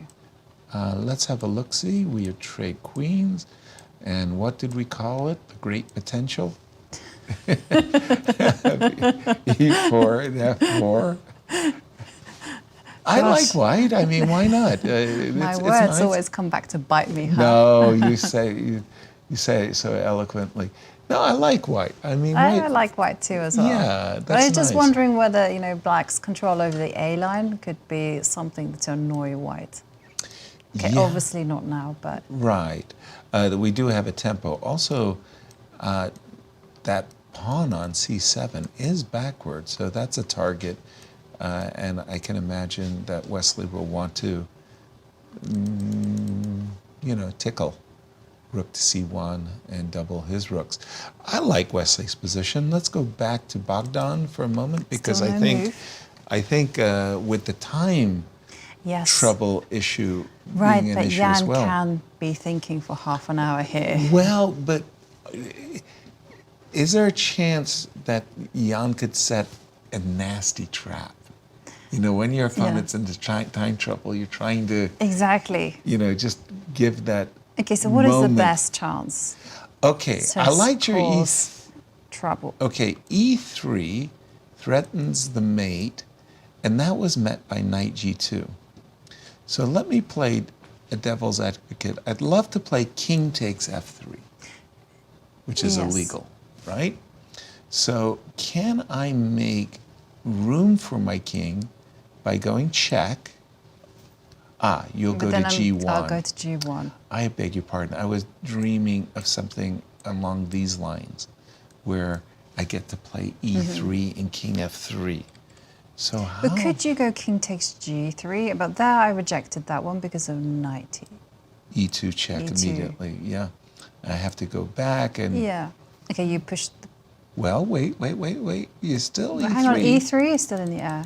You bet. You bet. Okay, I'm worried. I do have rook to g6 check and rook to g2. So I think I'm actually in time to force you to make a perpetual. I think if I go e6 and you go e3, I do have rook check, rook g2. Is there some well-hidden trap that Jan can Not that I know. Yes, not that I know. I think e3, knight g2, the line that we were looking at, was the is best? perhaps the trickiest.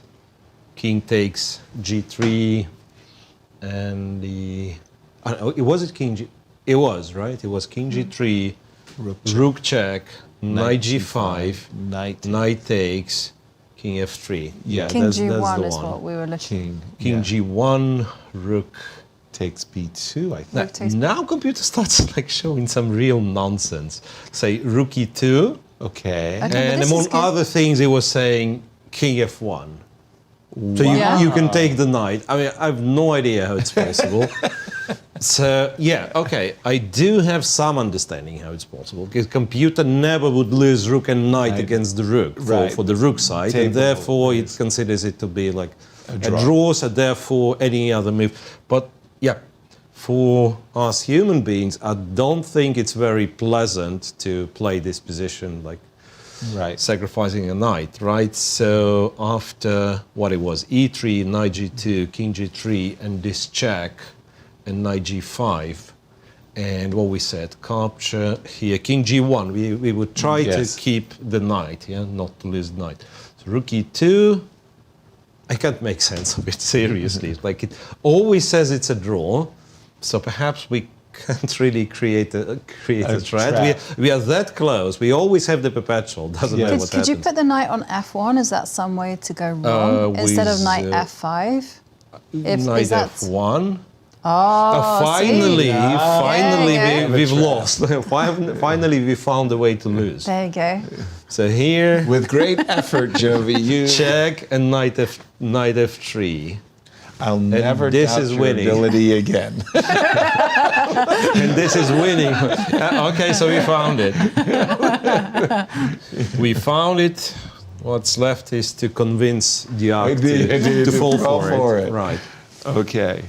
But it took us some effort. Knight f4, it's only the 47 seconds that Bogdan has. And he will be playing on increment forever, but unfortunately, Jan has 55 minutes. and might use them in any type of sequence. Miro, I'm going to throw it over to you and ask you about the other games that you haven't been paying attention, but I haven't been paying attention to anything. Yes, I was laughing with you at your jokes. So games that do have some potential. Great potential. Games that do have some potential is, Yes. I think, Gukesh versus Nodirbek, even Yes. though somehow Nodirbek Got brought his the game. king to e7, somewhat restored harmony. I think. But I think Gukesh's pieces he's are so gonna active. hold. No. Yeah, but doesn't his activity Count, count for anything. something? Yeah, thank you. Yeah, baby. Well, yeah, but say bishop. Oh, sorry, bishop. It's called the rook. Yeah. Rook b7 with King the d3. idea to say play bishop d7 or bishop d5, whatever. So if you go king d2, it's bishop d7, in fact. And I'm not planning to come. Yeah, maybe I have to show this one. So to do something like this, and maybe black's okay kind of dynamically, Danger, but to danger. end up in a position like this, I'll say I'll play the terrible move of 6, yeah. To end up in something like this is definitely what you do not want. Right. So This is bad definitely news. what you do not want.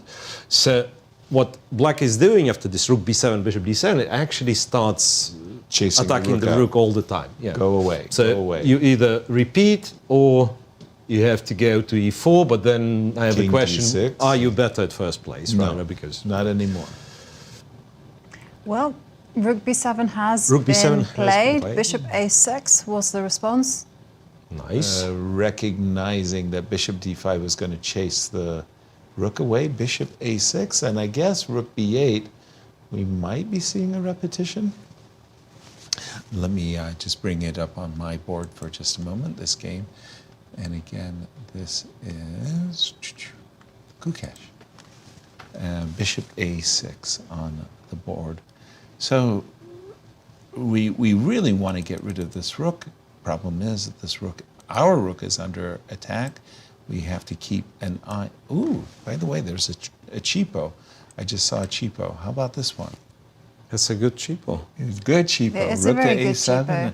And my cheapo is if you play rook takes b6, defending the bishop, I have a double attack in mind. Check. Picks up the rook and wins the game. So after rook, I'll probably have to come back. And this was the repetition I was thinking Could about. you refocus the bishop somewhere else? Yes, exactly. So I let's could go. play bishop here, rook here, bishop here. Now in this case, Big threat though. Rook takes bishop. I could turn the tables with who's sacrificing, right? Now I have to get out of the threat. No, rook c7. Maybe king d7 is somewhat awkward. But there's rook c7. Yes, rook c7, king up, Rook and at a7. long last your rook is on a7. Okay, but is it good? It's there, but is it good? I've got the bishop kind of, it's funny, the rook is ensnared in this case, Miro, but I'm not feeling any panic as black. Honestly, I'm looking at it and like as a Sicilian player and Richter Rauser player, I'm used to have something very similar, like structure-wise, with black. Right. And I'm looking at it a couple of moves more, and I'm starting to play for a win. You're Because getting like my interested. only weakness is kind of b6. The king is close. Yeah, if I'm able to push, let's say f5 and activate the rook, and who knows? Exactly. Yeah, there was one interesting moment after bishop a6, rook a7 that you could play bishop c8. I understand it's very, very like minimalistic. It's a rook endgame, but yeah, like if you exchange the bishops, and maybe you can get this position where his rook is passive. Yeah. But And it's a big question, of course, if this works or doesn't. After rook c6, rook d6, you have to calculate. Yeah. Exactly. Is this a king and pawn? I'm not sure this is a king and pawn endgame you actually like to play as white with the a pawn on the board. It's not so easy to use your queenside as a decoy in this particular case. Okay, which leaves us with the Wesley So game. When we left it, Wesley... Oh, by the way, Anish Giri and Alireza, Firouzja, they look like they are on the speedway to the draw. Sure does. And you can see the players. Boy, Anish, he came, again, for those of you joining us late, shame on you, but Anish came and played, what, his first 20 moves, had 2 hours, 5 minutes, his preparation was impeccable, and now he has a draw.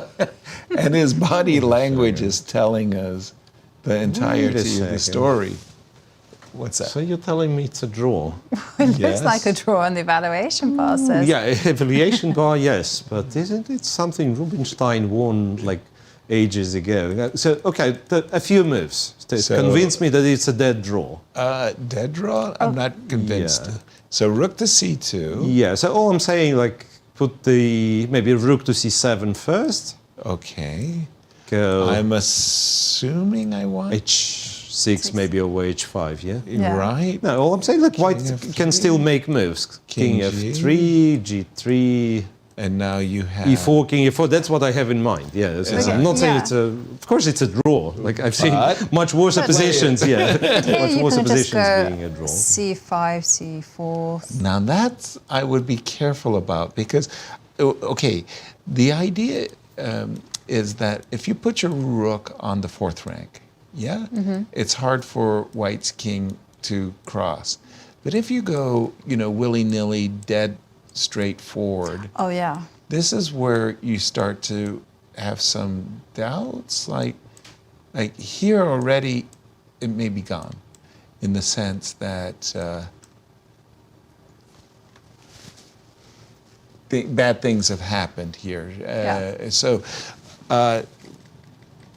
it's and not... I have no illusion whatsoever because one of the things that the engine does, it goes rook f1. Okay. Rook c7. And you're going to... h5. And drop the pawn. Take the pawn, king g7, says it's a draw, which it might very well be. It's a table base. But why would you as a human just drop the And pawn? if you remember, like Alireza, despite being a very, very strong player, sometimes he tends to make mistakes in those very technical endings with limited materials. So all I'm saying, Anish will not go perpetual check. He will play quite a few moves. Gotcha. Okay, that keeps this one. And what about Wesley? How is Wesley doing? Wesley. He is up against Prague. Boy, every time I see the position, although it's changed, the differences the moves that have been made are just very minute differences.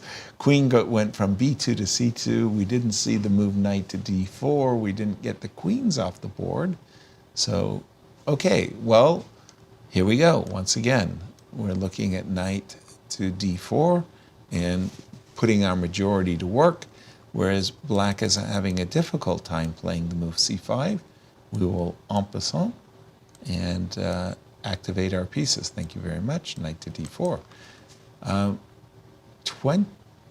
What's the clock time? Sorry, some significant difference. I was about to say. Wesley is on 22 minutes and 27 seconds, whereas Praggnanandhaa, he's 14 minutes and now 37 seconds ticking down as we speak. It's a significant. By the way, yes. Just to kind of go back to the game with the most dramatic time trouble as Bogdan Deac against Jan Nepomniachtchi. They did follow our analysis. And that was with the e3, threatening checkmate in 1, knight g2 required, king takes, rook check, knight here, knight takes e3.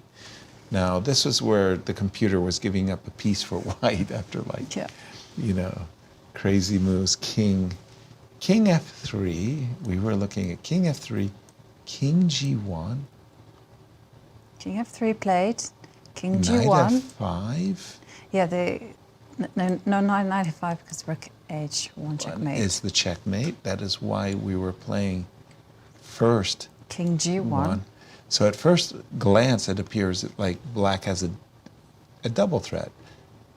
Checkmate, and give me the knight. So king g1 required.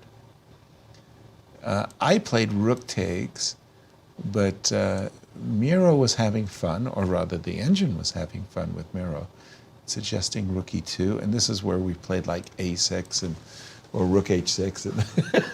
And this is also where knight f1 was a big mistake. Yes. Yes. Yes. And that was check. And you had there was something incredibly clever. Okay, so there you see king f3, Wait king a second. g1. But Yes. do we all agree that during the game on seconds, you're not that, not that relaxed about playing like rook knight versus rook, defending it with the rooks? No. He must be under some serious Well, pressure. Well, especially when you don't start like from afar. So, the king is already on your doorstep. And you're afraid that you might go into a rook and knight versus rook position in one of those unique positions that you happen to be dead lost as you go into it. But he's gone for rook takes pawn. Yes, Yeah. Yeah. one captures. And And now, the most human move would be knight f5. The computer might say rook takes is a draw. I wouldn't do that. Knight f5, brilliant. Checkmate in 4. Checkmate in 4. Knight f5, brilliant. Knight h3 check. Knight f2 check. And right, checkmate in 4. yeah, and Changing. all those squares are covered. So he's gone for knight to d1. Oops, sorry, just a second. Knight I had to d1. show the checkmate. Still a draw. Okay. Knight to d1. Yep. Yeah. Give me the rook. Pardon me.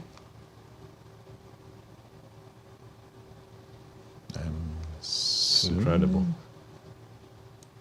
Assuming we want to try rook to d2.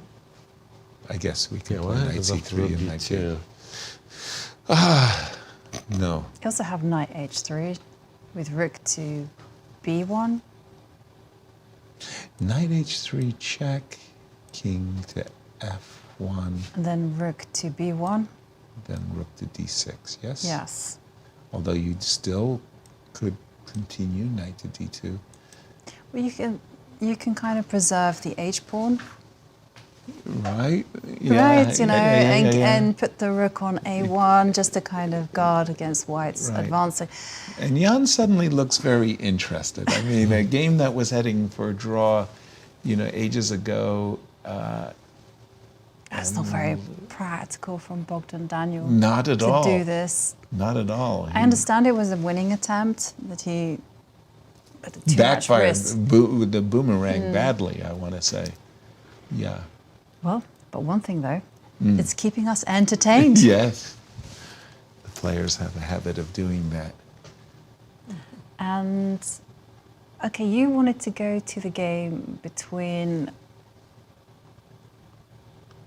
which one? Maybe we can go to the game between Anish Giri and Alireza, because he went for this approach, rook f6. I think only a computer was giving up a pawn on c6. Right. I am assuming what he It's still a wanted. draw, but is this maybe a step in the wrong direction? Because I don't know. Do you as see white, the... I'm looking at e4, e5. Of course. So then the question is, let's say you go e5 and you put your king on f4 and I put my king on g8. The question is how does your king get forward, right? I'm going to leave the pawn on c6. I'm not ambitious. Okay, you go g4. Yes. So let's say I'm just waiting. King h8. Okay, rook d7. Good move. King g8. I wait. How so? King e4. King e4. Okay. Now, I'm assuming rook d6 is something I have to pay attention to, though. Yes. Yeah. Okay, I'll fall for it. King to f8. If you go rook here, let's see what would happen if you go rook here. I was hoping to trap your rook for ever so short a moment. But even then, that's not so clear because you got Well, h5 in the air. h5 indeed in the air. So I didn't want to go into a king and pawn endgame. Still h5. Still h5. I take it. Rook takes c6. c6, yeah? Yes. And then again, we've got a table-based position, but I'm not sure if it's win or draw. I don't know either. Because like you're kind of thinking about like what happens if the white king step forward up to f5? Is it one of those? Right. To do some counting and you need time for that. And Well, he's gone king g8, so we might be seeing exactly our analysis. E5, very forcing. You know what I could do after e5? I could also play rook to f5. Maybe that's a simpler.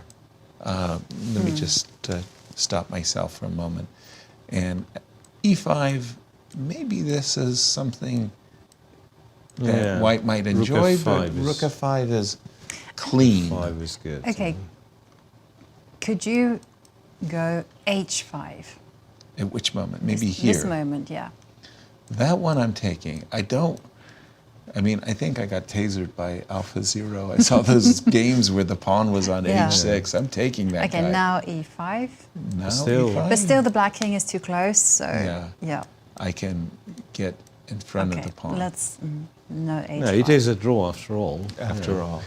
So rook f6 by Alireza. That's pretty good. Miro, what has caught your eye as we keep an eye on this one? Well, can we, wait, let's go quickly to Bogdan Daniel. He's making his moves with seconds left on the clock. Is he? I mean, I know it's still a draw, but he just made that move with 3 seconds on the clock. Whoa. This is the position we have right now. So the players more or less followed our analysis. Right. Less more than... No, it's not. Well, it's not such a pleasant draw already because Knight h3. So you can go knight h3, knight f4. That hits the h3, rook. h2, knight f4. Whoa, wow. Yeah, so let's just have a look-see. I'm going to go knight h3 check, king, knight f4, give me the rook, give me the pawn. I'm assuming rook d6. This knight is really ugly. This king is somehow, well, it's not in a mating net, that's too strong, but it's definitely not pleasant for white. Check. H4. This is not, this is not what I signed up for. Right. It's not what I really signed. I mean, Could you just kind of jettison the a pawn and get yourself out of the bind? Probably, and probably you're right. Probably that's the right way of going. Is just get rid of that guy. Knight check, king here, knight here, and. Well, it's not easy to do that. Yeah, like if you're gonna, I want to get rid of this king. Yeah, so maybe rook to d2, as you say, jettison the pawn. He steps up with the king to f4. Or rather, he stepped back with the king. Backwards, King to f4, so he's going for what I call a prime square. The chessboard is very interesting for knights, and the prime squares are f6, c6, f3, and c3. Regardless of the colors of the knights, those are the squares the knights really love the most. f3, f6, c3, and c6, the prime squares. King to g2. Okay. Okay. Is it time for h4? Covering squares, or would you like rook check? Personally, rook check. Rook check looks great. I would love to keep the king boxed in. Exactly. Play h4 on a good day. The computer's saying all zeros, right? Of course. But practically speaking, well, but tricks? again, computer says all zeros because computer is comfortable in this position to capture on h5 and say it's a draw. Right. How comfortable will be Bogdan Daniel with 30 seconds on a clock, like with playing on increment? How comfortable he'll be holding this position. I understand it's a draw. Grandmasters have lost it. Yeah, there've been examples. Right. Grandmasters have won it. Also, I think Garry Kasparov won Against famous game. Yeah, and Magnus has won it also. Okay, so from the other games. Yes. Yeah, like we are deep in the endgame in three positions, right? And then Wesley So against Pragg, and Pragg found one Practical middle game. interesting way, like really peculiar way of getting rid of the C7 weakness, which was to go C5. And then again, if you do not recapture, if you not take en passant, then you don't have the D4 square for your knight, right? And Black has solved his backward pawn. So en passant is forced. Takes. Drop your knight on D4. Knight to D4, queen to E7. And this perhaps is kind of good enough for Black, I want to say. We've got some. Yeah. Funny. Normal moves, yeah. Because F2 is hanging, yeah? Yeah, so the knight on E4 kind of disturbing, always attacks F2. Yeah. Exchanging on E4, I don't think brings like Can serious you advantage. make some tempo moves? I know it's not to be recommended, but F3. Yeah, you can. Well, it's one of the good moves in the position according to the machine, and then E4, Yeah, F4. E4. That's still what you want to do. Each other, I was thinking something like this even. So from the experience, the maximum, once again, the absolute maximum that you can get is, I wanted to trade the queens as well, but say, okay, it will be 4 versus 3, which is pretty much impossible to win, something like that. And then Black starts trading the rooks, and somehow, yeah, looks promising, but not much really. But that's the only game with the queens. All the rest is just endgames, endgames, endgames everywhere. The question I might ask you, Miro, knight takes C6, bishop takes C6, queen takes C6, knight takes F2, rook to D4. Seriously? Is there any chance that this Bishop knight... takes, queen takes, knight takes F2, knight F2, rook to D4. rook to D4, Is there rook any- A2 though. I was thinking if there was any chance this knight might be trapped. Well, the line, in fact, deserves attention. It's not the end, right? Yeah. So rook to D4, one of the things computer does is goes this rook to C8, which is funny in a way. Wow, because I was thinking I'd be scared. I'd be scared of allowing the exchange of the knight queen on for 2 F2. rooks, but somehow, yeah, like this, and apparently the knight's never trapped. Wow. Should never stop analyzing. Oh. Very nice. And it's still equal. It's just a very funny trick. I captured the F7 Very pawn. funny trick, see. yes. It doesn't matter what you take with, it's bishop D5. Yeah? Right. And it goes on, and it goes like this, and goes like this, goes queen E2, and it starts looking very much similar to what was the game yesterday, Nodirbek with MVL, Maxime. right? Nodirbek with MVL. And Wow. and the end of it is 91, where you have to sacrifice the exchange. Yeah. It's a very long, non-forcing line, but it means Black is holding. Black is holding. By the way, F3, the move that you didn't want to have to play, was played by Wesley. Knight went back to C5 right away. Is time a factor between these two, Jovi? No, Wesley is just under 13 minutes, whereas Pragg is just over 12 minutes, so that it's very balanced. And again, I've got my eyes on Bogdan Daniel Deac. Against Yes. Nepo. Let's jump to that And one. Playing on increments. he says is Daniel. playing on increments, but I think the position has clarified so that he's not in immediate danger. But Jan is the moral winner as he's up a pawn, our favorite living condition. Right. Rook returns, no?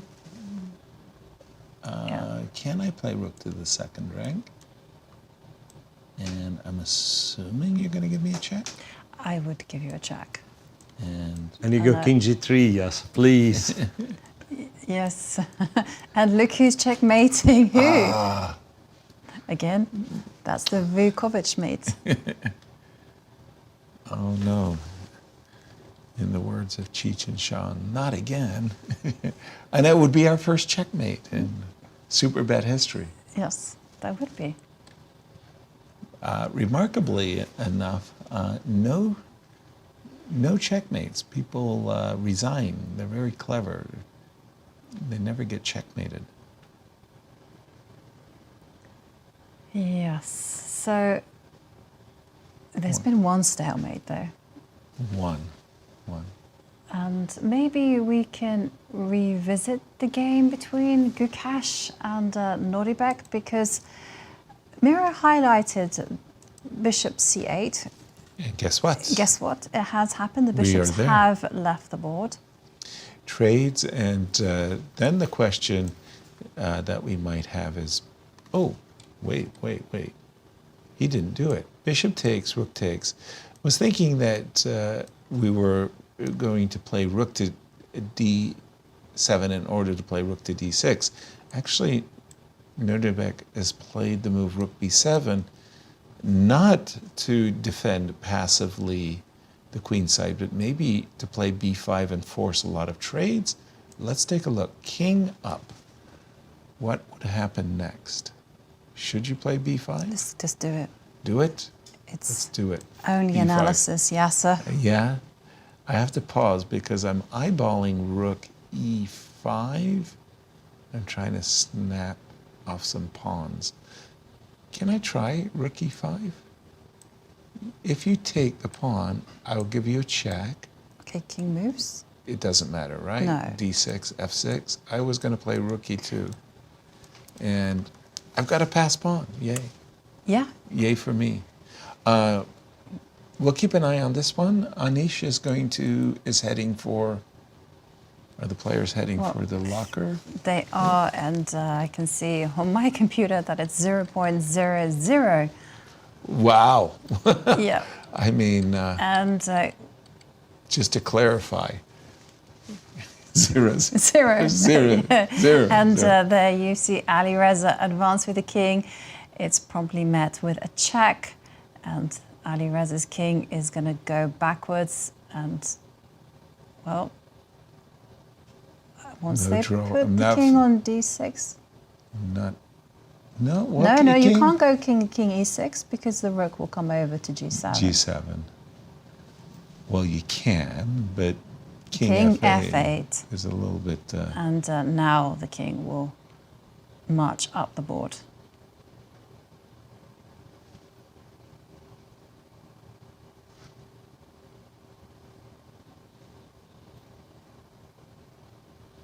Anish, he hasn't had a successful tournament. I think he's incredibly well prepared, but if you think about his positions, his results, okay, he will draw this game, but he will be languishing at -1, and more or less he doesn't have chances. I don't know what's going on, but his opponents are playing very well. Somehow it's like that kind of position, because today he got in all his preparation. He did. You know, no question he was about 1 it. hour up on the clock. Everything looked hunky-dory, right. except it wasn't a winning position, or even right. a position that gave him significant advantage. And in the end, it just fizzled out into a draw. So there you do see the players repeating, rook c7. And again, we're going to see king f8. We've won a tempo as white. Are you not meant to write the moves with the same hand that you move the piece? I think writing is whether you write with left, right, doesn't matter, but you're supposed to move and press the clock with the same hand. Yeah.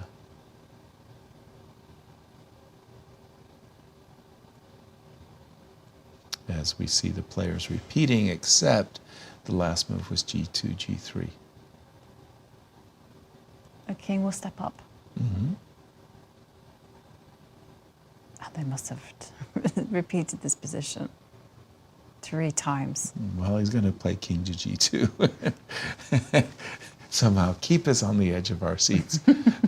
Miro, anything happening in the other game, the Wesley So game?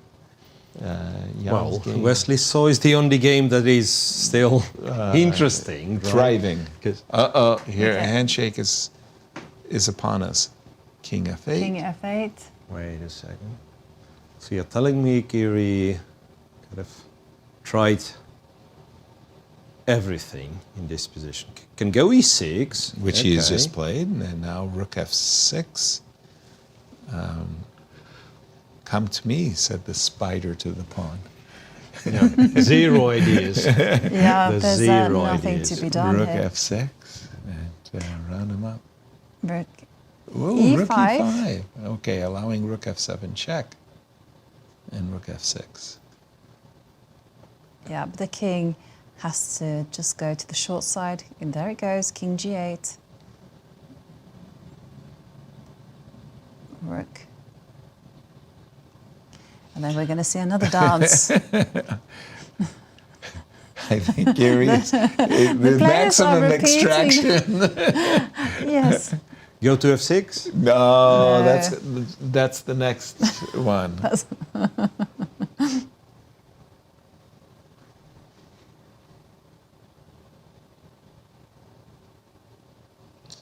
And They're determined to get a second score sheet. I can see they want to get to move 61 or higher. King Rook G8. F6. Okay, now there is a repetition. Great sense of relief And to your commentary Arbiter team. is going to be called. Yeah, there you go. There's the handshake, and it is a draw between Anish Giri and Alireza.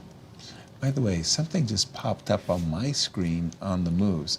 Is that the 3-time repetition? I guess. Yes. Yeah, okay, so now I can see that on the chess.com. This is what the arbiters use See. just to verify that the position Gotcha. has been repeated 3 times. Right. I see in the European Football Championships they have the VAR video replay. Now we have our own VAR. We need our VAR. What I was thinking when Jovi asked about if you were supposed to write down the moves with With the the same same hand, and I was thinking, are we supposed to write down the moves in 21st century? Yes, Like, or it's we crazy. have like every bit of digital technology to, you know, to Right. keep the track and to tell us where was the 40 moves without, or 50 moves without the capture, whatever, or 3-fold repetition. Why do we keep handwriting and making a lot of mistakes? And With the handwriting. But then I was thinking about the golf, and you're required to keep an accurate score, even though everything's on video. And I mean that tradition of, so that's, yeah. of keeping the score sheet. Okay. A draw in this game, and has Nepo finally made a draw too? Because And it's still going on. He's a pawn up. Why would he? he's enjoying proceedings as well. And his opponent is low on time, so why not keep the game alive? But the white king is out. Yeah, there's no more mating box. Although Nepo also, he's playing well. He's just not getting winning advantages, right? He's drawn all of he's his been games. exceptionally well prepared. Right. I We would saw say, that in his except for Petrovs. yesterday's game. But yeah, he's been able just to come in and show that he's untroubled in the opening. But like you say, he hasn't found himself to be in winning. Although he did have a much better position against Gukesh. Having said all that. He was pressing, yes, for sure. But Jan is one of those players that when he does go on a streak, at times he just seems invincible, unstoppable, and he can really carve through the tournament. But so far, just a little frustrating. I'm anticipating king e2. If I go king f2 or king d2, the knight could jump. And give a check. You With don't a want that. check But and- also you want to save the f2 square for Right. the white knight to give a check to. Agreed, wholeheartedly, by the way. Agreed, knight f2. That would keep the h-pawn,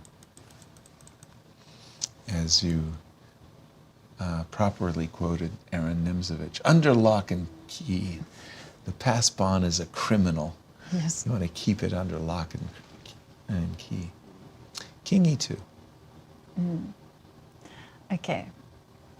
Loads of time for both players. And I would say Okay. that because Bogdan Daniel, we've seen him survive with just 2 seconds. He's up 3 to- seconds, and now he's up to 52 seconds. Oh, that's a boatload of time, and for sure. there's no immediate pressure in the position. So Let's- let's move To on. Gukesh for just a second. Yeah, that's a rook 'Cause and he's- pawn endgame. I mean, Gukesh, of course, came into today's round tied for second with his country-mate Prague at +1.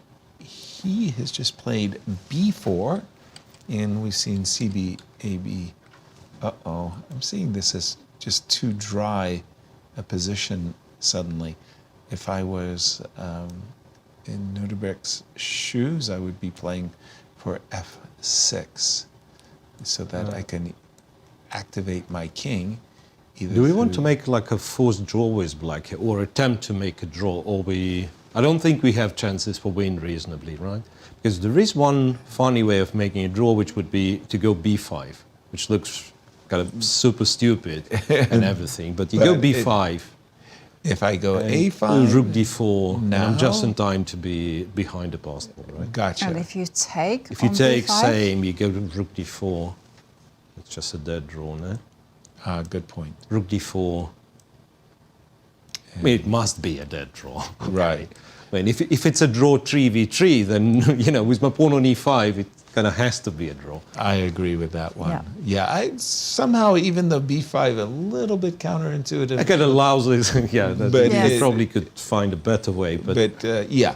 yeah. at the same time. Well, I think it's the perfect time for us to sneak in a quick break. But before we go on the break, let's remind ourselves of the standings after two draws. Fabiano Caruana remains at the top with 3.5 points out of 5. Alireza Firouzja on 50% with 2.5 points, as is Maxime Vachier-Lagrave. Anish Giri, he remains on -1 with 2 points out of 5. And as we go to break, we asked our players what separates good players from great players. We'll be right back.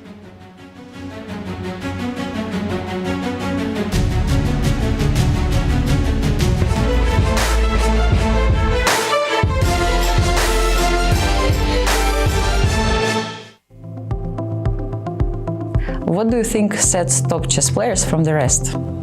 Yeah, I think the work ethic is the biggest difference. They work like their whole life is about chess, and they work a lot on playing their best chess and being in good shape. So that's the biggest difference.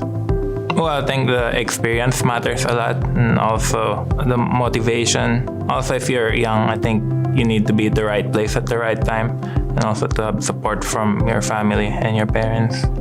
I think it's for sure a lot of chess skills, but also some, I think, mental toughness or mental stability, whatever you call it.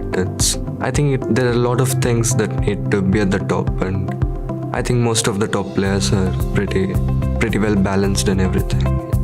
First thing, probably top players assume more risks. As an example, they choose more risk openings.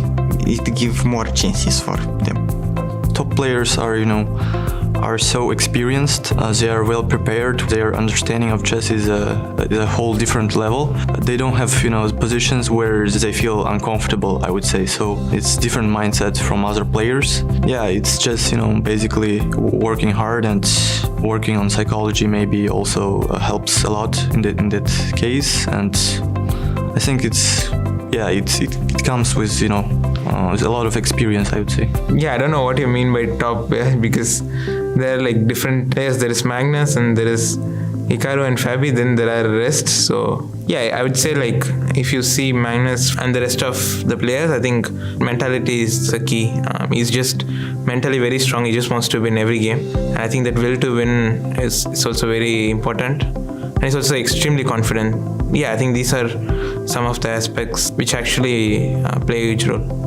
Well, I guess the stability and the consistency is a little bit different. So normally, if you manage to take your place among like the top seats, the top ratings, this means that you just don't have like some huge meltdowns. Yes, you are like very stable. Whenever you have like a bad event, you try to minimize the damage. This is probably something that makes chess look more like a sport. Otherwise, several players who are not too close to the top 10, let's say, yeah, they play absolutely phenomenal tournaments and phenomenal games, which are, just really masterpieces, but that's a bit doubtful that they can perform like this every day. Yeah, so that's the difference. But if you can maintain your level is constantly more or less high. Okay, that's I think the big difference.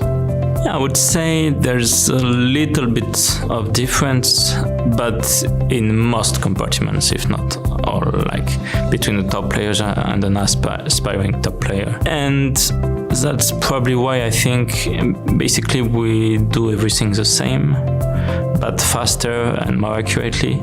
So, which is why I feel like the difference in level is really showing even a bit more in rapid time controls compared to classical, where we know what we come from after the opening. So this then we have plenty of times to figure out what's happening in the middle game. So mistakes are becoming more scarce. But in rapid, you can see the difference a bit more. Yeah, it's a really good question. Many people don't really know what it takes to make that final step to be a top player. I think it's individual. For everyone, it's something else. A lot of it, of course, is believing in yourself and having done something once, you know it's possible. But there's definitely more to it than that. It's also sometimes it's experience. Although you have players who are inexperienced and they enter the top as well. It's really hard to say. I think many people are struggling with that because you have so many players that are really, really good and they don't quite make that final breakthrough to become top players. Also, some of it is opportunities, of course. Like most tournaments, they don't hand out too many invitations to people outside the very top, and then it perpetuates. Because if you keep playing against other top players, you get better and better, and if the others don't, they don't. So it's kind of hard to break through in chess for many, many people.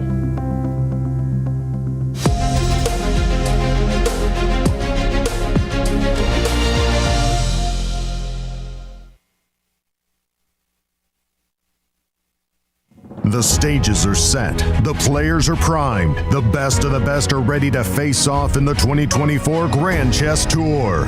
The top players in the world prepare to battle across 4 countries for a $1.5 million prize fund. Everything starts in Warsaw with the Superbet Rapid and Blitz Poland. Then off to Bucharest for the Superbet Chess Classic Romania. The players then travel to Zagreb for the Super United Rapid and Blitz Croatia. The tour concludes with back-to-back events in St. Louis, Missouri, the chess capital of America, for the St. Louis Rapid and Blitz and the Sinkfield Cup. 9 players will go in, but only one can be crowned champion. Who is prepared to make history? Get ready for the return of the Grand Chess Tour.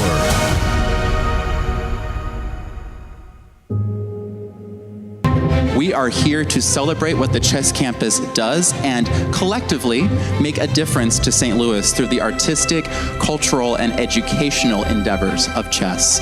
The St. Louis Chess Club and World Chess Hall of Fame makes such a significant imprint throughout our community, and with your help, we will continue to grow opportunities of outreach and engagement.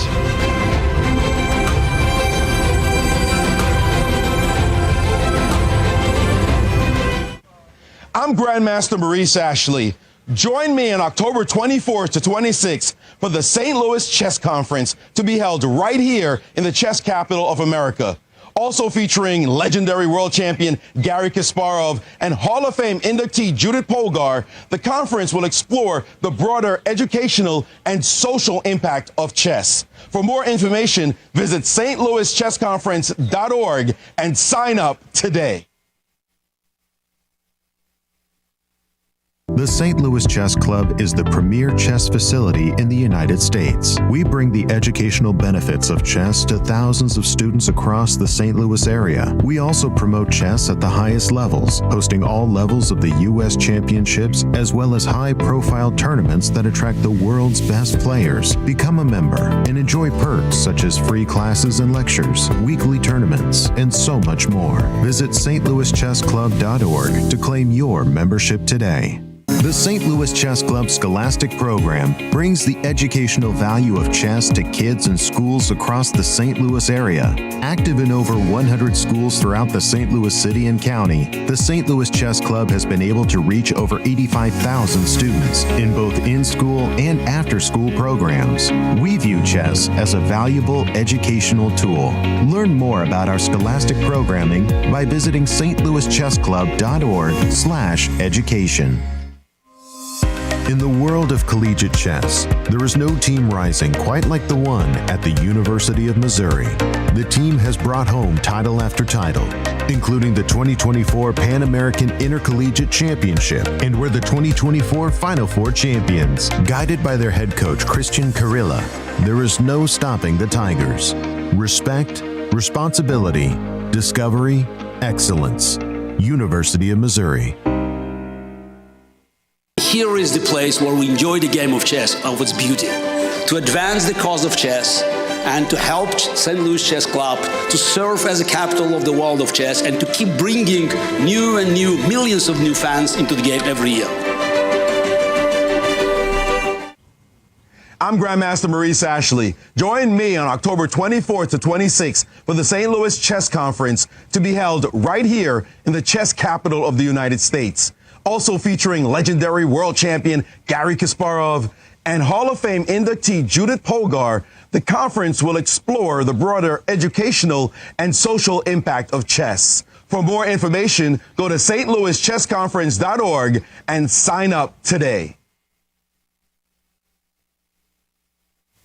The World Chess Hall of Fame, located in the heart of St. Louis's historic Central West End. Want to know why chess has intrigued people around the world for nearly 1,500 years?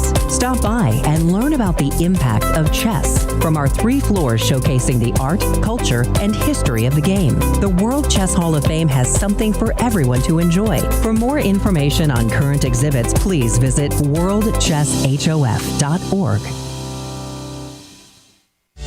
St. Louis, the chess capital of the United States. It also plays host to an award-winning shop dedicated to chess merchandise, all-occasion gifts, and plenty more. At Q Boutique, you can shop both in-store and online. From quirky greeting cards to luxury chess sets, there is something for everyone at Q Boutique. Enjoy a shopping experience like no other. Make sure to check out QBoutiqueSTL.com for a wide variety of gifts for everyone to enjoy.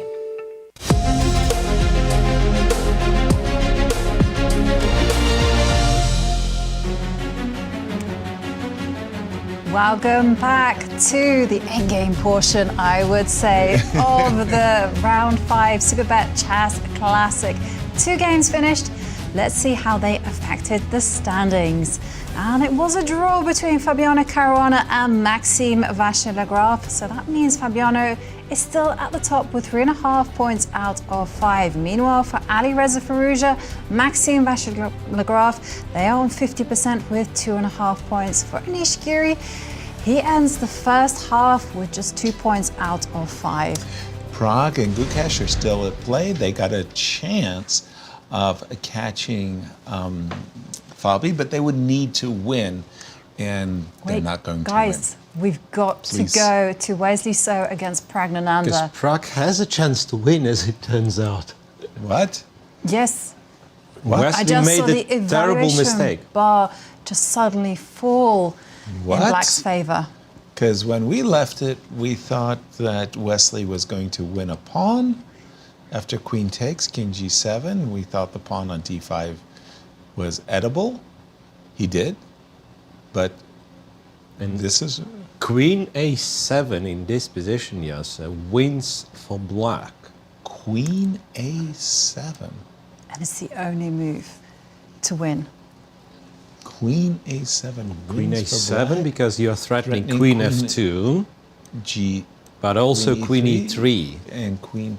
So I was just thinking, oh, after Queen A7, if I drop my Queen back to stop F2 and hit Queen your E3. rook, Queen E3. But why would you play Rook takes D5 when you could have played Bishop takes with a tempo?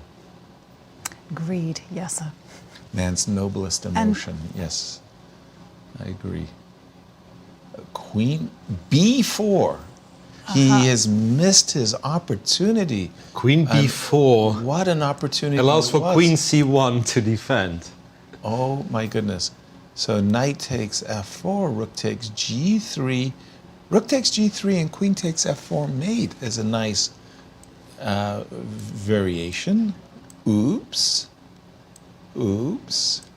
I think we've seen this checkmate often enough, but Queen C1 defends the pawn on F4 and makes rook takes G3 not playable. Queen C1. Followed, yeah, he's reaching for his queen. Is time a factor in this? Well, between both these two? players now around the 4-minute mark, with Wesley having slightly more time with 4 minutes and 20. And this game between Gukesh and Nodirbek is seconds away from finishing. Hard-fought draw. It is certainly a hard-fought draw. King steps back to E2. But after the trade of pawns, this is as draw as it gets.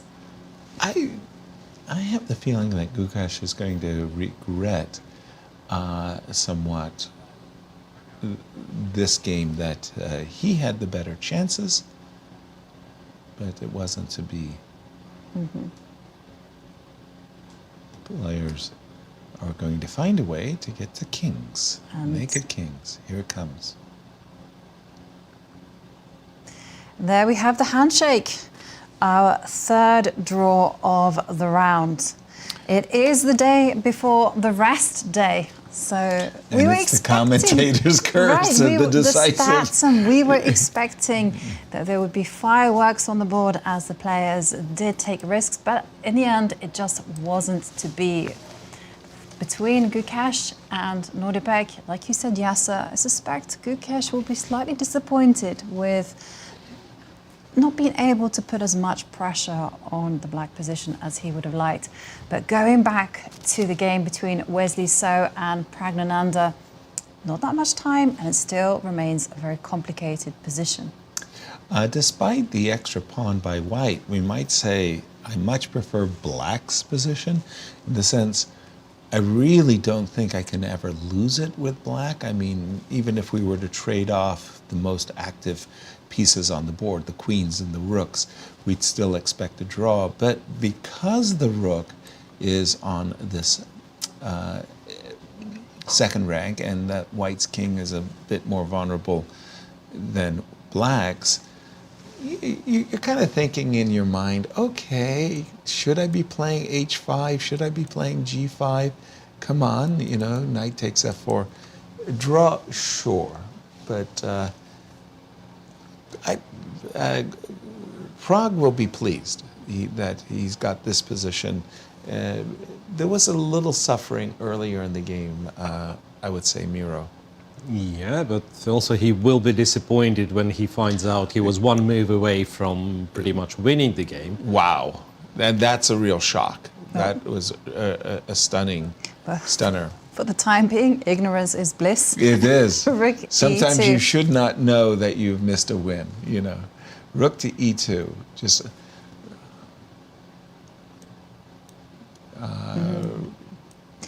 Yes, and for Pragg, maybe it will be a first half that he looks back upon and says, well, there are a few missed opportunities. He was winning against Gukesh, albeit it wasn't an entirely trivial king and pawn endgame. No, it was not. Yeah. Here, this one, I just want to go back for those who are joining us a little late. We were really shocked by the stunning development after rook takes d5. Suddenly and out of the blue, in a very innocent looking position, lightning could have struck Wesley's position, with this move, queen a7, and suddenly and shockingly, the pawn on g3 is really vulnerable to queen e3 as well as queen f2, and there was just no defense. It was that simple. Queen b4, Pragg thought he had another way of playing where he could sacrifice on g3, and then the move queen c1 held. Wait a second. What did he play? Rook e3, right? Rook e3. So now, is knight f4 a move? I didn't see it. Yes, it's definitely it's a not, move. right? Why? Okay, this is getting then really there's confusing. Why would you allow knight takes f4? I mean, the rook, you'd kind of think it was time to play queen f1 and maybe after, just a second, what am I missing? I'm missing something. Queen b2, king g1, getting out of the pin, making bishop moves possible. The current position, rook e3, knight takes f4. We would Yeah, have but this to trade. kind of lets white out of the cage. So trade the rooks, and now the queen can move up the board. Okay, you And want a then- pawn. This pawn is maybe super vulnerable. Queen to b2. I was thinking bishop to d5, try and trade. Okay. But the bishop is not anchored anywhere, so Yes. I do get a bit nervous. Okay, so king h1. One. No Knight checks. f5, and I'm afraid Yeah, we okay. might lose something. Queen Yes. f2 is on the agenda. Knight takes f4, and the game will flare anew. Maybe it's still a draw after knight takes f4, but how big is Prague's advantage? I like Prague's chances here. Maybe I'm... There is no advantage, I'm afraid. No advantage, and Well, he's knight done takes it. f4 I mean, played. he's saying, Knight f4. look, why did you give me this golden opportunity? Trade. Ah, well, because there is queen f1 after exchange on e2, and you attack the knight and you're aiming at queen f6 check. Ah, very clever. Sneaky move. Very clever, that one. So it's a double attack. You're threatening queen f6 with an checks, as well as the knight. So Okay. It probably just forces a draw, and Yeah. yeah. So once Wait, again, knight to d4. No, you don't need to move the knight. Sorry, You can move the queen. Queen d2. queen to d2. So that means check. If you go to h6, I've got checks. And No, if you okay, go to well, g8, he has retreated the knight to the center, and I've got e6. Yeah. And and that's just a... this is the draw. And, well, queen comes to f6, king to g8, and now Again, Wesley a lot of has successfully liquidated into a drawn position. a lot of fizzle.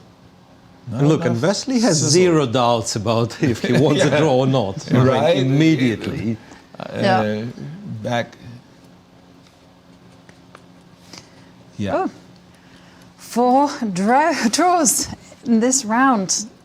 More like Cautious. 5 draws this round. Although there Cautious was day. some dramas in many of them, including this one. Again, ignorance is bliss for the moment, but I I'm not don't quite know sure the what players. the arbiter What is happened? saying. You know, in this particular case, I would just play a 4-move Yeah, repetition. five times. Yeah, what's the problem? And, Just so those there we see arbiters the won't even have a handshake. discussion, you know, like, Yeah. dude, we played this for 5 times, not 3. Okay, that leaves us with rook and knight versus rook, as we know. This is a drawn endgame between Daniel and Jan, but it has been lost, of course. There are ways of doing that. Okay, I'm trying to establish when was the last capture. Look Or at move pawn move. 62. 62. Yep. Okay, so that means for Bogdan Daniel to claim the 50 move rule. 112. Yes, and we're on 86. Yoo-hoo! Not so much to So not too far. Yeah. Not too far. That's great. So, what would you guys like to talk about? Well, maybe you can Now show we know us it's a draw. the winning positions. Oh, that will For be easy. rook We and have knight. no problem doing that. Here? Rook, yeah, rook to g3, king to c2, question mark, rook check. Yeah. King. Okay, I'll go in the corner, right? Yeah, right. Okay, I think, so Yasser, you have to king. show. Okay, let's look at my board then. Yeah. Yeah. Oh, I should show. How do we get the winning position? We're doing it bad. Yeah, of course. They Now it's on my board, yes. So king A1 yes, still bravo. does not lose. You're There is trying. no winning position. I'm trying as much as I can. Okay, you're threatening a checkmate. Now, however, yeah, rook b8 is the only move. Say I go here. No, I make But no the rook progress. can be on c7. Make no progress. Wait 1 second. If the white rook were on c7, that Oh, would be... okay. So this is cool. Go rook c8. Go rook c8. Yes. King c4. I go king b4. This rook c7. and this. Yes. Okay. Okay. Yes, you found it. But why would you get the king in a corner, right? Yeah, right. So if It required a lot of cooperation. We agree. Yeah. And I'm afraid it's almost impossible to kind of get the king from this triangle, right? Yeah. I will let's look put at this on Yasser's my board. board. As again, driving the king into a corner or even onto the back rank, basically impossible, and putting the knight in their pin, very good idea. Can I Yeah, give please. you a funny fact about this game? Yes, please. What would you guess were the players' accuracy? Okay, now I don't want to look. It was pretty high, but Daniel gave chances. So I'm going to say 95% for Daniel and maybe Mira, what would you 96. say? Oh, you've already seen it. I have this one. It's an arbitrary number, yeah, but it's 99.3, 99.3 according to No the way. And the funny thing is that we genuinely thought that Bogdan Daniel was blundering being and making it impractical, right? Right. Even though it might be technically correct what he was doing, that he was never in any danger, the fact that he let his clock run down, that there was danger towards his king. He had to sacrifice a and look knight. what the stats are saying. Get out of here. So he played a 99.3. almost flawless game with white. And ended up being a knight. Piece down. According to AI and the engines. Right. Well, I don't know about that, but the word no, I don't know. I wouldn't. You don't believe it? Yes. Well, I wouldn't pat myself on the back for getting an ending, finding myself in ending a piece down. Well done, Yaz. Well done. You played such a quality game. Especially when the game could have been finished 15 minutes earlier. Right. Yeah. I won't say I played a quality. 99%? No. Something's wrong with our board. I will write to chess.com. We're on move 90. Make my complaints. Okay. Check. And Bogdan Daniel, 1 minute on the clock. But he is a very cool customer. King moves up to g3. Note how the king doesn't voluntarily go down to the first back rank. Yeah. Yeah, exactly. Okay, in these situations, you always get in as many checks as you can to get yourself closer and closer to the 50 move rule. So for me, it would be time to check. Get in those checks. And if you go to f5, I'll get in another check. And please go to g5 so I can get in a third. Makes a lot of sense. Rook a4 check. Rook e8. Anything goes. Indeed. I was just thinking about, here we go. So he does follow your advice, yes. Check as much as you can. Now run with the king. Oh, So just I throw would in play. a check. Yeah, no, definitely I'm throwing in a check. Which one? Rook f4. Rook f4. Yeah. Hoping for king g5. Because then rook g4. One more check. Correct. How did you guess? Yeah. Rook f4, yeah. It's running. e5. Then I would go back with the rook in order to get in some more checks. Again, as many checks as I possibly could. And Now we're saying 93. 112 is our something is our like goal. 112. Rook h4 is... That's a strange move. It's a strange move indeed. Rook f2, I understood. Rook f2 to get in. But this one, rook h4, allows knight f6, covering the Doesn't square. seem to have phased Not in the Bogdan least. Daniel. He just calmly moved his king to f3. Right? Okay, that's a little bit peculiar for me, so I would play check, king to e2, knight to e4. I know it's a draw, don't get me wrong, but it's just a peculiar way of making the draw. And somehow you kind of want the rook on the 8th rank. Always, Being as far able away. to check from behind. Yep, as far away from... Okay, there you go. Rook c3 check. 16 moves left. They are move 95. What is the longest game played on the Grand Chess Tour? We had the longest win, but we didn't have the longest game. Not sure. We'll get Ben on it. Ben, and he's amazing. He comes up with these stats quite quickly. Yep. Rook moving over to a3. Again, just practically speaking, I like to keep this rook as far away from the knight as possible, because the only way you can lose it when you're not getting mated is you walk into a fork. So keeping the rook away from your own king is actually a pretty good idea. Rook to b4 played. And Bogdan is going to be happy. He's actually up to 2 minutes. We've seen him go down to But just he a few doesn't seconds. seem to be phased, whether it's 30 seconds on the clock, Right? the time down to 10 seconds. Exactly. And There there you you go, go. At rook tempo, b8. the rook goes over to b8. Knight c3, check. You can even step up with your king. There's no unpleasant discovered. Yeah, you're saying you can Okay, step up. I found a way to lose in 2 moves. Oh, okay. Well King done. d3. Yes. Yes. Okay, it won't happen. But king d3 The king King d3. d3, knight b1, king c4, knight d2. Nice. Check on the b file, win the rook. Nice.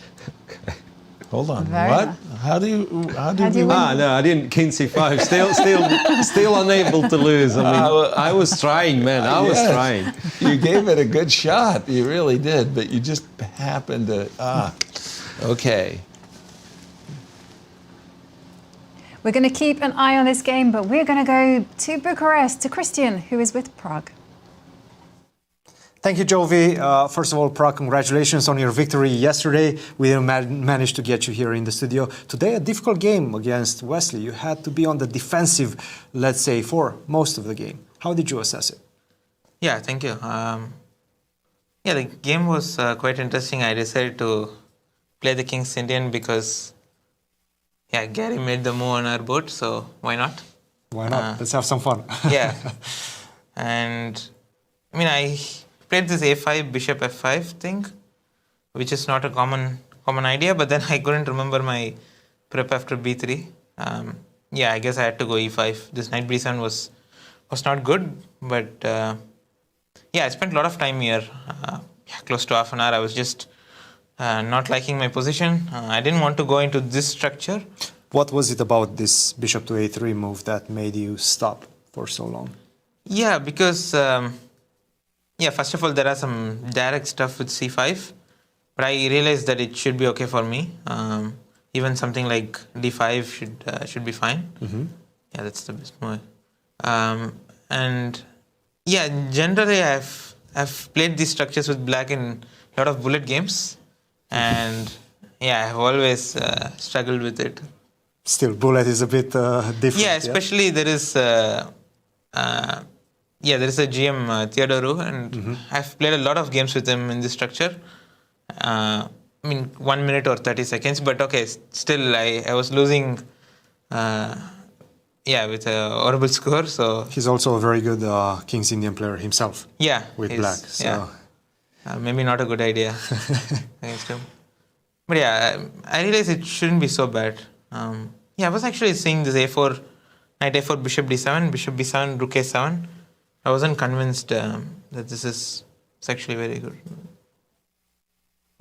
Seems to be some sort of compensation. But yeah. The question is how, right? Queen to e8? Yeah, and then you take on a4, and then c4 is also weak. Okay, I didn't want to give double bishop and also a pawn maybe at some point. Yeah. Maybe a problem. It's a bit of a dangerous sacrifice. Yeah. I played this knight c6, and then I wanted to get this bishop out. I thought h3 was quite slow. Like, he had to go bishop b2. The point was, I won this knight before bishop c6, but maybe he's faster. a4 perhaps? Yeah, that's one thing. Yeah. I think this is what we were actually looking at with Gary. Gary was in the studio as well, and we started analyzing the position after king to h2. And we were trying kind of similar things, but in fact, if he goes here, bishop b2, and then even queen b1, you can even take on e4. Yeah, there were, h3 rook 8 is obviously a good version for me in this position. And I didn't think that h3 idea was to go bishop b2. I thought king h2 is very logical. Yes. And Com says g5 is stronger. Yeah, I didn't realize that. I saw this plan, but I couldn't see what I'm supposed to do here. Bishop h6, queen b2, bishop g7. Okay, I missed that. I didn't even see there was a square on h6. I would also not trust this engine that much, but... Yeah, but still, it's a cool idea. Yes, it is. I didn't think my position would get into trouble, but yeah, here I misplayed. This knight d5, bishop b5 was not good. Because it's much easier to play for him after this. Maybe I should have done something else here. Bishop d7 it says, but to stop knight f3, I guess, to have bishop f5. But still, even after knight takes e5, it wasn't objectively, let's say, it wasn't that bad by any stretch of the imagination. Yeah, but it starts to get difficult, and this is how it starts, and then you suffer for the whole game. Slowly. Sometimes you make a draw, sometimes not. So. Yes. Yeah, here I was happy to find this long line. I'm happy at least a weak combo agrees with it. Here I thought knight c6 was critical, and then takes knight f2, rook d6. I felt this should be okay, but it's still a pawn for him, and we were discussing this after the game, something like this. I was saying knight c3, but Com says knight g3 is okay. Yeah, knight g3, king h2, rook e3 is nice trick. Because knight g3 I also threaten knight e2 check. Let's show that. That's a very nice one. Yeah, probably I would have figured it if we got here, but yeah, in general I felt like this position should be okay. But okay, pawn is still a pawn. Might as well try to keep it. Yeah. It was... And here from afar I was actually tempted by this. Then okay. I thought knight e2 has this queen e5, f4 takes, and for some reason it says bishop f3 is good, because I thought king h2 and then I have queen f2. Okay. So this is nice. His pieces are completely stuck and I'm getting this bishop c6, and yeah, it could go either way. But then actually I rejected this for f4. I wasn't sure about this position. Maybe this is okay. But yeah, I decided not to do this. Knight c5 is safer way, and before this knight a6, and it looks ugly, but I hold. Yeah, and there was actually this final moment where you had a good chance towards the end. right about here, queen to a7 was apparently close to winning. Did you spot this move? No, should have. The idea being that if queen c1, now you have the extra queen to f2. Yeah, I should have spent my last 4 minutes there. Yeah, it felt like I had something here. I was only saying queen a3, queen b4. For some reason, I just missed this queen a7. But there is no perpetual, yeah? Rook d7. This queen... it wants to go king h6, King h6, yeah? Oh. King h6 is actually very nice. Yeah, I thought at least he has some perpetual, even in the worst case. Okay, this... I could have spotted it. Perhaps a mutual blind spot. Did he No, spot it at all? No, we didn't. I think we both missed it. We both were considering queen a3. And now after rook d7, it actually starts to get tricky for black because there is rook g3, rook f7, takes, queen d7. Oops. Okay. No, it's okay. Yeah, king f8, queen e6, and I don't know how to defend this. It starts to get tricky because he's threatening queen f6, bishop d5 check, and... Your king doesn't hide, Yeah, it's not maybe easy. Something like rook c3 try to be sacrificed. Yeah, but okay, queen ending, I have to suffer. You have to suffer, yeah. Yeah, I thought queen b4 is accurate to make a draw, but yeah, queen a7 is there, okay. Well, Prague still a very decent result after 5 rounds plus 1. Could have been better, but still, how would you assess your performance up to this point? Are you happy with the first 5 rounds? Yeah, it could have gone way better. The positions I had... I mean, today was the only game I was kind of in a back foot, apart from this moment. But in all the other games, I was the one pushing. I got my real chance against Gukesh, which I missed. I don't think it was a difficult win. I could have spotted with a minute on the clock. But okay, it happens that, sometimes you just miss stuff. Still 4 rounds to go, only half a point behind the leader. Go get your rest. We'll see you after tomorrow. Yeah, thank you. Guys, back to you. Thank you, Cristian. Well done, Prague, as he saved a little bit of an awkward position. And during that interview, we did see that the final game was a draw between Bogdan, Daniel, Deac, and Jan Nepomniachtchi. So let's take a look at the standings after round 5. No changes. No changes. It was a day of perfect equilibrium. There you can see Fabiano Caruana remains the sole leader with 3.5 points out of 5. Praggnanandhaa had one golden opportunity, but in the end it was a draw. So he moves to 3 points alongside Gukesh, who also is on 3 points. But no one can rest easy because 4 players there on 2.5 points out of 5. And just to remind everyone that tomorrow it is a rest day for the players, but we'll be back on Tuesday, July the 2nd, when the second half of the tournament begins, and this is when it starts to get critical. I have this feeling of deja vu as Fabi is repeating his success of last year. He finished the first half with +2, cruised to victory by drawing his remaining 4 rounds. +2 was enough, for clear first, as it turned out. Wow. No one was able to tie him. Wow. So the way I see it now, Yasser, we had a bunch of stats which would suggest that before the free day, this is where a lot of kind of decisive results happen and so on and so on. Explosive. And we did not get the confirmation this year. No. So I just hope that we have everything upside down, and after the free day, we'll see more results. Exactly. So that's my... Exactly. Yeah. Exactly. And well, here you go. It's prediction time. You know, as we check in on our predictions. Well, Yasser, you're smiling in the picture, but you're also smiling with your choice because you chose Fabiano Caruana. He is the sole leader. I feel very sad. I hate to take advantage of your youthful innocence, but age and experience. You're welcome once again, Yasser. It's okay. You're welcome. Look, we'll get together. You'll buy me dinner one of those nights in St. Louis, no problem. Right. How's the view from Bucharest? Free day tomorrow. What's up with you guys? Absolutely. To be honest, I have to echo Miro's thoughts about these last couple of rounds. I really thought that we're going to see a lot more decisive results, but unfortunately it wasn't the case. At the same time, the chess was there, very, very cutthroat chess, I might add. And even that game that we just analyzed with Prague, it could have went his way, right, if he would have found queen to a7. So a lot of missed opportunities, and I have a feeling, well, the players are going to come back with renewed energy in the second half, and I think we're going to see much more precise and exciting chess. Anastasia. Exactly. I feel that they had a really peaceful weekend, and then they will rest a little bit more, and then we are going to have many, many decisive games, and tomorrow it's going to be a rest day for all players, but not completely the rest day for us, because also Garry Kasparov will give a press conference here in the hotel. That's what I heard.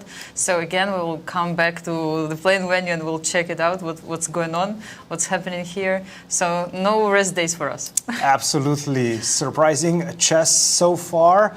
We're missing the decisive results, but I'm sure we'll get them in a couple of days. For the moment, we're going to go get our rest, watch some Euro 2024 from Germany, and then we'll be back in a couple of days. See you guys soon. Thank you. Indeed, we'll look forward to our rest day over here in St. Louis. Miro, Jovi, once again, what can I say? It's been great fun. I've enjoyed it. Thank you, everyone, for joining us for our show. Remember to join us Tuesday. Same time, same place. And remember, the action starts from Tuesday, second half of the tournament. You do not want to miss it. See you.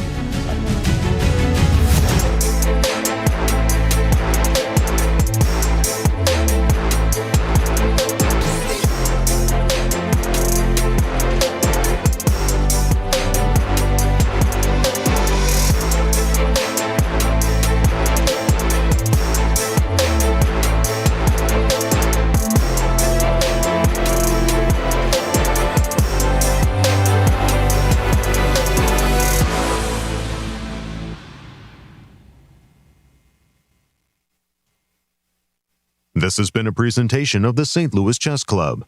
Any reproduction or distribution of this content without the express written consent of the St. Louis Chess Club is prohibited.